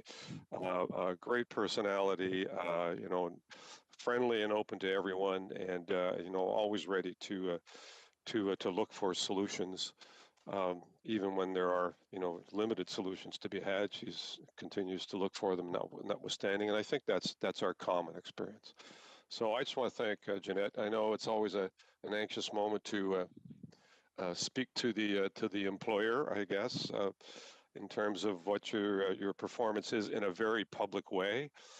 Pretty rare that this occurs. So we don't pull our senior leadership team to the table and say, tell us how you think your performance has been, and why we should give you a top rating on this.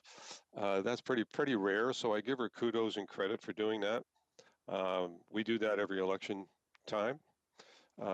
She gets the ability to do that virtually every year. Now, by virtue of pandemic and all the things that have been coming at us, there is and has been some delays in terms of our fulfilling that performance review, which I think is totally understandable. And so I think the next time, Jeanette, if you can clear it up for us, it's going to be sometime late 2021, maybe early 2022, given the challenges that we're dealing with, which I think is appropriate. But notwithstanding all of that, members of council will have an opportunity to have any discussion you would like to have in camera, but certainly feel free to praise and maybe critique some of the performance that you believe our city manager has done well. I'm very pleased to continue to say that she is the first female city manager in the history of the city of Hamilton. In our 175 years, you broke that glass ceiling most appropriately, and have demonstrated to anyone and all the young girls out there that this level of leadership is open to you and anyone else that cares to pursue it, whether you're male or female. And performance is not measured by your gender, but by your effectiveness and your ability to bring a team together and collaborate. And so thank you. Big kudos from me. And I suspect there'll be a few others that might want to share the same. But thank you. Thank you, Mr. Mayor. Councillor Pearson, did I see your hand up to speak? You did. Okay, so I'll put you on the list. The next speaker is Councillor Ferguson, and then Councillor Pearson. Yeah, thank you. So is my unmuter working now? You're unmuted perfectly. Okay, thank you. So Jeanette, thank you for coming home 18 months ago. And it's a pleasure to get to know you. And I didn't know you from Adam when we did that interview through that very controversial recruitment down in Niagara-on-the-Lake. But I find you a good listener, and I find you very practical, and that's refreshing. And I just wanted to add that I sit on the Rural Ontario Municipalities Board, and one of the current mayor's appeal really tuned me up on Friday at a meeting for stealing you away. And he says, "Boy, you got a good one there," and I agreed with him. So thank you for your service, and thank you. I look forward to working with you for the next year. Thank you. Thank you, Councillor Ferguson. Councillor Pearson. Thank you, and I too want to chime in, Jeanette. Your presentation today was very eloquent, very concise. You hit all the buttons, and I really appreciated that. I can't believe it's been 18 months, and I too want to say thank you for coming home. I think it's been a benefit having someone that's local, understands our community, all the nuances of all the different communities, because you respect and understand that. And I'm really pleased with your comment about staff, because I too I tell residents every day that I speak to, especially when they're very critical of staff, that our staff are second to none, and they go above and beyond. And I see it every single day in my ward and throughout the city, and I can't thank them enough. I think we are very, very blessed in the city of Hamilton, contrary to what some residents may believe. But I'm sure you're feeling, there's a saying I kind of add sometimes, that if there's anyone that has gone through a baptism by fire, it certainly has been you. And, I don't think we would have wished COVID upon anyone at any time, but you have handled things so well. And you're right about mentioning Paul Johnson. Again, we are so lucky that we have phenomenal staff. We have a well-greased wheels out there, and people know exactly when to get them rolling and get them rolling fast. So thank you so much, Janet. Thank you. Thank you. Thank you, Councillor Pearson. And that is my speakers list. So if I could have a mover and a seconder to receive the presentation, moved by the mayor, seconded by Councillor Pearson. We'll require an electronic vote to receive that presentation, which will be coming up momentarily.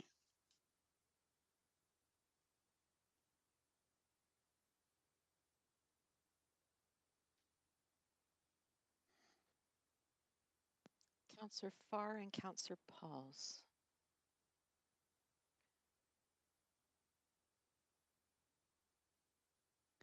Deputy Mayor, I'm back from my NPCA meeting. Just for my voting privileges. Yes, please. Thank you. I've got that. Perfect. Great. Thank you. Councillor Farr, have you voted? Have you voted? Yes, you just did. Oh, you did. Okay. Thank you. And you got Councillor Johnson's vote in the affirmative. Terrific. I'm sorry, I just missed it. It passed unanimously, I expect? Absolutely. Great. And now I need a mover and a seconder to put the report on the floor. Moved by Councillor Johnson, seconded by Councillor Jackson. And the vote will be up in a minute.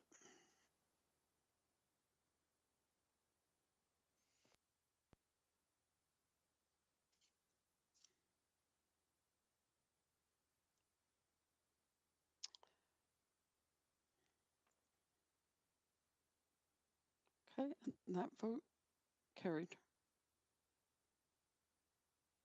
Yep. Councillor Partridge, could you vote if you haven't?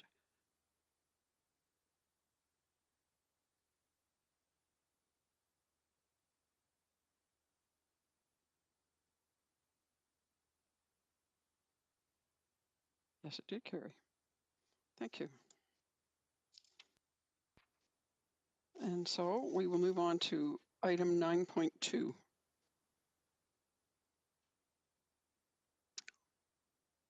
Sorry. Oh, 9.1. Did I miss one? Oh, I'm sorry. Let me just go back. I did miss one. Sorry. We'll move on to 9.1. The Capital Projects Work in Progress Report Review Subcommittee Report 20-003 of November the 2nd, 2020. May I have a mover and seconder to put the report on the floor? Councillor Ferguson, Councillor Nan, and is there any discussion on item 9.1? Through you, Madam Deputy Mayor, my apologies, but I'm spinning on this end, so I cannot activate the speakers list at this moment. Okay, so you'll have to wave at me for now. Any discussion on 9.1? Okay, so I have a mover and a seconder. Do you have the mover and seconder? Yes, Ferguson and Councillor Nan. And the vote will be up in a minute.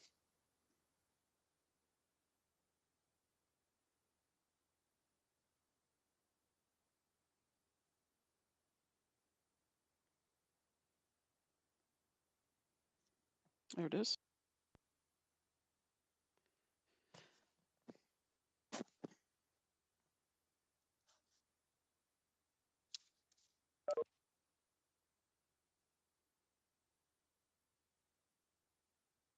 Councillor Pearson, were you able to vote? There we go. Thank you. And that carries unanimously. 9.2 is sidewalk snow removal, PW 19022B. May I please have a mover and seconder to put the report on the floor? Moved by Councillor Pauls, seconded by Councillor Pearson. And is there any discussion? And I think you'll need to wave for a minute, or is the speakers list back? Need wave? Oh, the speakers list is back up. So you can use the indicator in Scribe.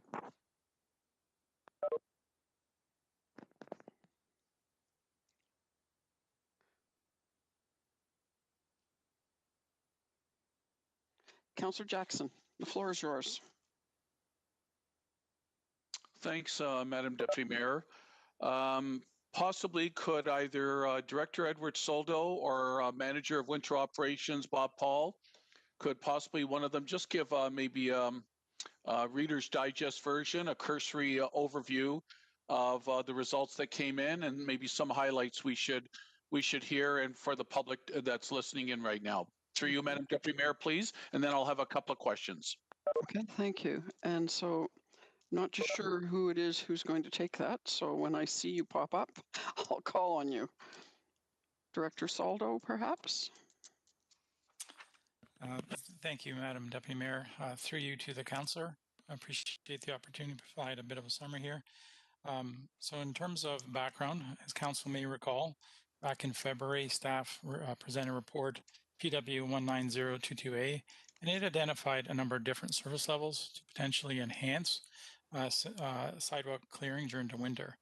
At that point, council directed staff to go back and provide some additional information on the benefits and challenges associated with universal sidewalk snow removal, and to determine how it may be improved.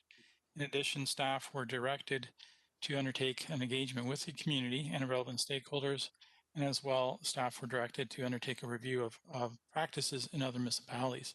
The report before you provides council with that information that was requested, and also includes a recommendation that this item be referred to the 2021 operating budget deliberations for consideration. I will note that in the event that any changes to the service level are approved, that what we're speaking to is actually related to not this winter, but the winter of 2021-22, as the city does not have the resource or the equipment to undertake this service, and we would need to hire a consultant to develop a detailed implementation plan, put out a request for proposal to hire contractors to supply staffing and equipment. So that may take anywhere from 6 to 9 months. So I just wanted to be very clear that we're speaking about service level enhancements potentially for 2021-2022, not this winter. In terms of the report itself, as the councillor has indicated, it provides a number of highlights here. It does provide the various options that we've looked at. There was 3 scenarios that were identified, and we've identified the cost implications of enhancing sidewalk removal, primarily along the one scenario is along transit routes, and the other one is to provide an enhancement to the service level throughout the city for all sidewalks. We did undertake a engagement of the public. Unfortunately, due to COVID, we had to do that consultation not in person, but we had to use the launch of Engage Hamilton, an online platform, to gather that feedback on the initiative itself. So we had a survey as part of that website, which really did provide an opportunity for the public to provide us their feedback, and we also were able to get questions from both the public and advisor groups through that. We did do some engagement with a few groups in terms of participating in their online meetings as well. So we had about 2,000 participants that engaged through that survey, and they provided us with a number of answers to various questions. In Appendix A of your report, you will have the engagement results. It's actually a quite extensive summary of results, and I would say primarily, the highlights would include that we had over 2,000 people engaged. We informed over 3,300 participants. There was just under 2,000 that completed the survey. So we had an overall engagement rate of about 33%. In terms of highlights on the findings of the survey, and I will point out that this survey is technically not statistically valid, given the fact that it was used more primarily for engagement, and similar to some of the questions or the answers you may have heard earlier on today, it was an open invitation, so it's not a statistically valid survey from getting that broader participation. So in terms of the highlights, it's about 41% rated winter walkability as extremely important. It did identify that there is a desire out in the community to improve those service levels. I won't go through all the statistics because it's quite detailed, Appendix A. As well, staff undertook a municipal scan to gauge the level of service being conducted in other municipalities in terms of sidewalk removal. And we also have that as Appendix B, a more detailed evaluation of what other municipalities are doing. in general, it is a mixed bag between municipalities. Some are cleaning sidewalks, some are not. Some are leaving them to bare service. Others are leaving as a snowpack as the final level of service that they have. So there really isn't a lot of consistency amongst various municipalities across the country. So we did do a review of about 20 municipalities. The report also provides the financial implications moving forward with the various enhancements to levels of service. With that, I'll hand the floor back over to you, Madam Chair. Councillor Jackson, just to be clear, I am not counting your 5 minutes and Director Soldo's summary. So you do have the floor, and I'm going to start your 5 minutes now. That's very gracious of you, Madam Deputy Mayor. Thank you. And Director Soldo, thank you for starting us off on the conversation. You're obviously very well immersed in the survey and the results and what your current excellent winter operations under Manager Bob Paul does. So some quick questions, Madam Deputy Mayor. If I recall from where we left off in February, March of this year, pre-COVID, Edward, was the range of costs still on average, if we went ahead, somewhere between $8 to about $30 a household? Madam Deputy Mayor, through you, is my range accurate or am I off a bit? Director Soldo? You need to unmute yourself. That's it. Sorry, I'm switching back between applications here. I guess I would thank you through the chair, Madam Chair, Deputy Mayor, to the councillor. The costs that we have identified in this report are consistent with the cost that we identified previously in the spring. Okay. I would say that if we were to be going out and undertaking this service, that we'll be going through a more detailed implementation plan, and that we'll be going out to tender for these services, and hopefully that our cost estimates are within that range. Okay, thank you. Yes, thank you, Madam Deputy Mayor. I noticed, as you said, Edward, looking at the municipalities, the comparators, it is a mixed bag. What do they mean by some of the municipalities say partial? Can you quickly describe what they meant by partial clearing through you, Madam Deputy Mayor, please? Director Soldo? Thank you through the Deputy Mayor to the councillor. In terms of partial, some municipalities may clean around schools. They may clean in their downtowns. They would clean around their own property, or they may clean in certain portions of the city. They may clean their trails, for example. My former municipality actually cleaned primarily on the trails. So it all depends. The detail we hope to have summarized inside Appendix B, but again, it is variations between municipalities. That would probably point to, if I recall correctly, never speaking for her, but Councillor Nan's motion as we ended the 2020 budget about a targeted approach, if I recall. So that might be dovetailing in with the partial.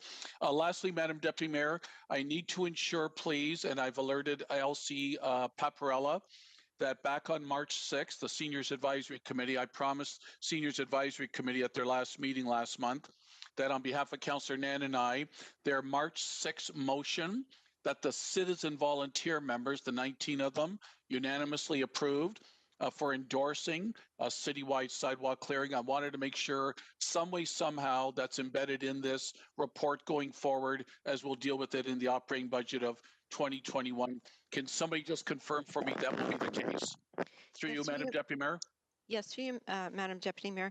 Councillor Jackson, our office has checked and we haven't received any minutes or reports from the Seniors Advisory Committee since December of 2019. So while they may be meeting, their information has not been coming up to the clerk's office, which would explain why we don't have it. But we will certainly go through and check and make sure that it does come through, whether it goes on a council agenda as correspondence, or if it's an actual report where they've passed a motion, it should be in a report rather than correspondence. We'll be sure that it goes up through the appropriate channel.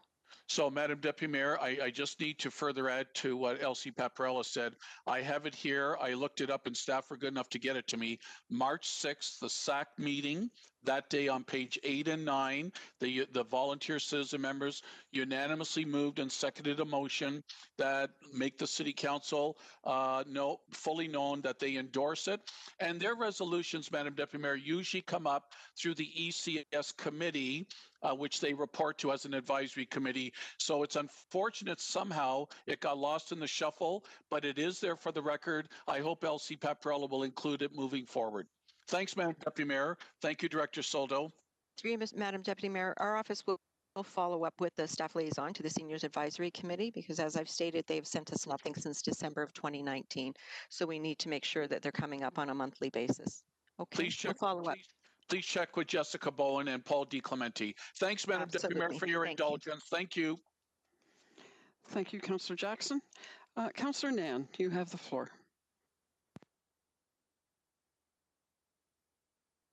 Not hearing you for some reason. I know. You're muted again now. I promise I'm not. There you go. There we go. Thank you. Thank you, through the Deputy Mayor. Just quickly, a couple comments, and then I will likely need to come back on the speakers list as the report is fulsome, and I appreciate Director Soldo and the team that put this together. I appreciate the level of detail that's here. So I do want to start off before we begin diving into the debate and further questions on the report, getting clear about the fact that inside the current context that we're in a COVID-19 pandemic, being outdoors and being able to move freely, either walking or cycling, is considered the most preferred mode of mobility, as it's critical for mental health and physical health during this pandemic. And physical distancing in high pedestrian areas and our sidewalks in the lower city has already posed to be a challenge. And I'm sure many of my other colleagues around the table early on in the pandemic received emails from their residents where that is the case, where we have that inconsistency in the width of our sidewalk tiles, let alone in the winter when many of our sidewalks are completely impassable. And with the vaccine rollout that we heard about at the Board of Health meeting, general population is not likely to receive vaccination until 2022. And that means more than ever that we need to be prepared for COVID-19 winter planning as part of our public health approach, let alone our city services. So through you to Director Soldo, when the report references that it is not a possibility to, even if council were to say today at this GIC meeting, you know what? We see the value of the service. Our residents are clearly indicating in the form of the engagement survey that this is something that the city needs to pursue. You're saying in this report that it absolutely cannot be implemented, even if we were theoretically to approve it today and ratify it at council. Can you explain again why not? Thank you. Through the Deputy Mayor to the Councillor. In terms of timing, this item was not approved as part of this year's budget. And as such, we do not as a city have either the staffing nor the equipment, which is a different type of equipment. We have some sidewalk equipment, but not the order of magnitude types of equipment that we need to actually clean the sidewalks. So we would have to go back out to the industry and put out a request for proposal to actually hire that contracted equipment. The implementation, and in addition, we would have to undertake a more detailed implementation plan for this service. So all of that takes time. It would take anywhere from 6 to 9 months for us to turn that around. So at the present time frame, we don't have the resources nor the equipment to undertake this service, and it will take us at least that amount of time to retain those services. I appreciate that. Through you, back to the director. I've been staying in close contact and keeping up to date with the reports from the Ontario Good Roads Association. And in 2018, they had recommended that minimum accessible pathways must be provided not only on roadways, but also on sidewalks and cycle tracks, and that pedestrians and cyclists ought to be treated with equal consideration as cars when it comes to winter maintenance. And from your perspective, Director Soldo, are we AODA compliant as it relates to our winter maintenance?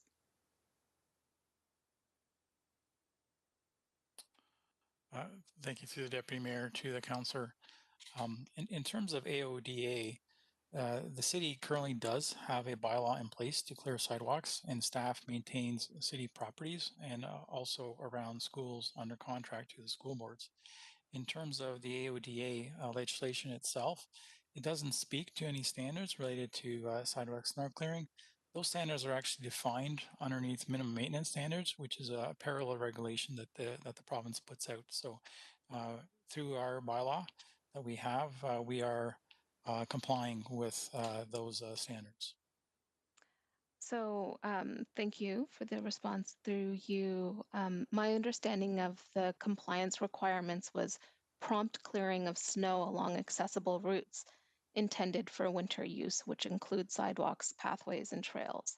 And so you're saying, Director Soldo, that by nature of our bylaw, which does not guarantee prompt clearing of snow along accessible routes intended for winter use, which includes our sidewalks, that bylaw is compliant, even though AOD compliance requires prompt clearing, and specifically in the winter of our sidewalks? Thank you. Through the Deputy Mayor to Councillor, if I may clarify, the cleaning of snow, the standard for that is actually defined through minimum maintenance standards. It is not defined through AODA. So while AODA says prompt cleaning, the actual timelines that are required to be achieved are identified through the minimum maintenance standards. And the minimum maintenance standards, I will refer you to the report. Bear with me here. Requires that sidewalks be cleaned to a minimum of 8 centimeters of accumulation within 48 hours. So that is the objective that the majority of municipalities actually try to achieve. Okay. And then from your perspective, through you, Chair, to Director Soldo, and I'll pause after this question as I've got many others. And I appreciate the indulgence to just kick off with a few of these questions to drill deeper. But from the perspective of population outcome, the report referenced slips and falls, and to the tune of $610,000 or $616,000 a year. Do we have a breakdown of those who have incurred slips and falls in the winter by using our sidewalks, broken down by demographic, i.e. how many folks with disabilities, how many parents were pushing strollers, how many seniors, how many children have filed those claims? Okay. Director? Thank you through the Deputy Mayor to the Councillor. I believe we have John McClellan online from Risk Management. John, are you Yeah. are you online? Yep, I'm here. John McLennan is here, Ed, not John McClellan. Well, John McLennan, would you go ahead? I couldn't resist. Sorry. Do you want me to speak to that, Ed? It's Edward, but yes. Oh, Touche. Touche.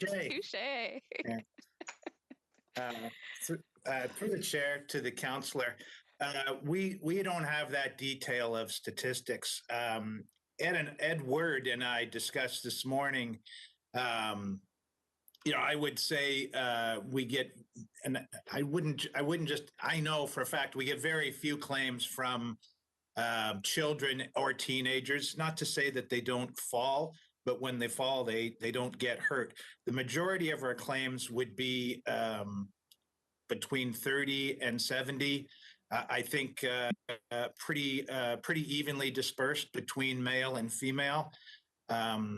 We don't keep statistics on if it is someone who would be considered special needs.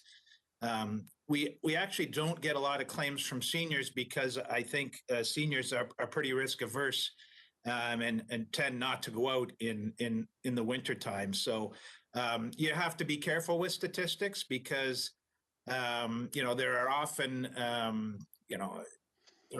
many influential factors that don't get considered when you're just looking at the hard numbers. I hope that helps.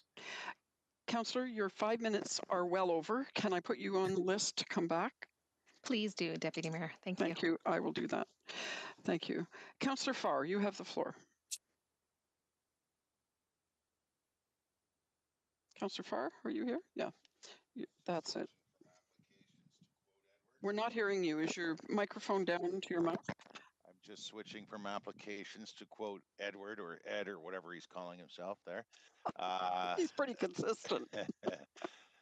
Okay, so first and foremost, I think in Appendix A to Councillor Jackson's comment, I noticed right up the top that the Senior Advisory Committee on the engagement slides, the engagement appendix, they're right up there. Jessica Bowen is the contact, and our Senior Advisor Committee appears to have their comments and engagement has been tracked in the data that's before us. So is it not, Ed?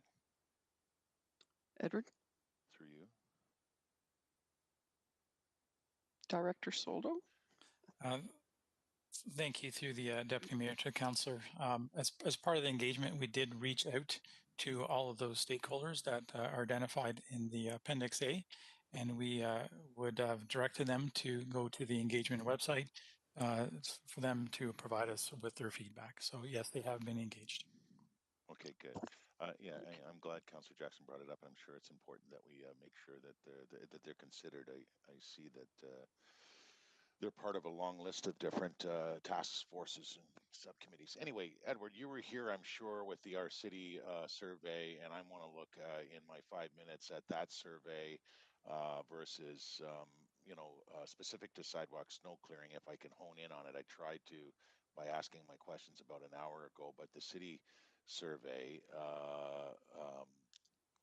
there's a top 3 list in there basically of where residents have the most knowledge, and that's traffic flow, road safety, snow plowing, salting of roads, and the number 1, roads and sidewalks. The number 2 on that top 3 list of the most poorly rated, I should say, in our survey is roads and sidewalks, and the survey stated that there's this desire to improve the repairing and the maintenance of sidewalks. That's excuse me, that's where I tried to hone in on. Does that mean snow clearing, or is that something else? But anyway, contrary wise, if we are going to move this to the budget, and you've made it clear now a couple of times that that's essentially where it would have to be debated, because we really couldn't do anything this term if we wanted, or this year if we wanted to, with respect to clearing sidewalks in any Massanation. Contractually, it takes time and all of that. When I see in that same city survey this willingness to pay survey results, and overwhelmingly our citizens by phone, so unlike the survey you've got in Appendix A, something a little more substantive, and online, are telling us to maintain our taxes and our current service levels. 72% of them said that. Only 15% are on for increasing taxes and improving services. So where I wanted to go is where actually I left off the last time we debated this last year. Can we, when we bring this back and deliberate this, if we choose to today during the 2021 budget, so in a few months, why not provide greater support to these areas where it's clear the service improvement is very desirable? Yours are through the roof statistically. You read page after page of Appendix A, and it's quite clear. Large majority of those who participated in that non-official survey, over 2,000 people, you're around 75–80% of folks wanting us to go forward and start clearing sidewalks as a municipality. It's quite strong and quite supportive in all categories. So what's preventing us when you report back by looking at offsets instead of a budget increase, and always talking about a budget increase? Why couldn't we look at areas in our budget currently where we may be able to offset as opposed to a budget increase? Providing funding through a tax shift rather than a tax increase. Is that something that we could possibly contemplate rather than having to debate higher taxes on this particular issue? Director Soldo? Thank you, Deputy Mayor. To the councillor, I believe probably more appropriate if a general manager would want to weigh in on this, or maybe the finance manager. Mike Sagaric, are you on the line? I am. Through you, Madam Deputy Mayor, if I understand the councillor's question, I'm going to assume by a tax shift, the councillor's referring to some efficiencies or savings or some service level reduction in another service area within the city. So if that is the interest of committee during the budget deliberations, that normally forms part of our deliberation process, and we would just seek at the appropriate time some guidance from council as to which areas council would want us to maybe examine as it relates to affecting the service level to generate the savings necessary for either the two options that are referenced in the report or some alternative service level. Thank you. And Councillor Farr, you are at the end of your 5 minutes. Shall I put you on a list for more questions? Already, well, yeah. Yeah, I for know it sure. goes fast. You didn't even scratch the surface there. Thank you. So the answer is yes. You want me to put you on a second speaker list? Consider it done. Councillor Wilson, you have the floor. Thank you, Chair. I just want to thank you. I want to make sure I understand the sequence of decisions that have to be made, or some might argue not made. So this council would have to make a decision about which, if any, scenario we would favor with respect to the plowing or the clearing of snow on sidewalks, either status quo, scenario 2, or scenario 3. We would do that in this budget round. And then that information would inform the consultant on how that would be implemented. Sorry, my VPN connection just ended. So we're still hearing you, Councillor Wilson. Okay, thank you. Director Soldo. Thank you. Through the Deputy Mayor to the Councillor, my understanding, and I stand to be corrected, would be that Council would have to change the level of service to an enhancement. Then there would have to be funding allocated to provide that level of service. Once we have that, then we would go out and engage the services of a consultant to undertake that implementation plan, and then put an RFP out for the retention of contractors and equipment before we could actually implement the service. Mm-hmm. Thank you. And that would be to inform the service for next winter, correct? Director? Through the Deputy Mayor to the Council, that's correct. Okay, thank you. Councillor? Yep, thank you. I just had a question. It's probably unfair of me, but I've been spending a lot of time in the community of Guelph, and I was wondering if Mr. Soldo might have any knowledge of their zone model. Specifically, what do they define to be high priority sidewalks that have to be serviced first? Do you know that, Mr. Soldo? Director Soldo? You're muted, Director Soldo. That's good. My apologies. Through the Deputy Mayor to the Councillor, different municipalities identify their priorities for sidewalks in different manners. Some identify them as transit routes have a higher priority, then some may identify potentially around schools, similar to what we do. Other municipalities may identify zones such as their downtown where they actually do cleaning.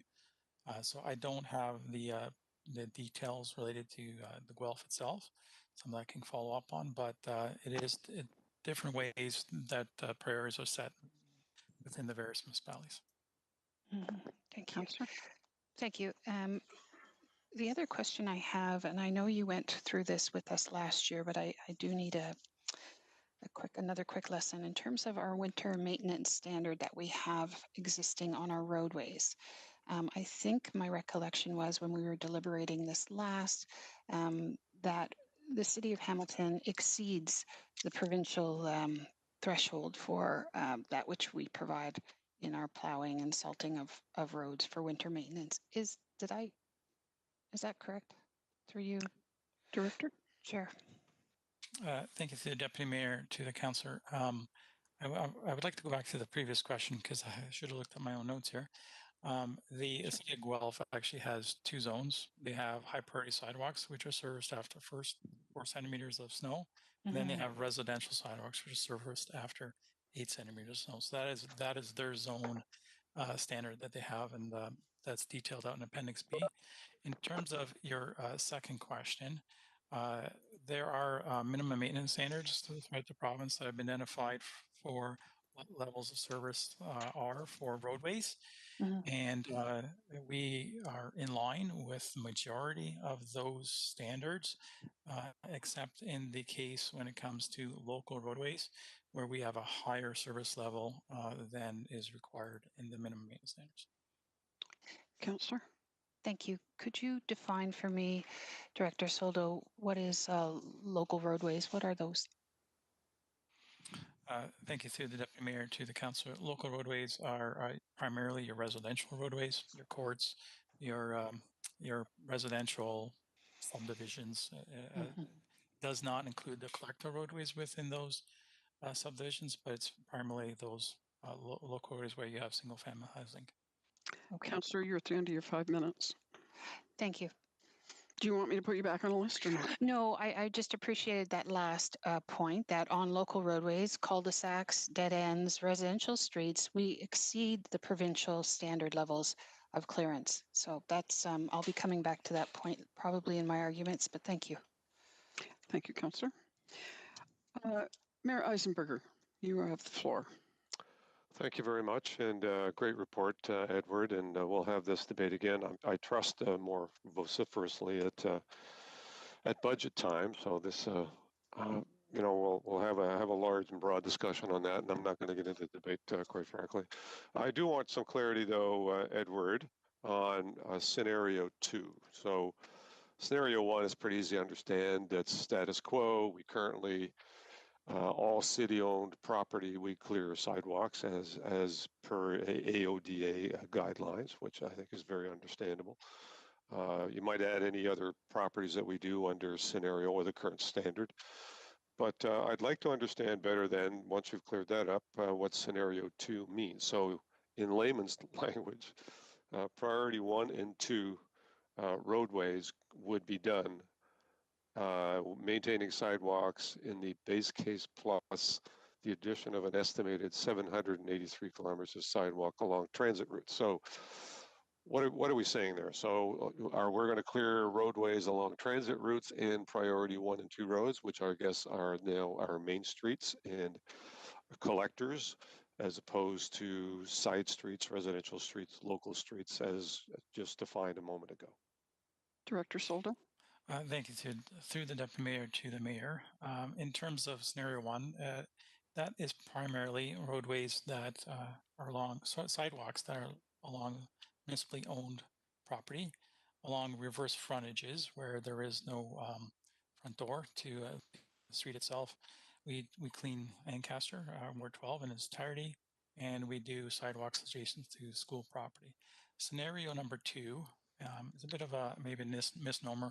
Priority 1 and 2 roadways are primarily roadways where we have transit. So I would simplify scenario 2 as any transit route where we have a HSR bus going is scenario 2. Okay, and that's good clarity to have. I mean, that kind of identifies it as why that might be considered a priority for obvious reasons, because people need to get to transit, and so to do the sidewalks to allow them to do so would be helpful. How do we measure that then? So if I think about King Street, for instance, you would plow the roadway on King Street, but not necessarily the streets that are leading into King Street to provide access to the transit terminal or the bus stop. Director Soldo? Thank you. Through the Deputy Mayor to Mayor, that's correct. We did look at a scenario where you start to look at 100 meters from every transit route on side streets. But once you overlay that system onto a map, you're basically at scenario 3. Right, exactly. You might as well do them all at that point. So you're identifying all transit routes, the road itself that the transit line runs on, as a potential snow clearing opportunity under scenario 2, and refresh my memory again what the cost for that would be additional. Director? Thank you. Through the Deputy Mayor to the Mayor. In terms of the cost, it would be between $3 0.06 and $3.4 million estimated. Additional over and above what we already do. That's correct. Okay. Those are my only questions, Madam Chair. I trust that we're going to have this debate come budget time. We may have a robust debate today, but I'm not sure it's going to advance the cause until we actually get into the budget process and get an understanding of the context of the budget this year and what we might be able to do for this coming year relative to sidewalk clearing. So I look forward to that discussion a little later on. Thank you, Mr. Mayor. Councillor Pearson.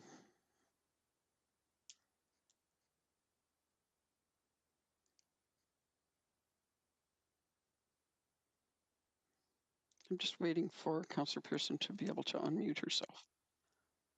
Just having a little difficulty there.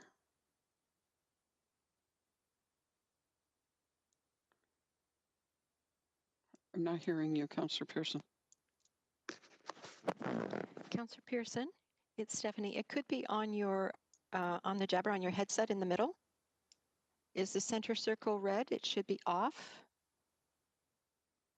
And you should have the green light.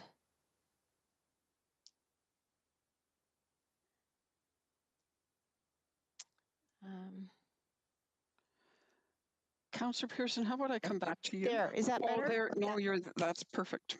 Okay, sorry. My whole screen just changed just as I clicked there, so I'm sorry. I never saw that screen before. Anyways, thank you for that.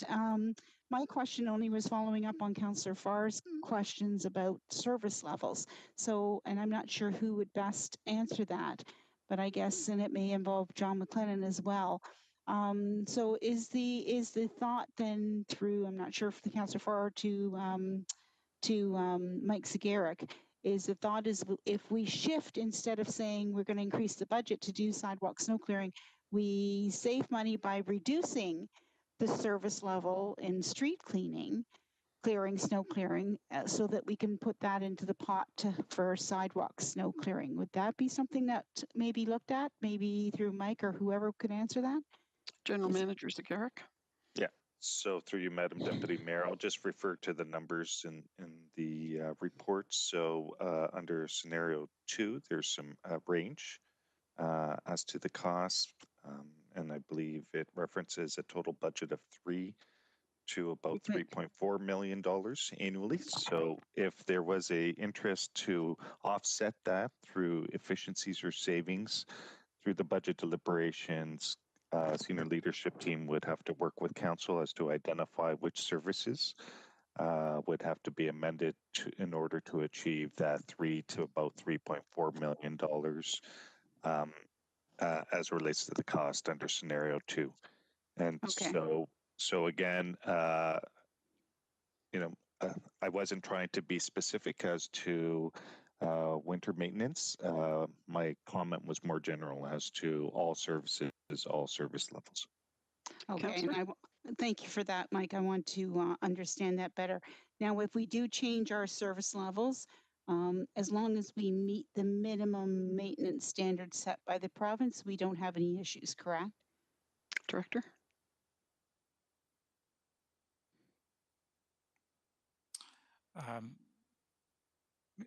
That is correct, Council. Through the Mayor, Deputy Mayor to the Council, that would be correct. That would be a new service level that we'd be striving to achieve.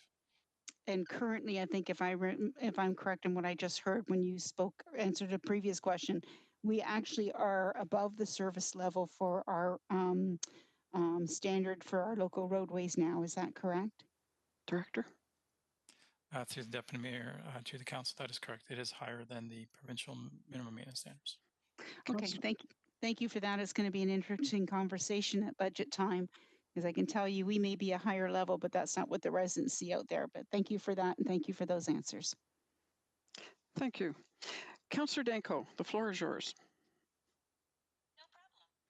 Thank you, Madam Deputy Mayor. Just a couple questions on the survey through you to Director Soldo. So just so I understand the service levels that are being contemplated here, it's clearing 24 hours up to 24 hours after it stops snowing, only if it's 5 centimeters or greater, and it's clearing to snowpack, correct? Director Soldo?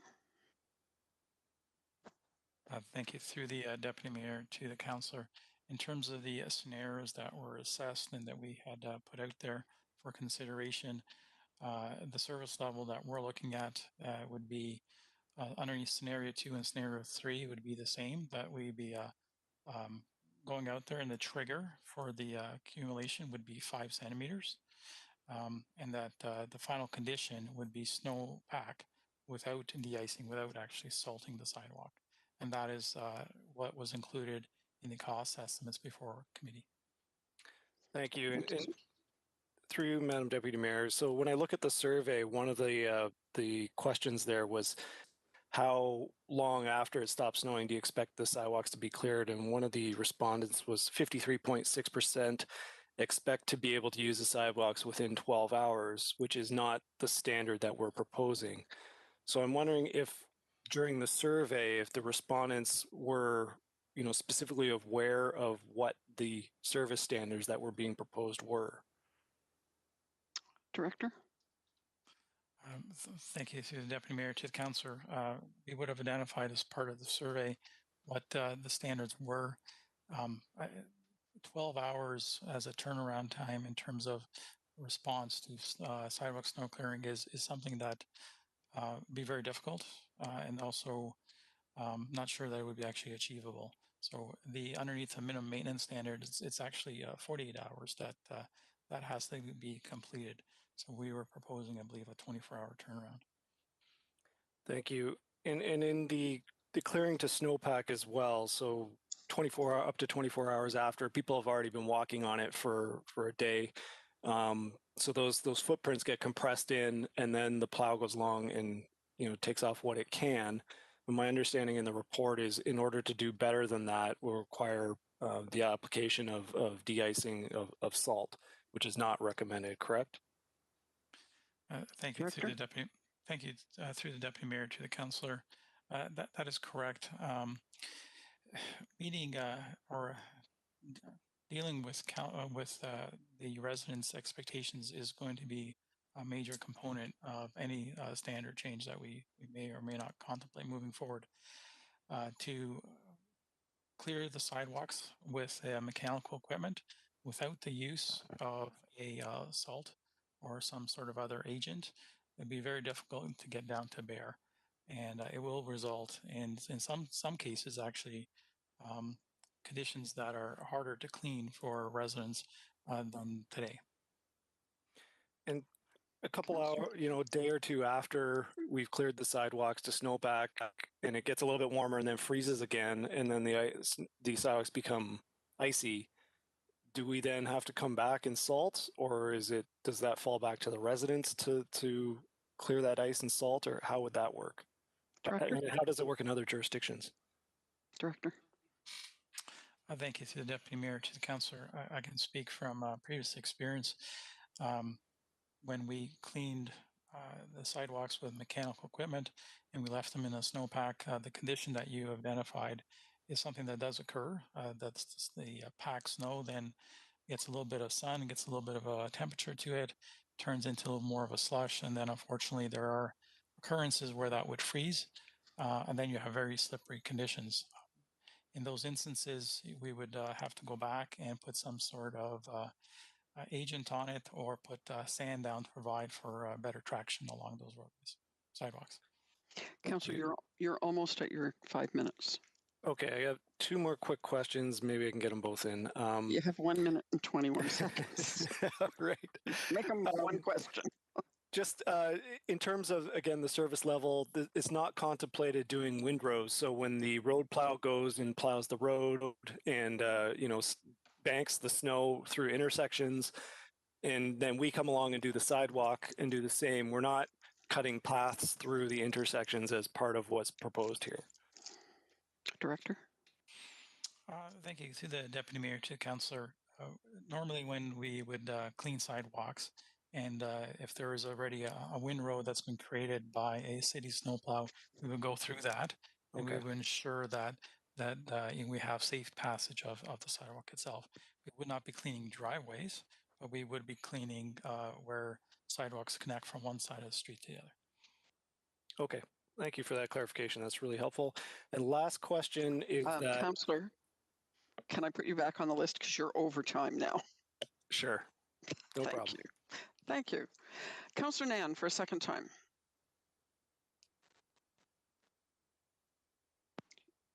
Thank you. First Through the time. Deputy Mayor, first time. Hey, it's getting better. Through you to Director Saldo, just picking up where Councillor Danko left off, I wanted to better understand the components in the report that spoke to de-icing materials, the use of chloride, the environmental impact of it, and the report referencing that the use of road salt on sidewalks isn't recommended because of its impact environmentally, but also over time, the damage it can cause to the deterioration of the sidewalk itself and potentially damage to sod. And in your answer there, you mentioned clearing to snowpack and then the potential of adding traction or adding materials for enhancing traction. And what is that material usually? Is that sand? Did I hear that right? Or is there something else that's often used? Director Soldo. Thank you to the Deputy Mayor, to the Councillor.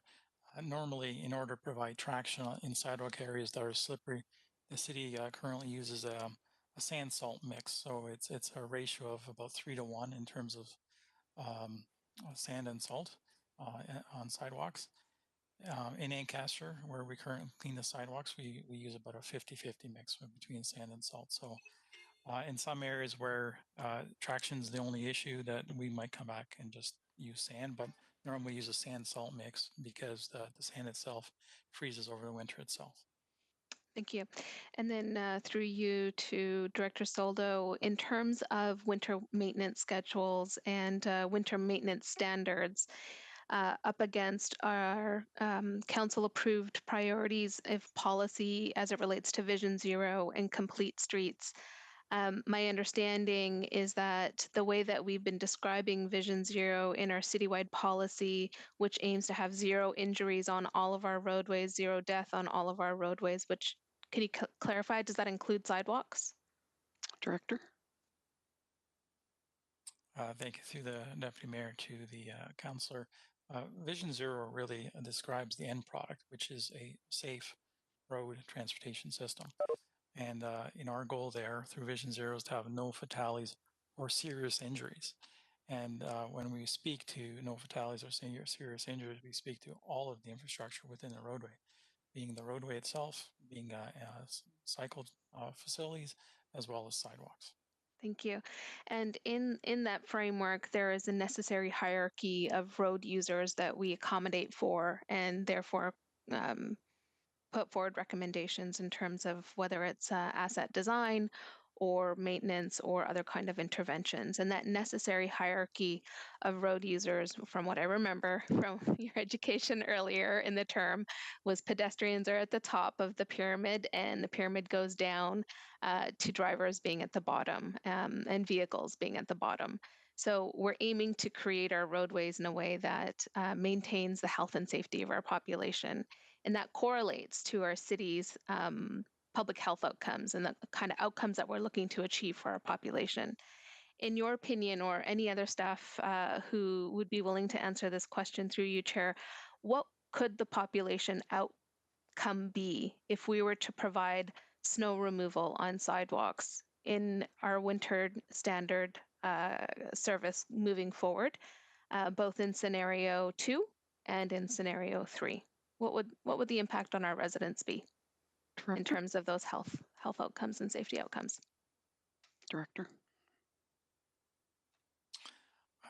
Thank you to the Deputy Mayor, to the Councillor. I am going to look for assistance from my colleagues in safe and healthy communities. I believe they might be better to answer that question. Sure, appreciate it. Thank you. I believe Grace Mader is online. Grace. Good afternoon. Yeah, through you, Madam Deputy Mayor. Through to the councillor, I mean, of course, mobility, any improvement in being able to have people move more freely around our community will improve their health outcomes. So we would agree with that. Absolutely. Thank you. I appreciate it. And I look forward to the debate moving forward too. I'm in favor of the recommendations as they're before us because it is appropriate based on what Director Saldo has shared with us. The fact that because of timing, we wouldn't be able to implement any sidewalk snow removal, even if all of council decided to do so today. That it's just impossible from a process and vending and contract and planning perspective. So I appreciate that the debate is to come inside of the operating budget, which, if I could get clarity through you, Deputy Mayor, would be February within this operating budget cycle? Mr. Zagarek, maybe you could answer that. Yeah. So through you, Madam Deputy Mayor, if this were to be referred today and through council next week, it would form part of our or committee's deliberations on council referred items, which typically occurs February, March, towards a late March, April budget ratification. Excellent. And then I think scenario 2 is the very least that we should be considering, especially if we've made a commitment to ensure that mobility is something that we as a municipality are providing in terms of our overall quality of life indicators. We just heard the survey results come through in terms of areas that that our residents would like to see some enhancement in services, and also curious to see what might come from either a discussion about scenario 2 coming forward as a full operating budget impact with a tax levy impact of $8 or thereabouts, from what I remember in the report, versus any consideration of offset of services to bring us more in line with provincial standards on our local roadways. I appreciate the time. Thank you. Thank you, Councillor. Councillor Farr for a second time. We're not hearing you, Councillor Farr. So my audio levels are being questioned by a few of my residents watching as well. So can you hear everyone hear me okay? I can hear you fine. It's very rare that I hear consistently I'm not loud enough, trust me. So thank you. Can my 5 minutes start now since we worked out the technical issue? Your 5 minutes starts right now. Okay, now to the mayor's comment, I get it. Why debate it now if we're going to debate it later? But the problem is it could get shot down now, and there would be no debate later. So I'm going to predict that we will refer this to the budget process today, and appreciate the mayor's comments and the rest of our agenda, and just get some clarity from Mike, and then a quick question on the contract to Ed. And again, our city survey, clear today, safe sidewalks, high priority for a large majority of our citizens. This report, Appendix A, though not a definitive survey, clearly 75 to 80% of citizens want this. They want us to invest in this resource. So this is stuff we didn't have last year or all the years before debating this. So to Mike, I heard you say in answer to my long-winded question that some people heard and others didn't, that it's up to council to come to you, to finance or public works, with our current services that we feel could be amended. Some or many of the current services could be adjusted, in my opinion. And while all of them still maintained, just adjusted, it could be one or two, it could be hundreds of adjustments that we could make to the public works budget to make this offset work for the various sidewalk scenarios, the different amounts. So I think personally, Mike, respectfully, we would be more efficiently served when it does come time for this debate if our actual public works staff participate in this and not just councillors, and bring the suggestions on service adjustments to us. So we have them at the ready when the debate comes, because we haven't in the past, and that's just delayed things further, in my humble opinion. So to you, would that need direction simply, or a motion on our part? Mr. Zagarek? Yeah, so through you, Madam Deputy Mayor, I expect during our budget deliberations, we'll get some direction from council. So we currently sit, given the amendment to the capital tax supported levy at council last week, we currently sit at about a 4.6% residential tax increase, exclusive of the item that committee is deliberating currently. And so subject to where council wants to land the 2021 budget process, I'm expecting council is going to provide some direction to senior leadership team to review and report back on areas or areas for service adjustments or service level adjustments to affect that 4.6% current position. So to the councillor's question, typically that direction occurs during the budget deliberations, and typically at some time either in January when the overview is presented, and I believe that's in the second week of January, or shortly after. All right, and I'll prepare. I'll work with you. I'll prepare something, and I'll talk to Dan and Edward too. Edward, real quick through you, Chair. I brought this up in the past as well. There's unfortunately, I just think it needs to get on the record. No way, if we did this going forward in whatever scenario, we can adjust a contract, a private contract for sidewalk snow clearing, based only on when needed. The trend is we're not getting as much snow year over year, and we can't pay by the hour. Correct? There's no way we can just pay by the service and it would be a heck of a lot cheaper versus upfront contractual.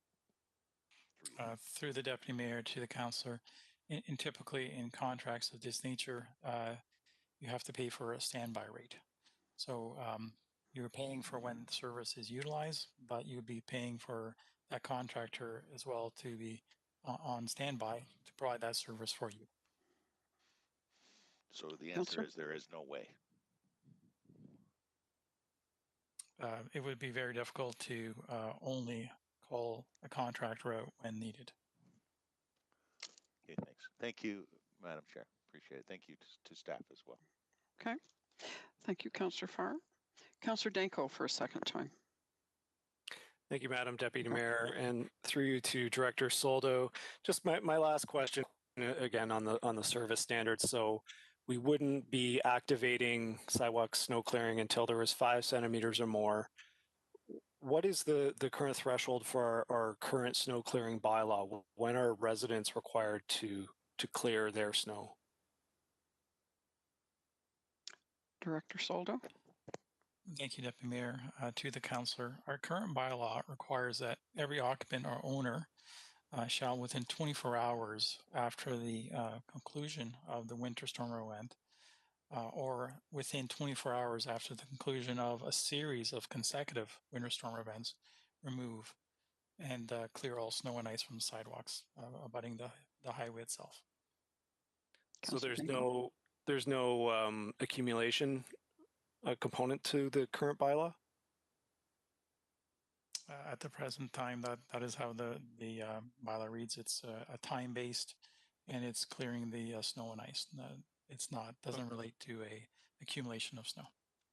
Okay, so then my question then would be, if we were to implement this, that the city is going to clear 5 centimeters or more, what happens 5 centimeters or less? Will we still be expecting homeowners to clear the snow and ice from their sidewalk at 5 centimeters or less? Or would we basically just repeal the current snow clearing bylaw and it would all be on the city and it would only be 5 centimeters or more? Director? Thank you, Deputy Mayor. To the councillor, that would be a decision for council. My recommendation to you would be that given the fact that we cannot clear it down to bare pavement, that the bylaw would stay in place, and that there may need to be some modifications to that bylaw to say that after the city comes by and clears those sidewalks, that residents would still be expected to clear it down to bare pavement. Thank you. So in essence, the city would be doing the heavy lifting. But anyway, those are all the questions I had. Really appreciate the time, and I think this was a really beneficial discussion, and I appreciate all the additional information, and especially the survey information. It was really helpful. Thank you. Thank you, Councillor Danko. I'm just going to go over the speakers list. I have Councillor Partridge for first time and Mayor Eisenberger for a second time. Councillor Partridge. Yes, thank you, Madam Chair. I just have a couple of questions.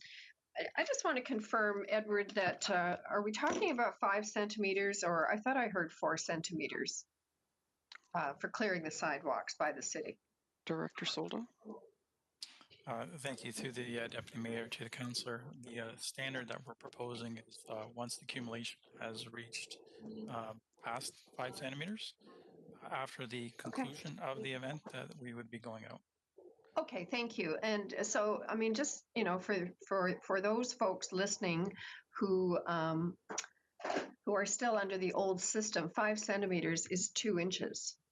And I would suggest that trying to push a buggy or maneuver a wheelchair or even a walker through 2 inches of snow, is going to be an extreme challenge for anyone.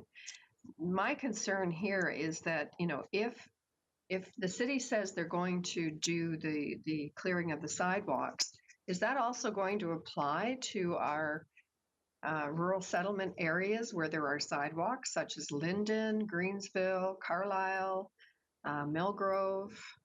There's all kinds of sidewalks out there. Will the contractor be expected to go out and clear the snow within a certain period of time? Director Soldo. Thank you. Through the deputy mayor to the councillor, the standard that we're proposing would apply to all sidewalks within the city. So it would apply to those more rural settlements as well that have sidewalks today. All right, and I appreciate that very much. I think this is a good discussion, but I can honestly see some disastrous issues happening here. I personally have watched our staff clearing sidewalks, and just as they've gone down and cleared, an important section of sidewalk, a plow comes along behind them and literally fills in what they have just finished clearing. Now, I know that's not going to be the norm, but I just see this is very problematic for our seniors, as opposed to having more enforcement out there for people to clear their sidewalks and the Snow Angel program. So, I appreciate that we'll be debating this at some point in time. I personally am not on for having this sent to the, for the budget discussion. I really think that that is going to send our tax increase in the wrong direction. And I've said that before. And we just, we'll just continue to keep adding to it. And we work very, very hard every year to whittle that tax increase down. And this is going to be a difficult year, and so is next year. Anyway, thank you, Madam Chair. I do appreciate your time for my comments. Thank you, Councillor. Mayor Eisenberger, you have the floor. Thanks. So I'm prepared to move the recommendation that it be referred to the budget process. And then a quick comment, if you wouldn't mind, if somebody wants to second that, get it on the floor. I do have it has been moved and seconded, Mayor Eisenberger, by Councillor Pauls and Councillor Partridge or Pearson? Pearson. Okay, so but you are welcome to make comment. So let me make the comment then. So I know people are putting a lot of stock in the survey results, but we just spent the better part of a couple of hours analyzing a citywide, survey relative to services that was, considered to be statistically correct. This one is not considered to be statistically correct. It's a specified survey, asks the question, and people that are interested respond to it. So for those that are out saying 80% of the population believes that that we need to be clearing sidewalks, that isn't at all accurate. And that's translating the survey in a wholly different direction. Now, I may or may not end up agreeing to do that, but I think we have to be fair about how this is translated. So back to Edward, in terms of the very, I think, first comment you made relative to the survey, which is that its statistical relevance is minimal at best. So can you give me your characterization of the survey? As much as it's important information, I get that, but in terms of its relevance to what the overall population thinks, it really isn't relevant. Director Soldo. Thank you to the deputy mayor, to the mayor. I'm going to echo the city manager and say I am not a statistician by any means. But what I will say to you is that this survey was used as a engagement tool, and it's not statistically valid because it's very much an open platform that people are invited to come in and provide their opinion, and anyone can fill it out. So I don't know what that proportion translates to in the community as a whole. So I would just say that caution has to be used when utilizing these numbers in terms of the actual buy-in from the community. Right, and I fully agree with that, and I just want to make that point because I mean I already hear, you know, members of council saying 80% of the population wants this to happen. That's just not an accurate characterization of this engagement process that we've just gone through. Is it useful? Absolutely, and you know, are we potentially going to look at something that might add benefit to mobility in our community? I'm certainly interested in looking at it. But in the context of the budget process, as I said earlier. But let's not distort the survey results too crazily, because you know what, we're going to have to speak to that if that would if it's going to be used as the rationale for doing this, as you know, the general population believes this to be true, then you know that's just not accurate. So in any event, I'll be happy to support the recommendation to refer to the budget process. Thanks. Thank you, Mr. Mayor. First time speaker, Councillor Pauls. Thank you. It was great listening to everyone and their opinion, but I just want to state that even today I had a call from someone that said, you know, they wouldn't mind putting $50 on their taxes, and I explained that that would be a lot if we had put $50 on 170,000 homes, and I explained about that it is important that we help people in certain areas where they need removal of sidewalk, let's say schools, picking up your mail, transit route and all that. And I was explaining at the end, she understood that really maybe the idea of doing all the streets, it's unattainable. But in saying that, I want to say it's the expectation that troubles me a lot. I have a lot of people that call, and when they call, they want to expect an answer. And when we were talking about the expectation, and usually it's 48 hours or 24 hours, I think Mr. Soldo said, that we would, and it has to be 5 centimeter. The expectation is they want it done right away because they need to go out that moment. So for me, it's the expectation of the service that matters the most.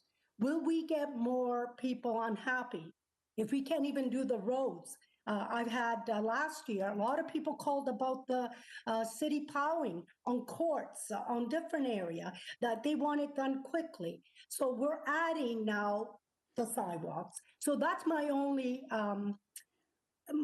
concern. It's the expectation that we're putting on that we will be there as soon as it snows.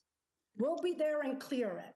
And that has to be spelled out clear. I'm glad that we're going to talk about it in February or March, and we'll have a full discussion, but that was my only concern. So thank you for giving me the time to speak. Thank you, Councillor Pauls. Third time speaker, Councillor Nan. Thank you. I appreciate the opportunity to finish up. So one last question that got spurred while listening to my colleagues was, is there anybody through you on the staff team that can answer the question about how many additional vacant properties do we have that front onto sidewalks in 2020?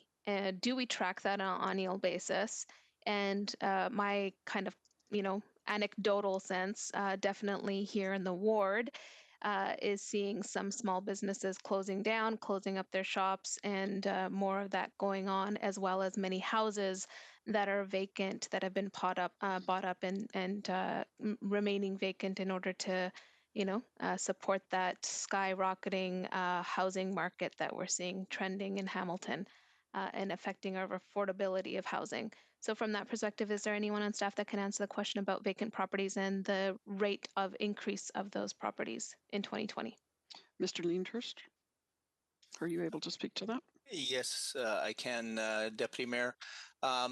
We have not seen an increase of vacant buildings to date, but in relation to this file, you should know that we do track all the vacant buildings, in particular for long weeds and grass, as well as snow removal. And they would be proactively enforced to ensure that snow is removed from in front of their properties. Councillor? Through you, could you just explain what that means, proactively enforced? Director?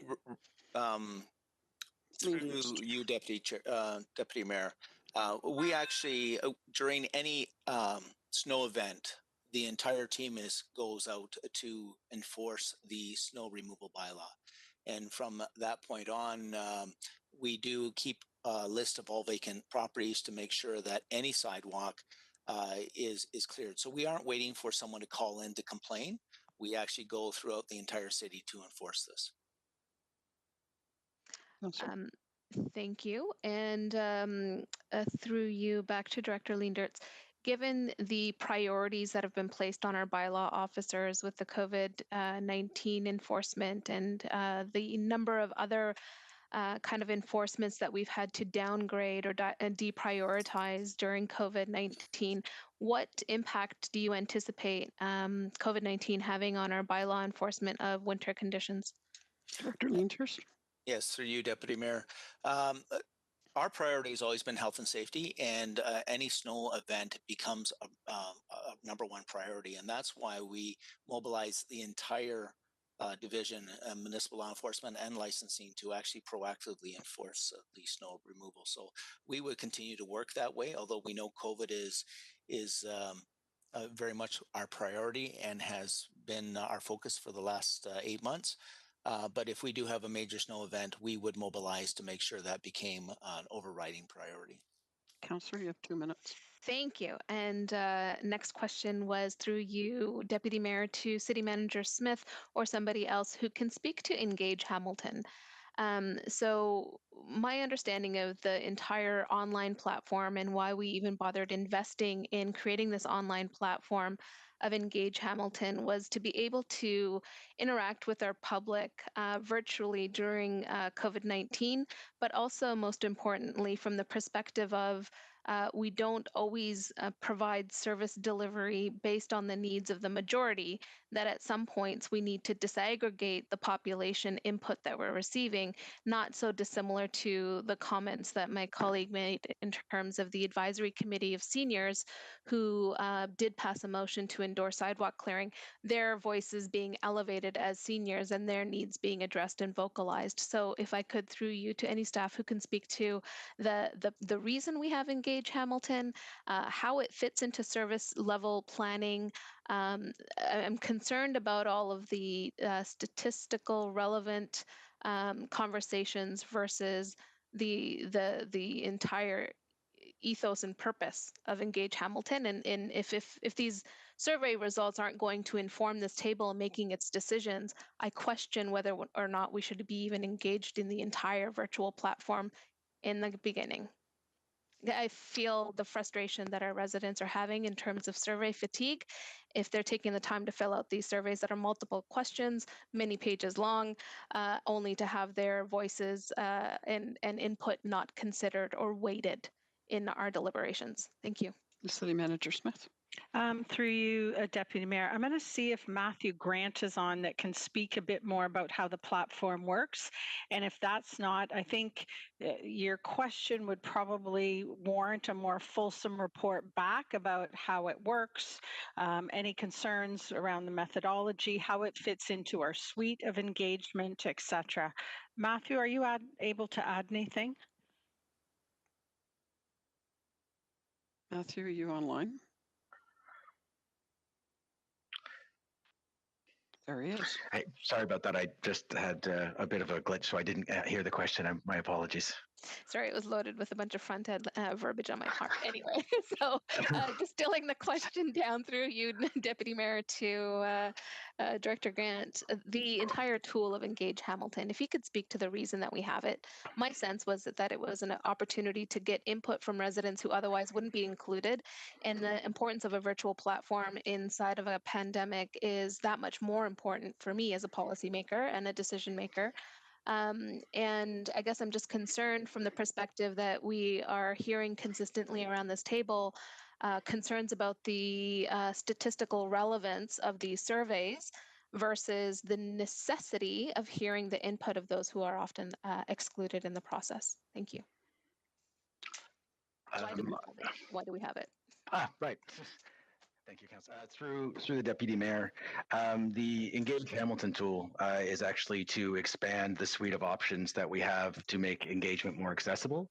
It also gives us some relevant statistics and new ways for people to engage with us on their time and not necessarily our time. And our goal over time is to make people to allow them to have different opportunities to engage with the city and that they may not otherwise be able to take advantage of. I'm not sure if that answers your question. Councillor, you are at the end of your 5 minutes. In fact, you're. I'll take the question offline. Thank you. Thank you. Thank you. Councillor Farr for a third time. Yeah, no question. Just want to make something clear here. I'm big on engaging in whatever form. So Engage Hamilton, I think, is awesome. It's just getting going. This is a form of that, an Appendix A before us with over 2,000 people engaging in Hamilton in all forms, officially or unofficially engaging is important. And I like that our trusted advisory committees, I think we like to listen to our advisory committees more often than not. That's the way we vote. And they're all listed here in Appendix A, and they had something to say on this as well. And it was overwhelming. But that said, as I mentioned not once but twice when I spoke, and I know I had a mic issue, so maybe this has some bearing here, but I referenced the previous discussion on our agenda, which is an official survey. It has the official phone survey component, the Our City survey. And that survey, the city services where residents have the most knowledge, the top 3, and this official survey, traffic flow, road safety, as I mentioned before, snow plowing, salting of roads, and number 1 is roads and sidewalks, where our citizens of the city have the most knowledge. Roads and sidewalks is also number 2 on the list of the most poorly rated official city survey results. The other 2 among the often most poorly rated as well that I mentioned. So this official survey also concludes that the number 1 reoccurring theme in our phone and online surveys is community safety. Our residents, according to this official survey, are talking most about that as a concern. And this includes, as we learned in the debate previous, safe streets. So I'm not surprised that Appendix A here today, whether it's official or not, and it's not, and as I mentioned, and as Edward has mentioned several times, and I called attention to not once but twice, okay, maybe it's not the Our City survey, but it has similar thesis. So I just want to make that clear because it's tough for me to hear certain colleagues say, oh, that doesn't count. It all counts. It's engagement and it's important, but you have to look at both today on the agenda. I'm glad both were on the agenda because I've been able to compare and contrast, and there's very relevant similarities. So thank you. Thank you, sir. Councillor Wilson for a second time. No, I thank you, Madam Chair. I just really appreciate the last 2 speakers on this. At present, we have 1 public park that's being reviewed in Ward 1, and because of the pandemic, we're having to switch all of our engagement online. And I certainly don't want the citizens of Kirkendale and Ward 1 to think that it's not a valid engagement. I would encourage it. I'm glad we have specifically engaged with our advisory committees. That's what they're there for. And I'm also hearing feedback. It's our responsibility, I think, as stewards to try and triangulate all this information and validate it and bring it to the table, and it informs our positions and it should be held accountable. But I also have been hearing from a lot of stakeholders when they're doing their business, including business among immigrant and refugee communities, that they're getting better turnout, more engagement for online meetings and feedback than they were prior to the engagement. So I think the message that we have to be sending folks today is that if you care about something, you matter, you're taking the particular effort to engage. We'll use multiple methods, but thank you for engaging. So thank you. Thank you, Councillor Wilson. I think that is the end of my speakers list. Mayor Eisenberger. Yeah, thanks. So to not mischaracterize what I said earlier, because this is getting a little silly, engagement obviously is important in any level, every level possible, but it doesn't ultimately make the decision. And so, to be fair, I mean, if we are to, leave it up to engagement to decide what needs to happen here, then none of us are necessary. And so, obviously, we want to take all the information out there and build it into our decision-making process so we make a fully informed decision with all the engagement that's available. And I've been a proponent of engagement for decades. And all of it matters. All of it matters. But to try and characterize an engagement process to a solidified poll comparing what happens in our community and say that that's statistically relevant relative to the overall population, that's the point that I was getting to, not whether engagement is valuable or whether it's important or whether we're dismissing people's voices in our community. No, we don't want to do that. We don't ever want to do that. We want to build them all in and help us make informed decisions that on balance creates opportunity for change and at the same time manages budgets in the best way possible for us going forward. So let's not mischaracterize one comment around not making this, not appreciating this as a statistically relevant poll. It's not. Is it important engagement information? Of course it is. So let's not get carried away. Thanks. Thank you, Mr. Mayor.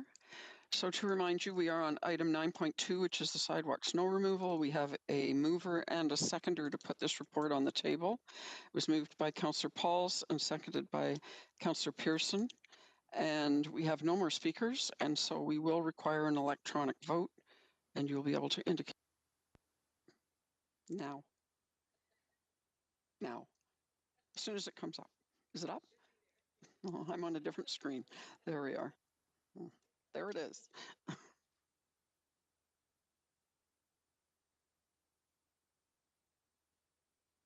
Councillor Jackson?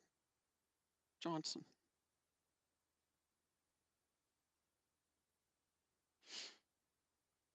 And that carries 10-3.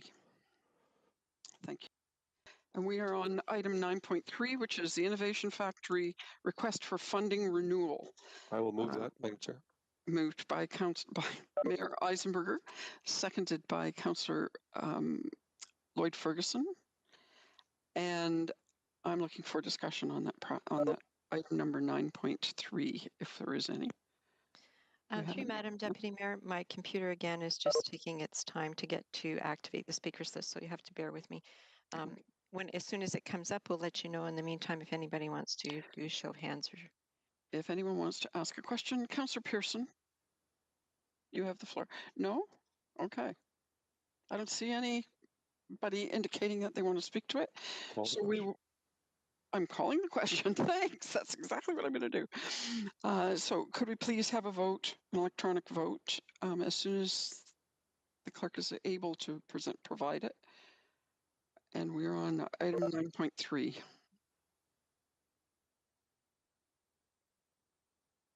It's coming, it's coming.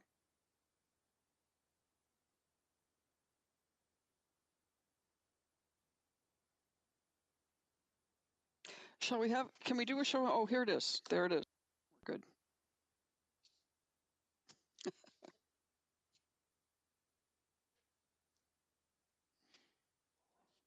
Madam Chair, to help things along, I'd move item 9.4 as well. I'm sure Councillor Collins would like to second that.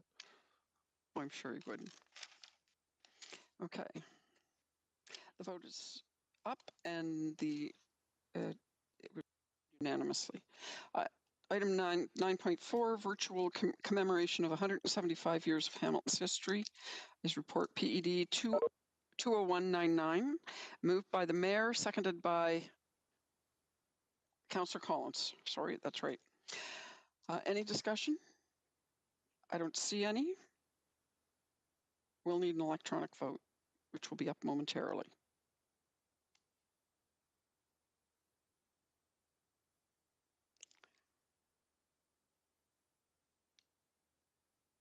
It's spinning.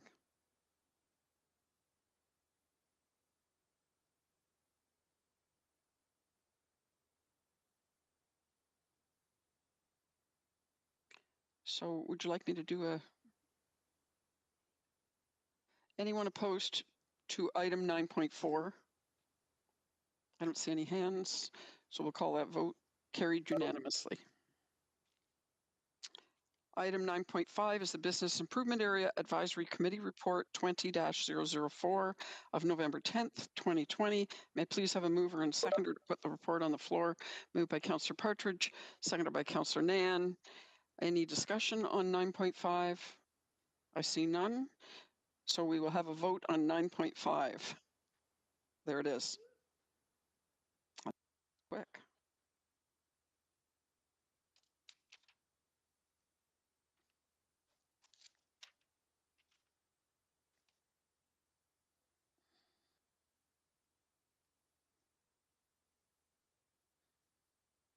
And 9.5 carries unanimously.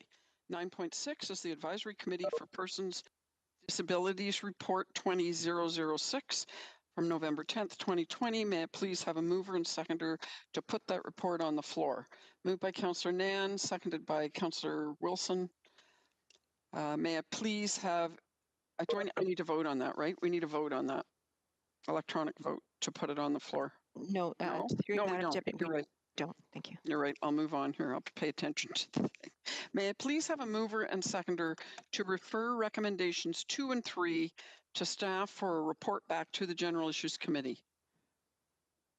Councillor Nan and Councillor Ferguson. And I do need a vote on that. Correct? Yes, through you, Madam Deputy Mayor. I'm so sorry. I'm spinning now again, so please bear with me so I can get this vote. My apologies. So can we do a poll vote here? Sure, absolutely, Okay. you can. Anyone opposed to referring recommendations 2 and 3 of 9.6 for a report back to General Issues Committee by staff? Anyone opposed? No one is opposed. That carries unanimously. Okay. And discussion on 9.6. Any discussion on 9.6? As amended? As amended? No, through you, Or Madam second. Deputy Mayor, down near the bottom now, we need a mover and seconder to approve recommendations 1, 4, and 5 would be the balance of the report. Okay, I need a seconder for 1, 4, and 5. Councillor Marula and Councillor Nan. Were you wanting to speak to it, Councillor Marula, or were you just moving it? Okay. I So should be able to vote on this one too. Okay, so moved by Councillor Marula and seconded by Councillor Nan. It's to approve recommendations 1, 4, and 5. And there's your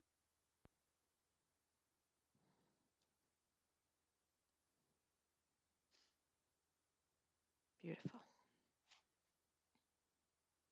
and that carries unanimously. Councillor Marula, please introduce your motion, budgetary plan to address the Shadoke Creek matter. Am I Go on? ahead when you're ready. Can Whenever you, you're ready. Can you hear me? I can, quite well. All right, thank you. Just have to bring the motion up. And it's moved by myself and seconded by Councillor Jackson. And it's related to the budgetary plan surrounding the Shadoke Creek matter.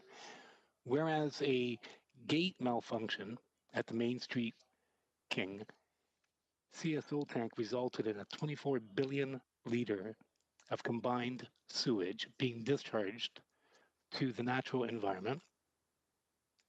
Whereas the Ministry of Environment, Conservation and Parks issued orders against the city to complete an ecological risk assessment and environmental impact assessment, and whereas the city is currently undertaking a number of studies with various stakeholders to identify improvements for the Shadoke Creek watershed, therefore, be it resolved that staff be directed to develop the necessary budgetary plan to address the Shadoke Creek matter once the ministry investigation has concluded and report back to the General Issues Committee.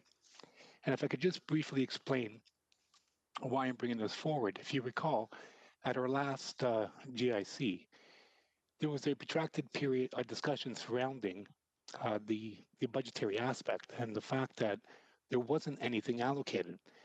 My understanding at this point is that there really isn't a capital need, but the discussion surrounding the fact that there wasn't anything allocated created some, I think, an uncomfortable feeling from my perspective in that we're not assessing and or planning on doing something in the event that the ministry decides that whatever they're going to decide, and whether or not there's a corresponding action that we're going to be required to pursue. So in doing that, I think we should earmark the situation, wait for the investigation to be concluded. Whatever action is taken at that point, we should be prepared for. So be proactive in the event that we're going to need some capital requirements, so to study it accordingly. So if I could actually defer to Councillor Jackson, because the reason why this was even brought forward was because of the salient questions that he brought forward. So through you, Madam Chair, if I could defer to Councillor Jackson to elaborate on this as well. Certainly. Councillor Jackson.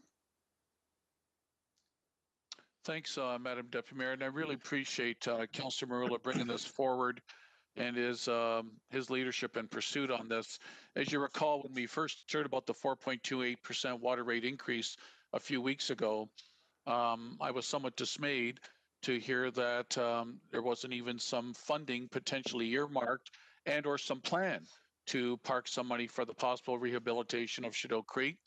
I know we heard from the consultants pre-COVID that basically said, don't do anything more with it. I'm summarizing, paraphrasing, but basically don't need to do anything more with Shadow Creek. And I just thought it was unfortunate that I was never satisfied that it was just left in that state of condition by the consultant who was hired by Hamilton Water. So I had asked a few weeks ago, what's the plan? I think Senior Director Grice said there's an all players table, including stakeholders like the RBG, Environment Hamilton, Conservation, Bay Area Restoration Councils that are sitting around the table, hoping to come back with something in Q1 of next year. I was at least relieved and encouraged cautiously to hear that. What Councillor Marula's motion is basically doing upon the investigation of the Ministry of Parks and Conservation Environment by the province being concluded on this unfortunate situation, that this is already putting in place the plans and the direction to say that, we're just not satisfied with status quo. Let's look at what we need to do to see what we can do to rehabilitate the creek. So, Madam Deputy Mayor, thank you for allowing me the time. And Councillor Marula, thank you for allowing me to second your motion. Thank you. Oh, no worries, and thanks very much. And the floor is yours, Madam Chair. Thank you, sir. Councillor Wilson.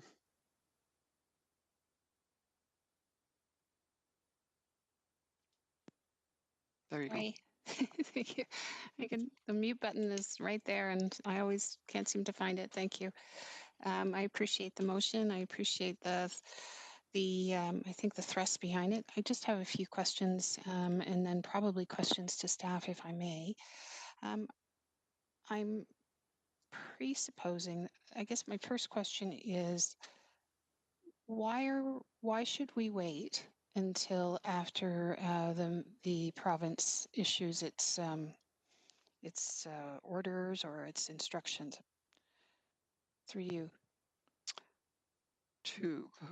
I think the mover, because that will help me, I think, get a better understanding of the breadth and the purpose of this. Okay, Councillor Marula. I'm sorry. Could you ask the question again?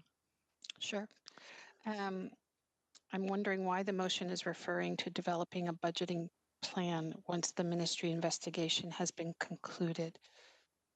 Okay, so well, assuming that there's something there, so I'll defer to Andrew, because Andrew Grice assisted in the development of the draft. So if I could defer to Andrew. Andrew, are you online? At the last meeting, we determined that once the investigation was completed, that we would know who's at fault, what occurred, and then at that point develop a plan. Budgetarily, prior to this motion, we're assuming everything is fine, that it was just a one-off. I'm saying maybe it's not a one-off, and perhaps at the completion of this investigation, there might be evidence to suggest that we need some capital upgrades. When I spoke to Andrew Grice, that's the framework in which the draft was. So it's not really, it's not a very in-depth motion, as you can see. It's really simple in that we acknowledge that we may need some capital requirements. So therefore, we should be planning to budget accordingly if when that time comes. If I could, and I really would appreciate Dan or Andrew stepping in. And I guess it's one of, and again, don't get me wrong, Counselor, I'm glad to see it.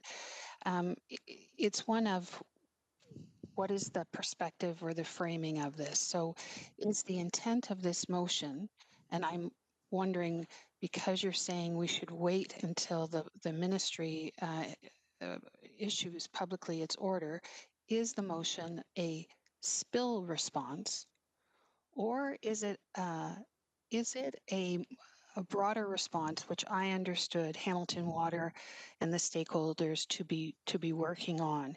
Because if you speak to the number of stakeholders who are looking at this and you ask them, where would you put your money?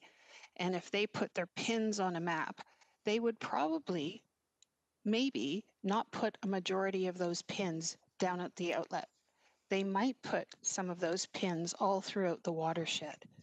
And so I know we're not setting the terms of the money now, but I think it certainly warrants a long-term discussion of what exactly are the inputs that are going into compromising that creek at present.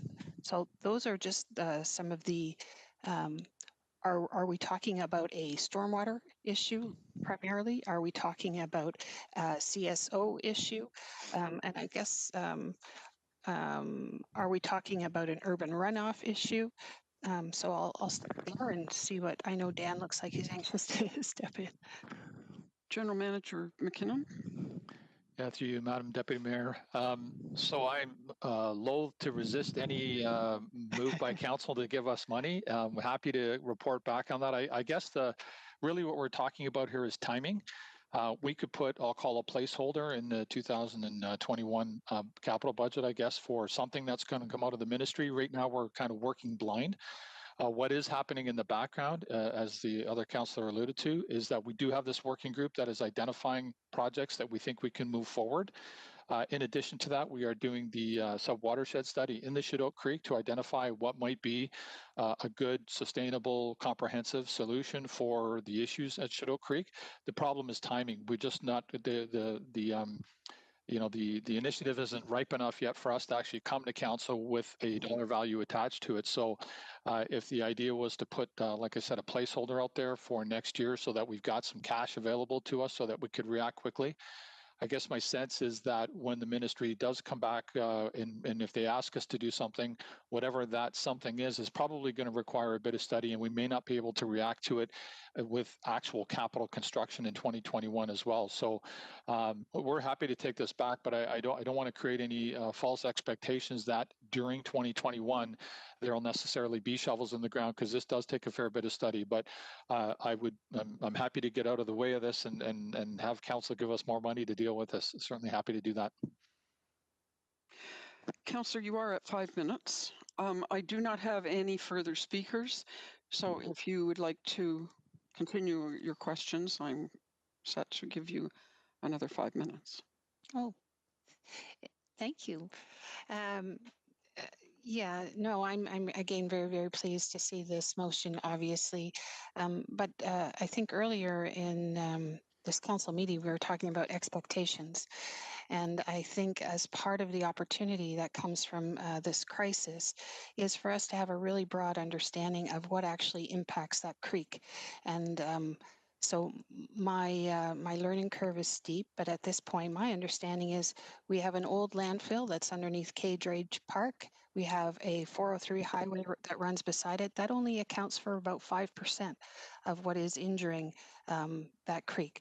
The rest of that stuff is coming, frankly, from our development and from urban runoff, where we have large impervious parking lots, and there's stuff that's coming off that running into our urban waterways, and it's happening at a distance from our paradise.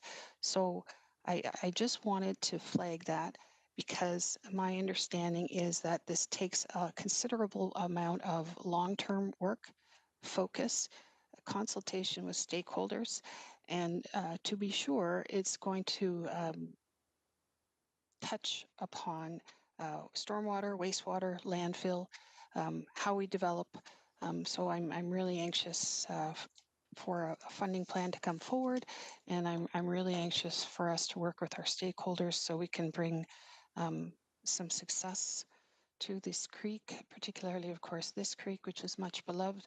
And I'd like to thank the mover of the motion. Thank you, Councillor Wilson. I don't have any additional speakers, so we will vote on the motion.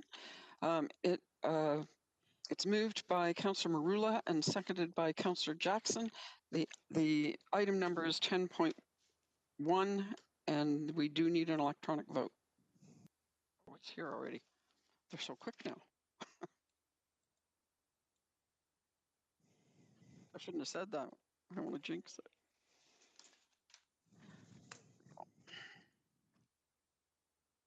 And that carries unanimously. Thank you. And I see no more motions. I don't notices of motion. Does anyone have any notices of motion that I'm not aware of? Seeing none. General information and other business. 12.1 is amendments to the outstanding business list. May I please have a mover and a seconder to approve those amendments? Moved by Councillor Ferguson, seconded by Councillor Jackson. And is there any discussion on any of them? I don't see any. So we'll have a vote. Here it comes. Madam Deputy, oh no, I'm so sorry. I wish it was. I'm spinning again, so. Oh, well, let's do it. Let's do it the old way. Yes, we will. Anyone opposed to this? I see no hands. Moved unanimously. That is item 12.1. Thank you. It didn't. Good. Now we have private and confidential. May I please have a motion to move into closed session respecting items 13.1 to 13.3 pursuant to section 8.1 subsections A, B, and C, D, and K of the city's procedural bylaw 18-270 as amended, and section 239.2 subsections A, B, C, D, and K of the Ontario Municipal Act 2001 as amended, as the subject matters pertain to the security of the property of the municipality or local board, personal matters about an identifiable individual, including municipal or local board employees, a proposed or pending acquisition or disposition of land by the municipality or local board, labor relations or employee negotiations, and a position plan, procedure, criteria, or instruction to be applied to any negotiations carried on or to be carried on by or on behalf of the municipality or local board. Members of the public, the meeting will continue following the closed session portion of the meeting. Oh, I need it first? Oh, I need a mover and seconder to move in camera. Moved by Councillor Johnson, seconded by Councillor Ferguson. Need to vote first? Wait, the vote's coming. There it comes. There it is.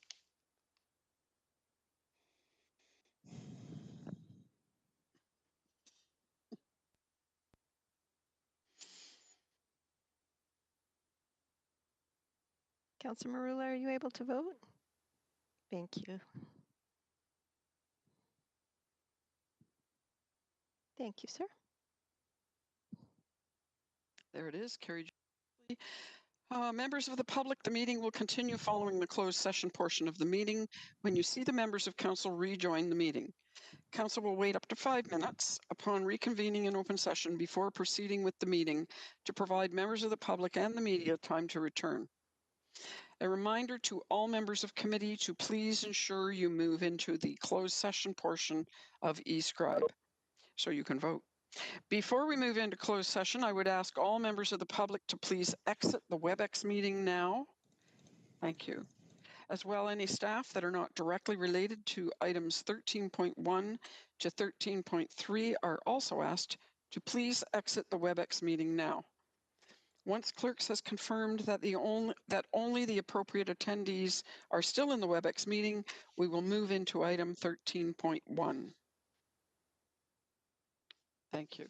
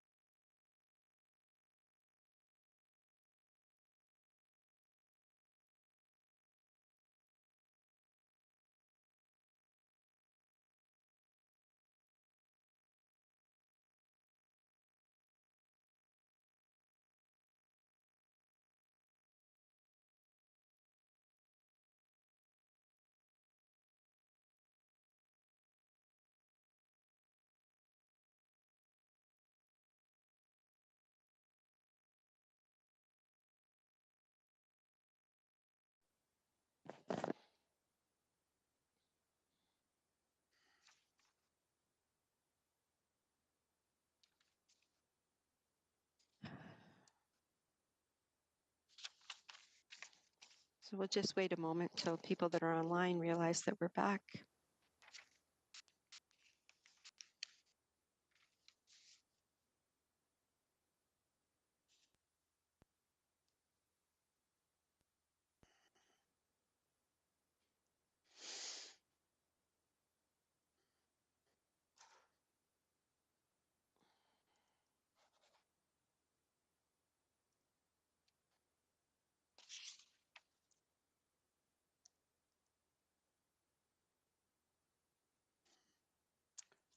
So are we able to begin again, or am I waiting?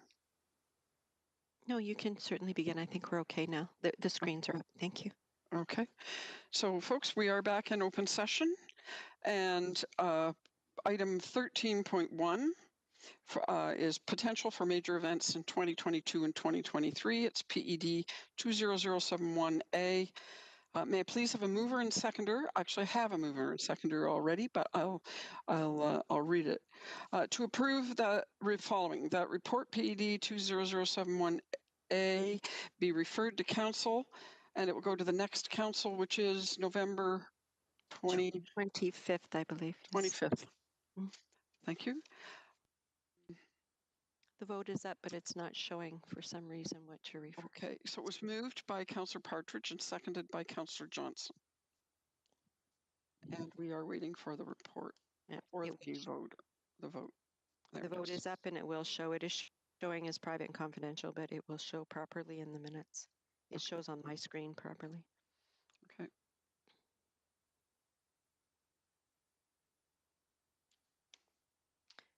Councillor Ferguson is gone, I believe. He's gone. Okay. Yes, he had to go to another meeting. Okay.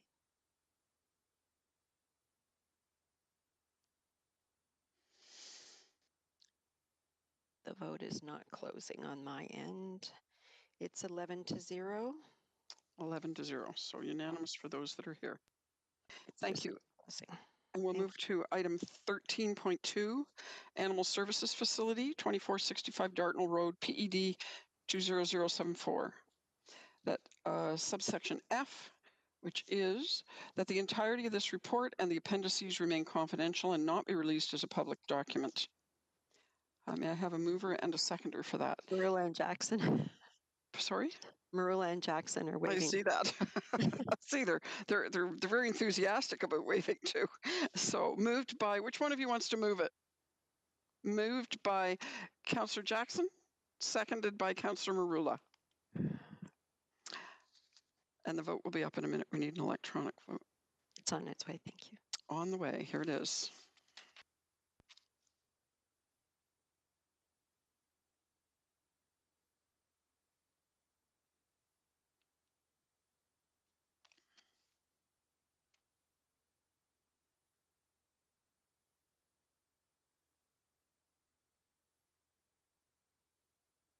Carried by those of us that are here.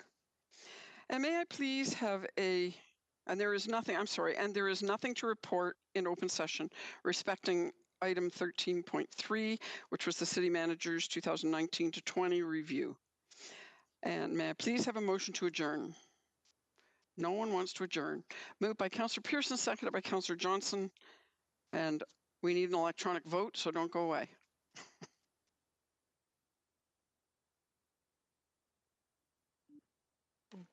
It's up. It's coming up now. Here it is.